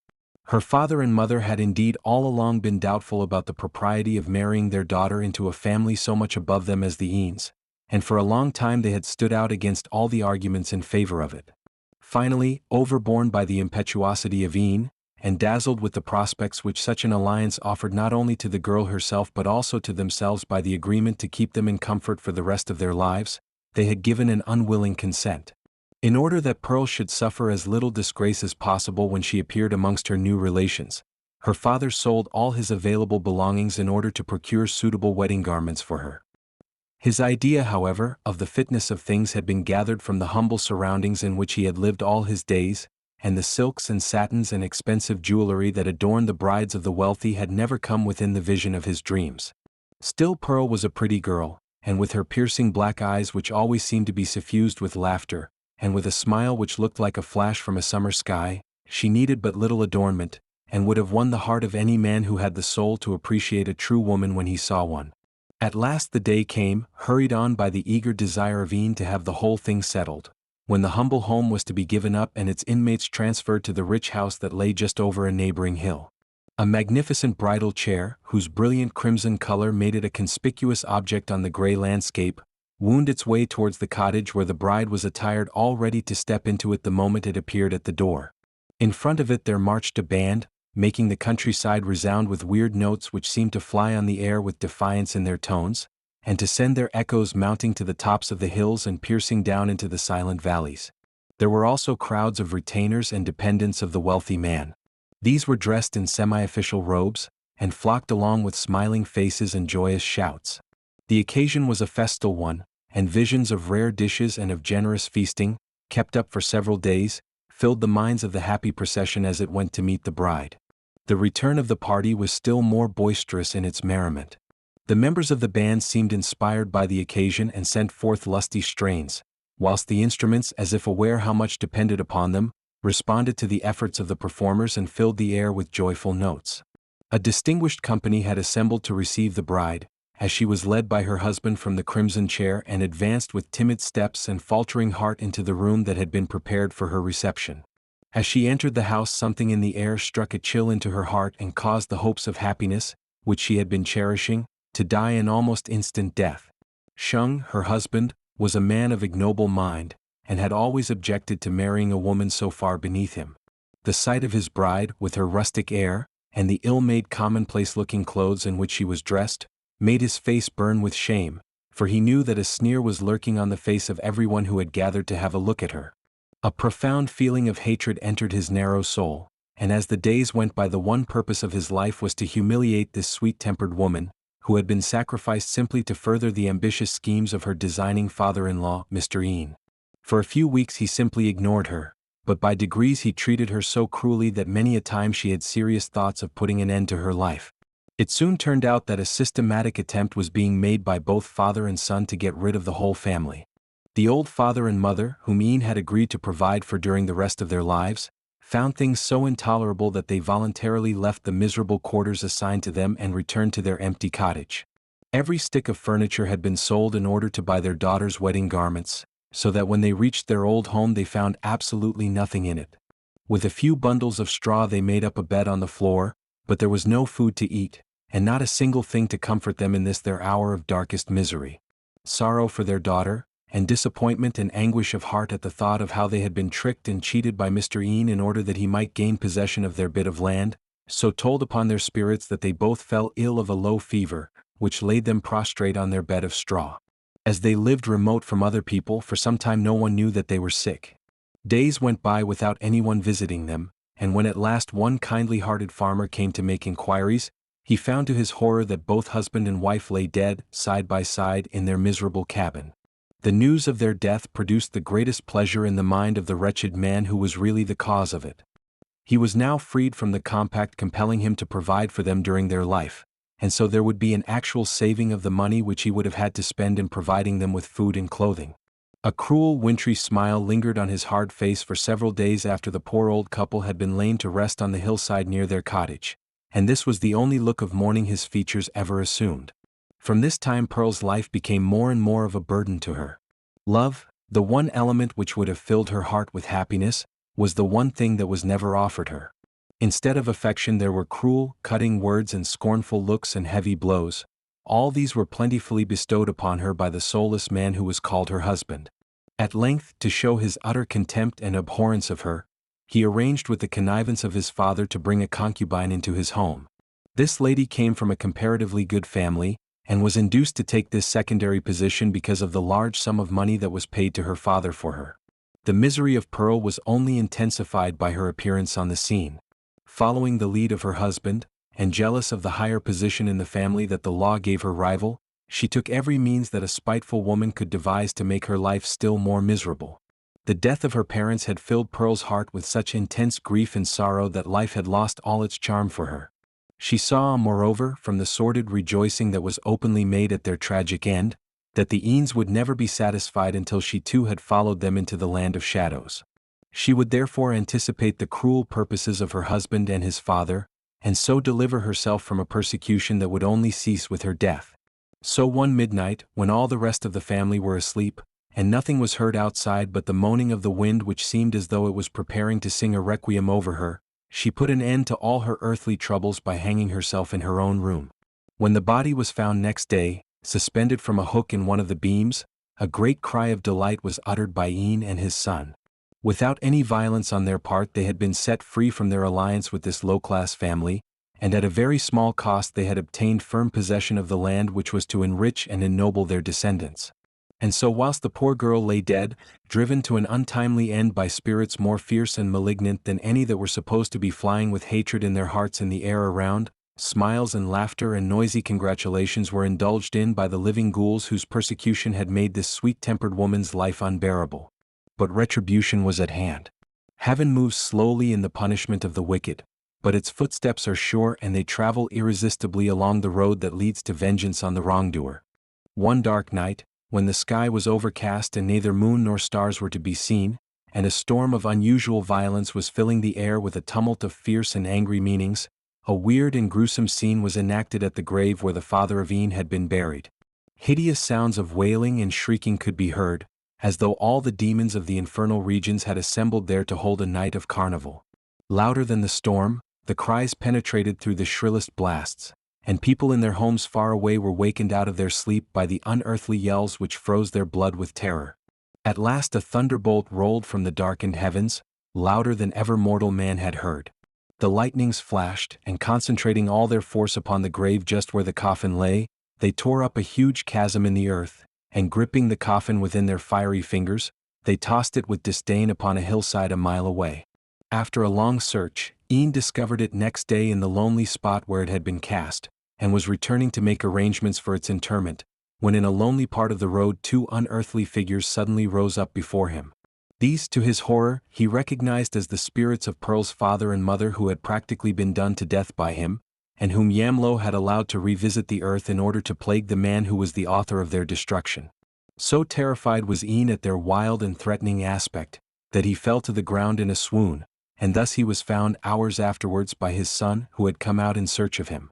For several days he was tended with the greatest care, and the most famous physicians were called in to prescribe for him. He never rallied, however, and there was always a vague and haunted look in his eyes, as though he saw some terrible vision which frightened away his reasoning powers and prevented him from regaining consciousness. In this condition he died, without a look of recognition for those he loved, and without a word of explanation as to the cause of this tragic conclusion of a life that was still in its prime. The eldest son was now master of his father's wealth, but instead of learning a lesson from the terrible judgment which had fallen on his home because of the injustice and wrong that had been committed on an innocent family, he only became more hard-hearted in his treatment of those who were within his power. He never dreamed of making any reparation for the acts of cruelty by which he had driven his wife to hang herself in order to escape his tyranny. But the steps of fate were still moving on towards him. Leaden-footed they might be and slow, but with unerring certainty they were traveling steadily on to carry out the vengeance of the gods. By and by the room in which Pearl had died became haunted. Her spectral figure could be seen in the gloaming, flitting about and peering out of the door with a look of agony on her face. Sometimes she would be seen in the early dawn, restless and agitated, as though she had been wandering up and down the whole night, and again she would flit about in the moonlight and creep into the shadow of the houses, but always with a ghost of the old look that had made her face so winning and so charming when she was alive. When it was realized that it was her spirit which was haunting the house, the greatest alarm and terror were evinced by everyone in it. There is nothing more terrible than the appearance of the spirits of those who have been wronged, for they always come with some vengeful purpose. No matter how loving the persons themselves may have been in life, with death their whole nature changes and they are filled with the most passionate desire to inflict injury and especially death upon the object of their hatred. The course of ill usage which her husband Shung had cruelly adopted in order to drive Pearl to commit suicide was known to everyone, and that she should now appear to wreak vengeance on him was not considered at all wonderful. But still everyone was mortally afraid lest they should become involved in the punishment that was sure to be meted out. As the ghost continued to linger about and showed no signs of disappearing, Shung was at last seized with apprehension lest some calamity was about to fall upon his house. In order to protect himself from any unexpected attack from the spirit that wandered and fluttered about in the darkest and most retired rooms in his home, he provided himself with a sword which he had ground down to a very sharp edge and which he carried in his hand ready uplifted to lunge at Pearl should she dare to attack him. One evening, unaware that his concubine was sitting in a certain room on which the shadows had thickly fallen, he was entering it for some purpose, when the spirit of his late wife gripped his hand with an overmastering force which he felt himself unable to resist, and forced him to strike repeated blows against the poor defenseless woman. Not more than a dozen of these had been given before she was lying senseless on the ground, breathing out her life from the gaping wounds through which her life blood was flowing in streams. When the grip of the ghost had relaxed its hold upon him and he felt himself free to look at what he had done, Shung was horrified beyond measure as he gazed with staring eyes upon the dreadful sight before him, and realized the judgment that had come upon him for the wrongs he had done to Pearl and her family. As soon as the news of the murder of the woman was carried to her father, he entered a complaint before the nearest mandarin, who issued a warrant for Shung's apprehension. At his trial he attempted to defend himself by declaring that it was not he who had killed his concubine, but an evil spirit which had caught hold of his arm and had directed the blows that had caused her death. The magistrate smiled at this extraordinary defense, and said that Shung must consider him a great fool if he thought for a moment that he would be willing to accept such a ridiculous excuse for the dreadful crime he had committed. As Shung was a wealthy man and had the means of bribing the under-officials in the yamen, his case was remanded in order to see how much money could be squeezed out of him before the final sentence was given. The murder, apparently without reason or provocation, of a woman who had been a member of a prominent family in society, produced a widespread feeling of indignation, and public opinion was strong in condemnation of Shung. Everyone felt that there ought to be exemplary punishment in his case. Otherwise, any man who had only money enough might be able to defy all the great principles established by heaven for the government of society and for the prevention of crime. In order to make it easy for Shung whilst he was in prison, his mother had to spend large sums in bribing everyone connected with the yamen. Never before had such an opportunity for reaping a golden harvest been presented to the avaricious minions entrusted by the emperor with the administration of justice amongst his subjects. In her anxiety for her son, the poor woman sold field after field to find funds wherewith to meet the demands of these greedy officials. Dark hints had simply to be thrown out by some of these that Shung was in danger of his life, and fresh sales would be made to bribe the mandarin to be lenient in his judgment of him. At length the property had all been disposed of, and when it was known that no further money could be obtained, sentence was given that Shung should be imprisoned for life. This was a cruel blow to his mother, who had all along hoped that he might be released. Full of sorrow and absolutely penniless, in a few weeks she died of a broken heart, whilst the son, seeing nothing but a hopeless imprisonment before him, committed suicide and thus ended his worthless life.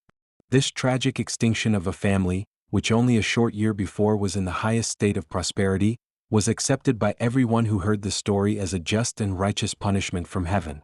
For heaven is so careful of human life that anyone who destroys it comes under the inevitable law that he too shall in his turn be crushed under the wheels of avenging justice. Chapter 10. SAM-CHUNG and the Water Demon. SAM-CHUNG was one of the most famous men in the history of the Buddhist Church, and had distinguished himself by the earnestness and self-denial with which he had entered on the pursuit of eternal life. His mind had been greatly exercised and distressed at the pains and sorrows which mankind were apparently doomed to endure. Even those, however terrible as they were, he could have managed to tolerate had they not ended, in the case of every human being, in the crowning calamity which comes upon all at the close of life. Death was the great mystery which cast its shadow on every human being. It invaded every home. The sage whose virtues and teachings were the means of uplifting countless generations of men came under its great law. Men of infamous and abandoned character seemed often to outlive the more virtuous of their fellow beings. But they too, when the gods saw fit, were hurried off without any ceremony. Even the little ones who had never violated any of the laws of heaven, came under this universal scourge, and many of them who had only just commenced to live were driven out into the land of shadows by this mysterious force which dominates all human life. Accordingly, SAM-CHUNG wanted to be freed from the power of death, so that its shadow should never darken his life in the years to come.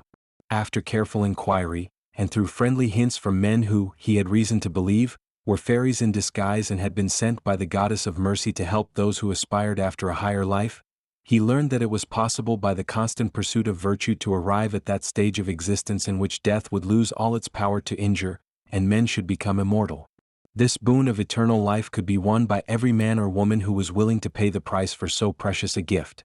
It could be gained by great self-denial, by willingness to suffer, and especially by the exhibition of profound love and sympathy for those who were in sorrow of any kind. It appeared, indeed, that the one thing most imperatively demanded by the gods from those who aspired to enter their ranks was that they should be possessed of a divine compassion, and that their supreme object should be the succoring of distressed humanity. Without this compassion, any personal sacrifice that might be made in the search for immortality would be absolutely useless.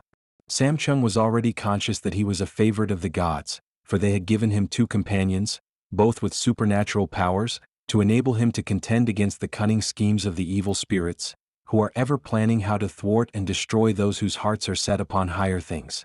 One day, accompanied by Chao and Chu, the two attendants commissioned by the goddess of mercy to attend upon him, SAM-CHUNG started on his long journey for the famous Tianho River, to cross which is the ambition of every pilgrim on his way to the land of the immortals.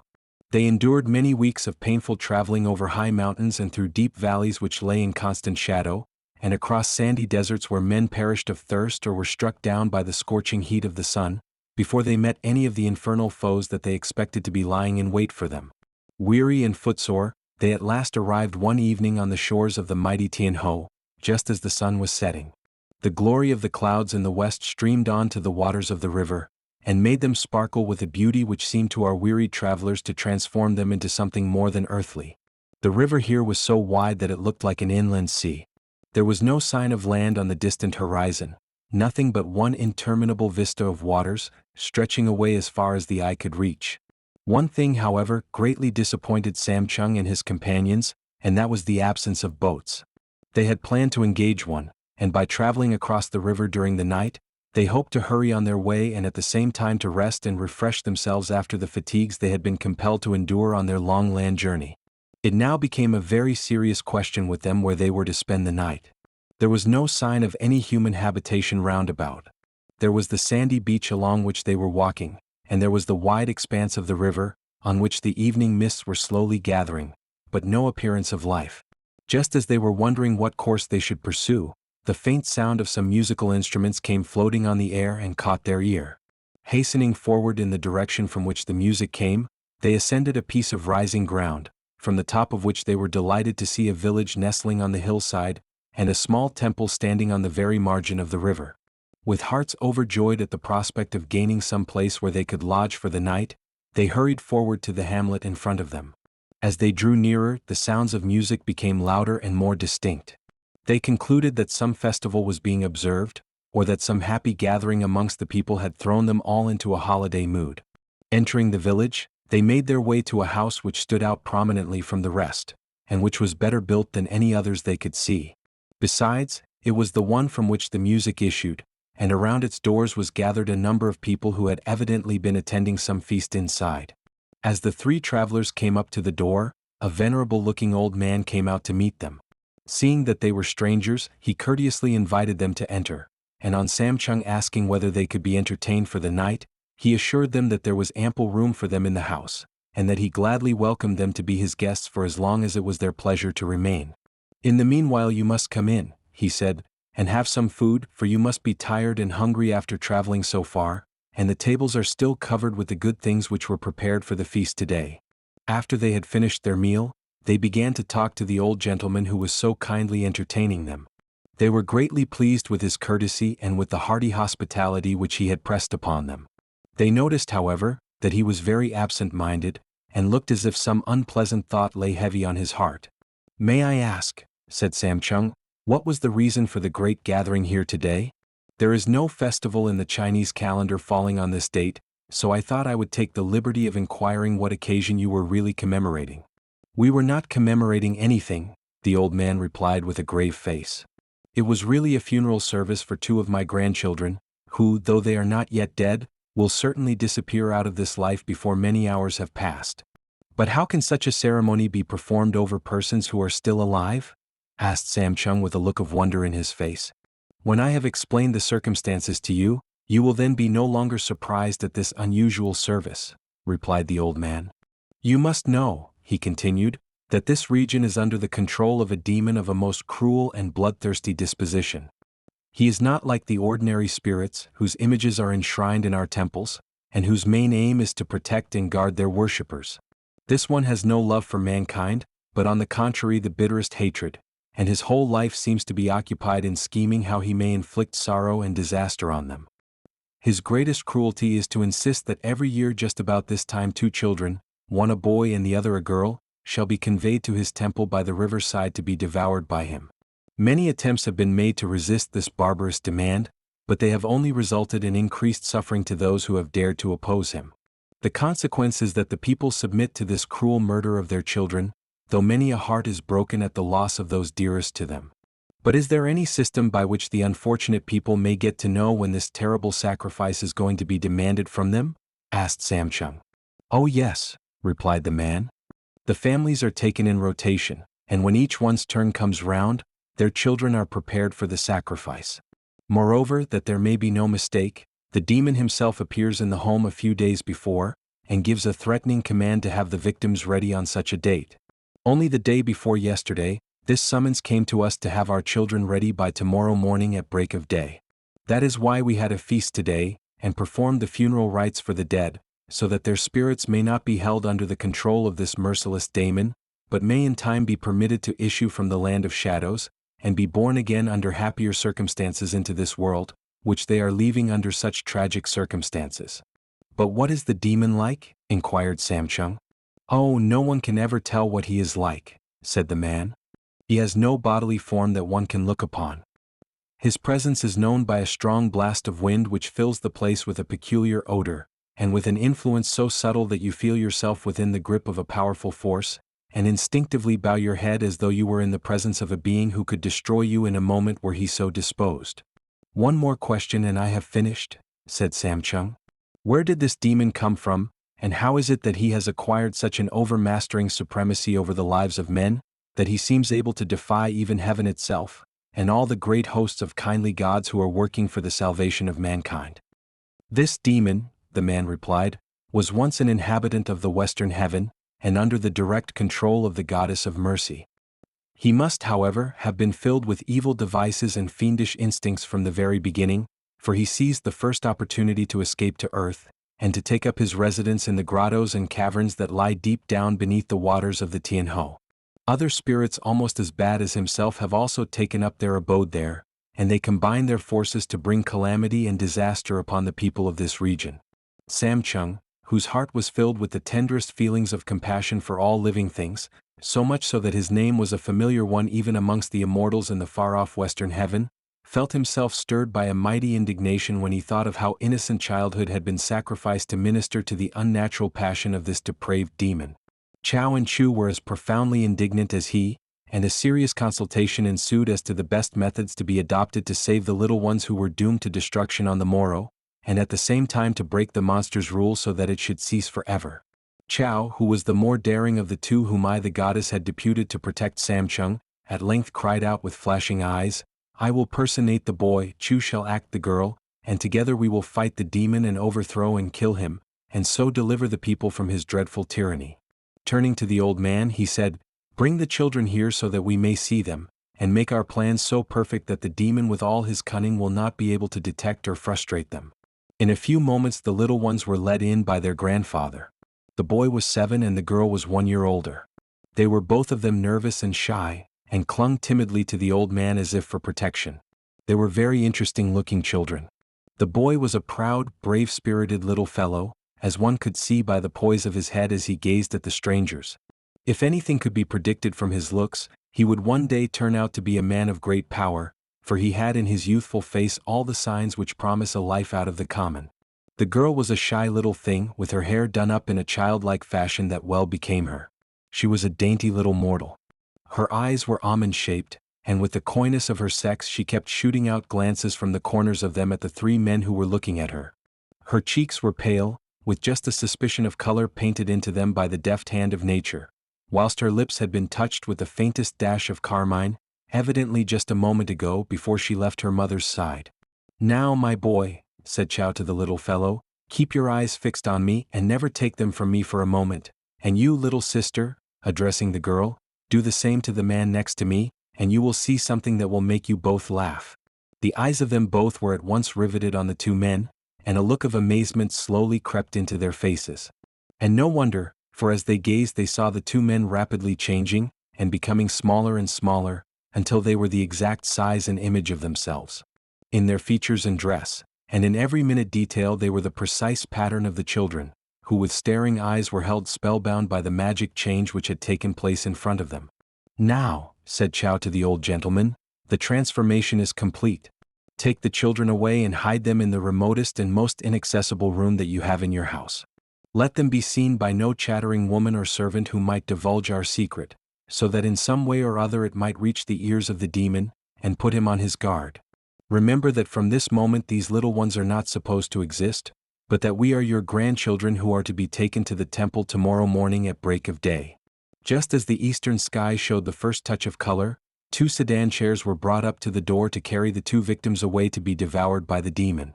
A few frightened-looking neighbors peered through the gloom to catch a last glimpse of the children, but not one of them had the least suspicion that the boy and girl were really fairies who were about to wage a deadly battle with the demon in order to deliver them from the curse under which they lived. No sooner had the children been put into the temple, where a dim rushlight did but serve to disclose the gloom, and the doors had been closed with a bang, than the chair-bearers rushed away in fear for their very lives. An instant afterwards a hideous, gigantic form emerged from an inner room and advanced towards the children.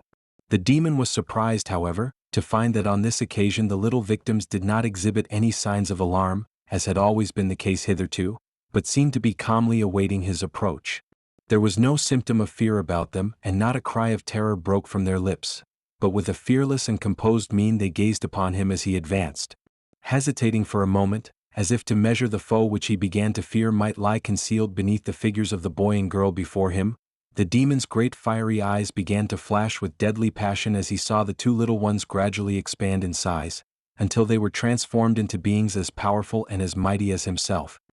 He knew at once that he had been outwitted, and that he must now battle for his very life. So, drawing a sword which had always stood him in good stead, he rushed upon the two who faced him so calmly and with such apparent confidence in themselves. Chao and Chu were all ready for the fray, and with weapons firmly gripped and with hearts made strong by the consciousness of the justice of their cause, they awaited the onslaught of the demon. And what a battle it was that then ensued in the dim and shadowy temple! It was a conflict of great and deadly significance, waged on one side for the deliverance of helpless childhood, and on the other for the basest schemes that the spirits of evil could devise.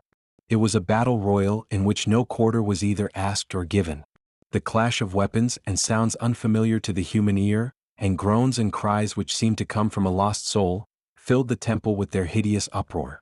At last the demon, who seemed to have been grievously wounded, though by his magic art he had caused his wounds to be instantly healed, began to see that the day was going against him. One more mighty lunge with his broadsword, and one more furious onset, and his craven heart failed him. With a cry of despair he fled from the temple, and plunged headlong into the river flowing by its walls. Great were the rejoicings when Chao and Chu returned to report to SAM-CHUNG the glorious victory they had gained over the demon. Laughter and rejoicing were heard in every home, and men and women assembled in front of their doors and at the corners of the narrow alleyways to congratulate each other on the great deliverance which that day had come to them and to their children. The dread of the demon had already vanished, and a feeling of freedom so inspired the men of the village that as if by a common impulse, they rushed impetuously down to where the temple stood, and in the course of a few hours every vestige of it had disappeared beneath the waters into which the demon had plunged. After his great defeat the baffled spirit made his way to the grotto beneath the waters, where he and the other demons had taken up their abode. A general council was called to devise plans to wipe out the disgrace which had been sustained, and to regain the power that had slipped from the demon's grasp. They wished also to visit SAM-CHUNG with condign punishment which would render him helpless for the future. "We must capture him," said one wicked-looking imp, who always acted as counselor to the rest. "I have been told that to devour some of his flesh would ensure the prolongation of life for more than 1,000 years. The suggestion to seize SAM-CHUNG was unanimously accepted as a very inspiration of genius, and the precise measures which were to be adopted in order to capture him were agreed to after a long discussion. On the very next morning, a most violent snowstorm set in, so that the face of the river and the hills all round about, and the very heavens themselves were lost in the blinding snowdrifts that flew before the gale. Gradually the cold became so intense that the Ice King laid his grip upon the waters of the Tianho, and turned the flowing stream into a crystal highway, along which men might travel with ease and safety.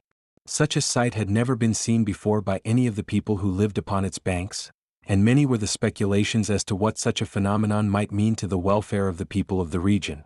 It never occurred to anyone that this great snowstorm which had turned into ice a river that had never been known to freeze before, was all the work of demons determined on the destruction of SAM-CHUNG.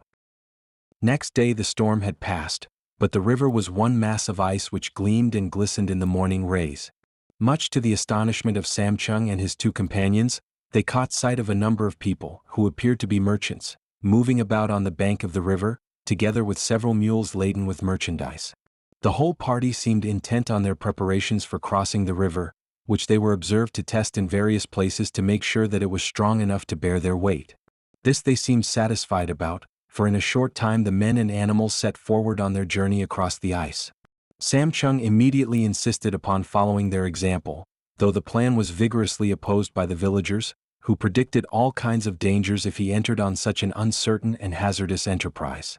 Being exceedingly anxious to proceed on his journey, however, and seeing no prospect of doing so if he did not take advantage of the present remarkable condition of the river, he hastened to follow in the footsteps of the merchants, who by this time had already advanced some distance on the ice.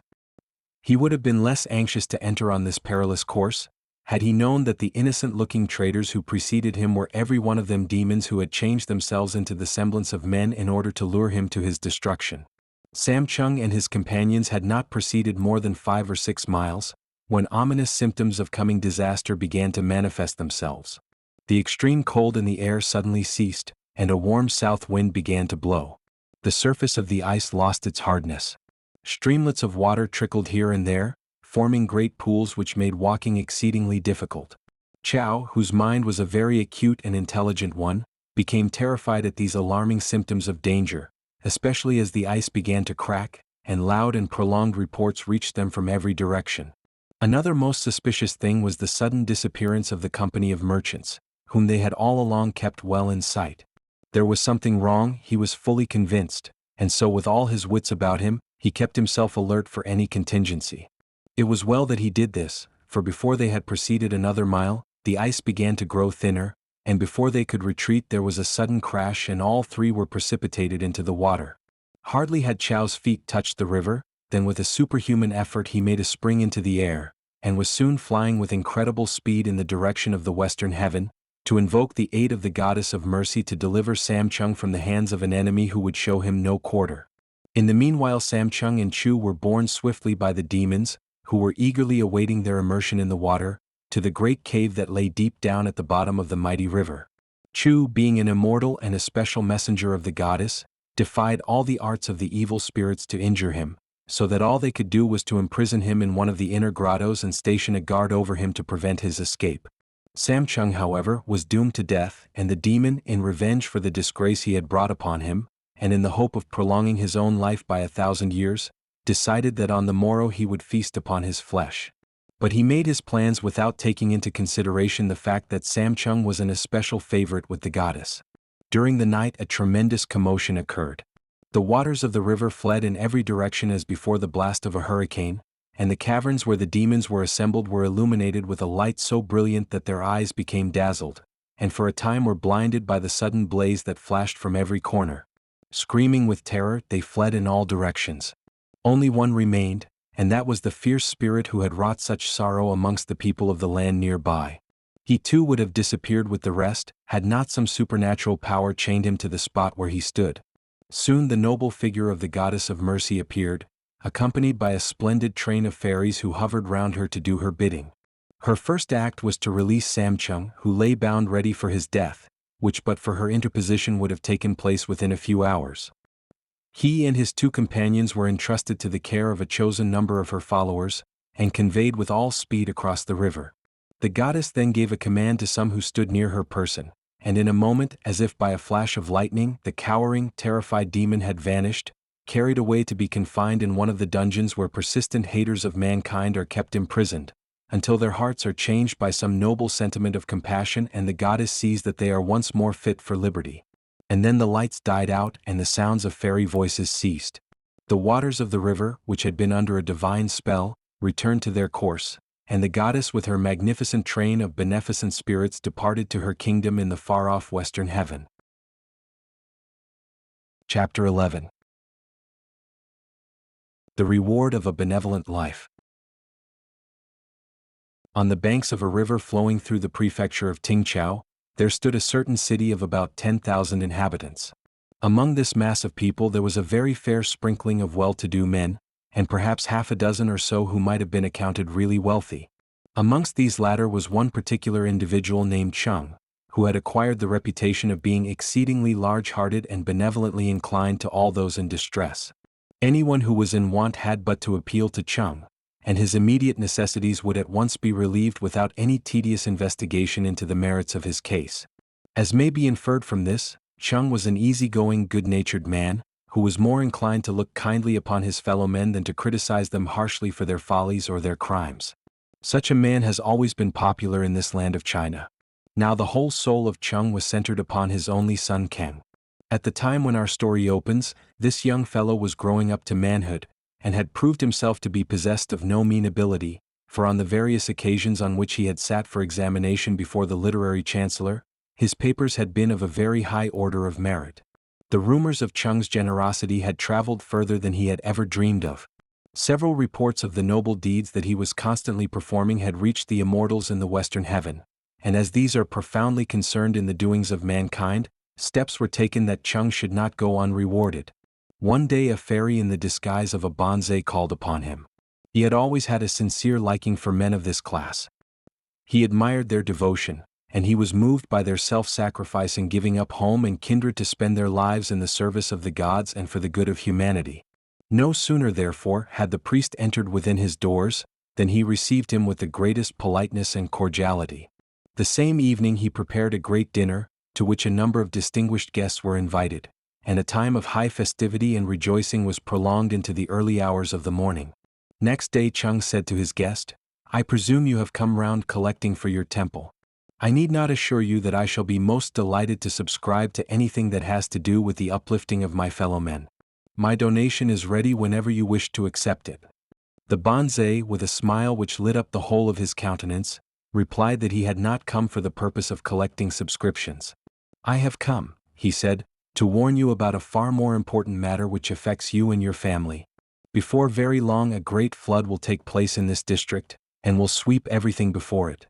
It will be so sudden that men will not be able to take measures to preserve either their lives or their property, so instantaneous will be the rush of the mighty streams, like ocean floods, from the mountains you can see in the west.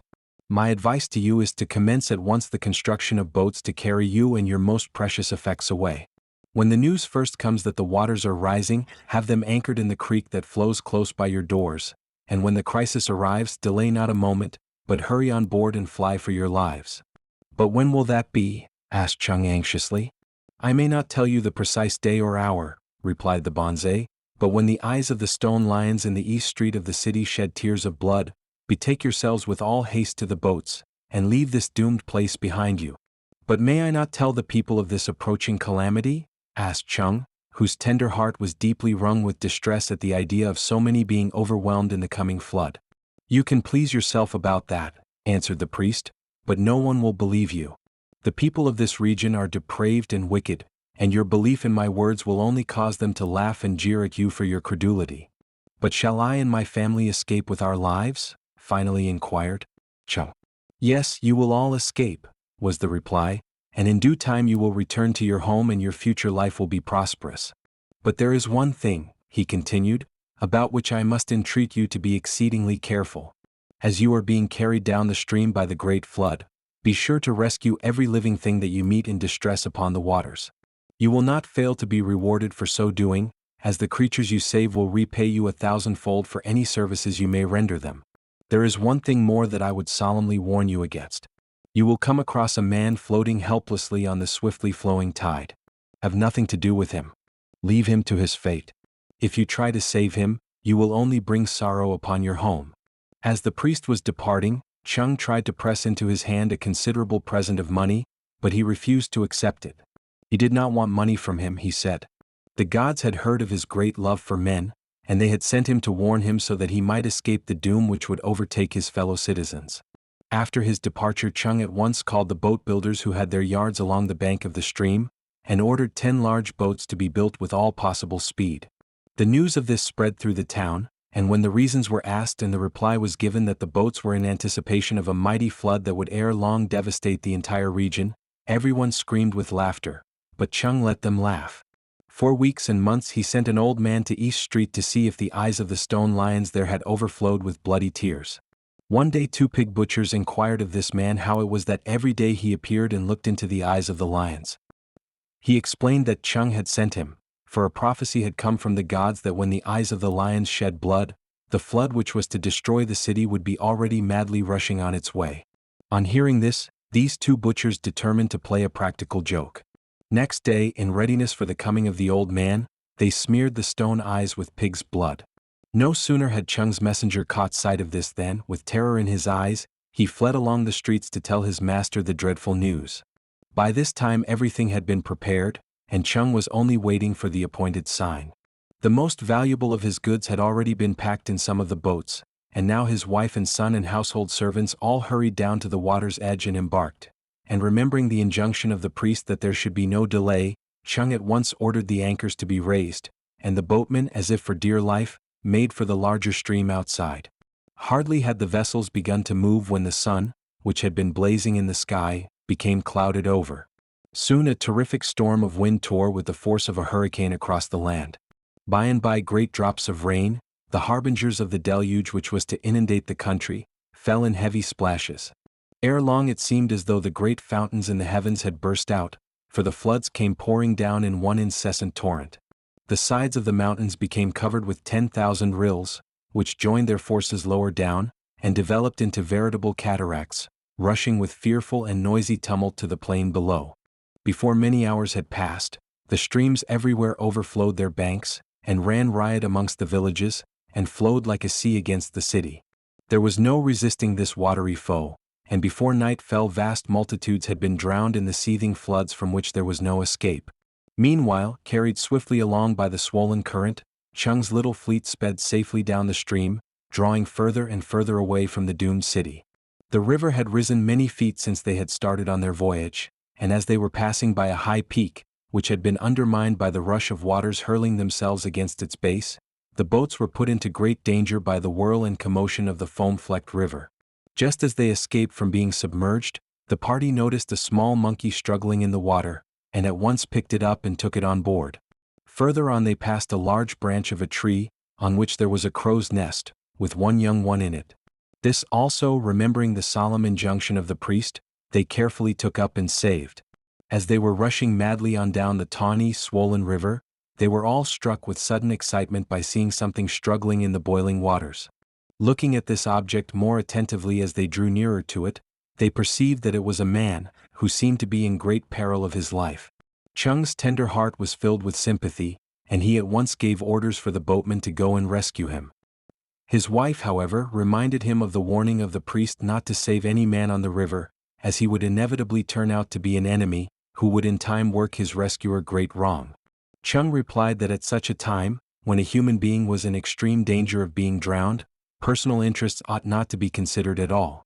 He had faithfully obeyed the command of the priest in saving animal life, but how much more valuable was a man than any of the lower orders of creation?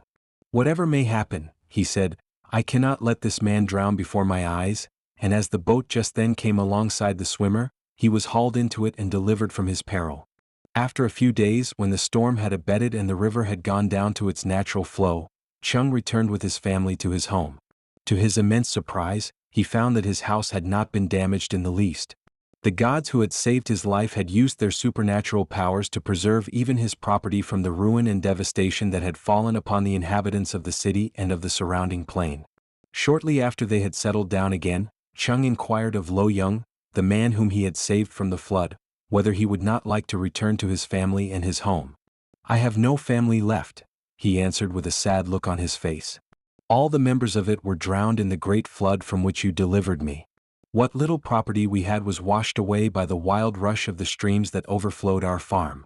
Let me stay with you, he begged, and give me the opportunity by the devoted service of my life, to repay you in some slight degree for what you have done in saving my life. As he uttered these words his tears began to flow, and his features showed every sign of profound emotion. Always full of tenderness and compassion, Chung was profoundly moved by the tears and sobs of LIU-KUNG, and hastened to assure him that he need be under no concern with regard to his future. You have lost all your relatives, it is true, but from today I shall recognize you as my son.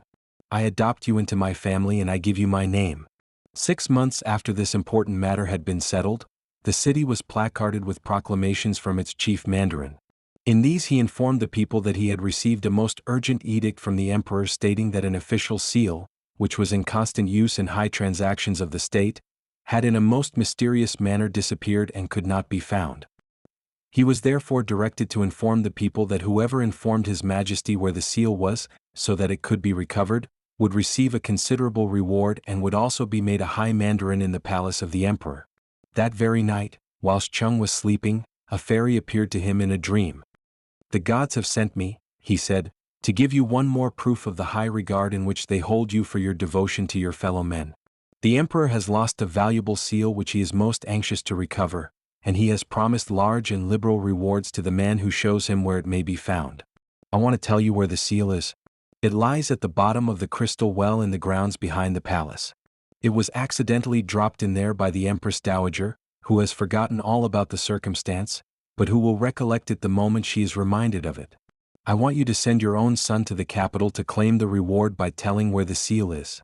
When Chung awoke in the morning, he told his wife the wonderful news of what had happened to him during the night, and began to make preparations for his son to start for the capital without delay, in order to secure the honors promised by the emperor. His wife, however, was by no means reconciled to the idea of parting with her son, and strongly opposed his going. "Why are you so set upon the honors of this life that you are willing to be separated from your only child, whom perhaps you may never be able to see again?" she asked her husband with tears in her eyes. "You are a rich man, you are beloved of the gods, you have everything that money can buy in this flowery kingdom. Why not then be contented and cease to long after the dignities which the state can confer, but which can never give you any real happiness?" Just at that moment Lo-young came in, and hearing the wonderful story and seeing the distress of the mother, he volunteered to take the place of her son and go to the capital in his stead. "I have never yet had the chance," he said, "of showing my gratitude to my benefactor for having saved my life, and for the many favors he has showered upon me. I shall be glad to undertake this journey. I shall have an audience with His Majesty and will reveal to him the place where the seal lies hidden, and I shall then insist that all the honors he may be prepared to bestow on me shall be transferred to your son, to whom of right they naturally belong." It was accordingly arranged that Lo-young should take the place of Chung's son, and preparations were at once made for his journey to the capital. As he was saying goodbye to his benefactor, the latter whispered in his ear, "If you succeed in your enterprise and the emperor makes you one of his royal officers, do not let ingratitude ever enter your heart, so that you may be tempted to forget us here, who will be thinking about you all the time you are away." "Nothing of the kind can ever happen," exclaimed Lo-young impetuously. "My gratitude to you is too firmly embedded within my heart ever to be uprooted from it." On his arrival at the capital, he at once sought an interview with the Prime Minister, who, on hearing that a man wished to see him about a state matter of urgent importance, immediately admitted him to his presence. Lo-young at once explained that he had come to reveal the place where the lost seal at that moment lay concealed. "I am perfectly ready to tell all I know about it," he said, "but if possible I should prefer to make it known to the emperor himself in person." "That can quickly be arranged," eagerly replied the Prime Minister, "for His Majesty is so anxious to obtain information about the seal, that he is prepared at any hour of the day or night to give an audience to anyone who can ease his mind on the subject." In a few minutes a eunuch from the palace commanded the Prime Minister to come without delay to the audience hall and wait upon the emperor.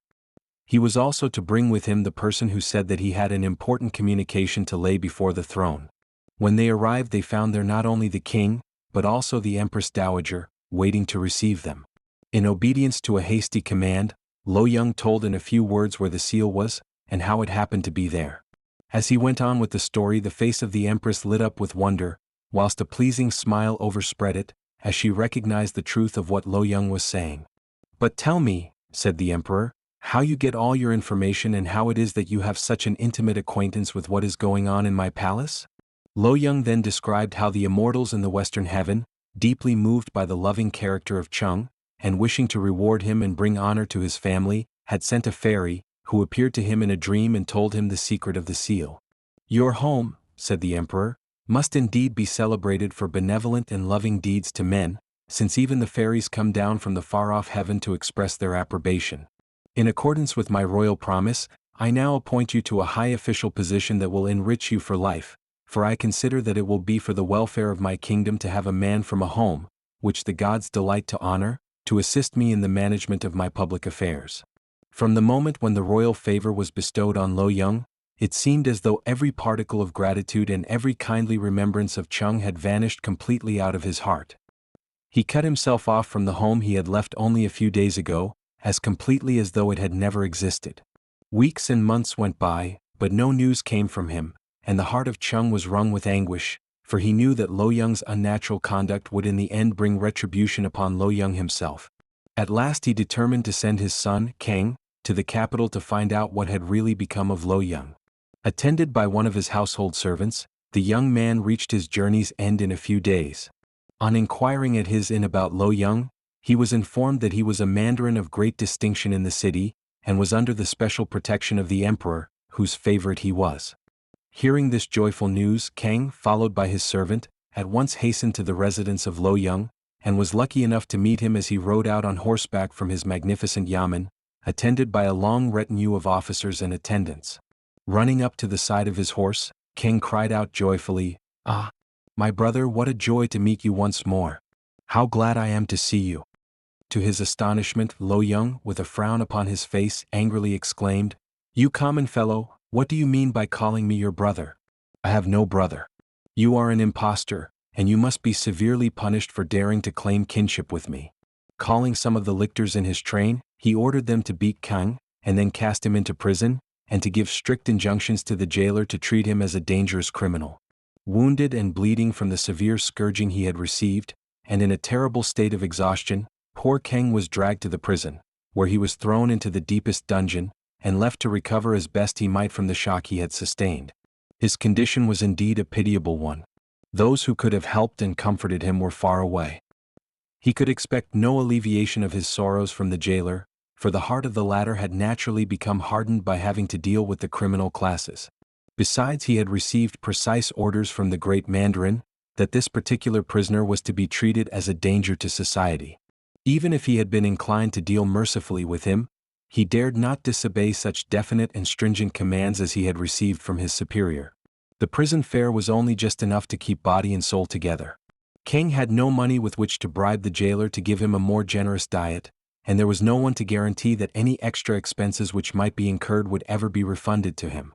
And then a miracle was wrought, and once more the fairies interfered, this time to save the life of the only son of the man whose fame for tenderness and compassion had reached the far-off western heaven. One morning, as Kang lay weary and half-starved on the blackened heap of straw that served him as a bed in the corner of the prison, a monkey climbed up and clung to the narrow gratings through which the light penetrated into his room. In one of its hands it held a piece of pork which it kept offering to Kang. Very much surprised, he got up to take it, when to his delight he discovered that the monkey was the identical one which had been picked up by his father on the day of the great flood.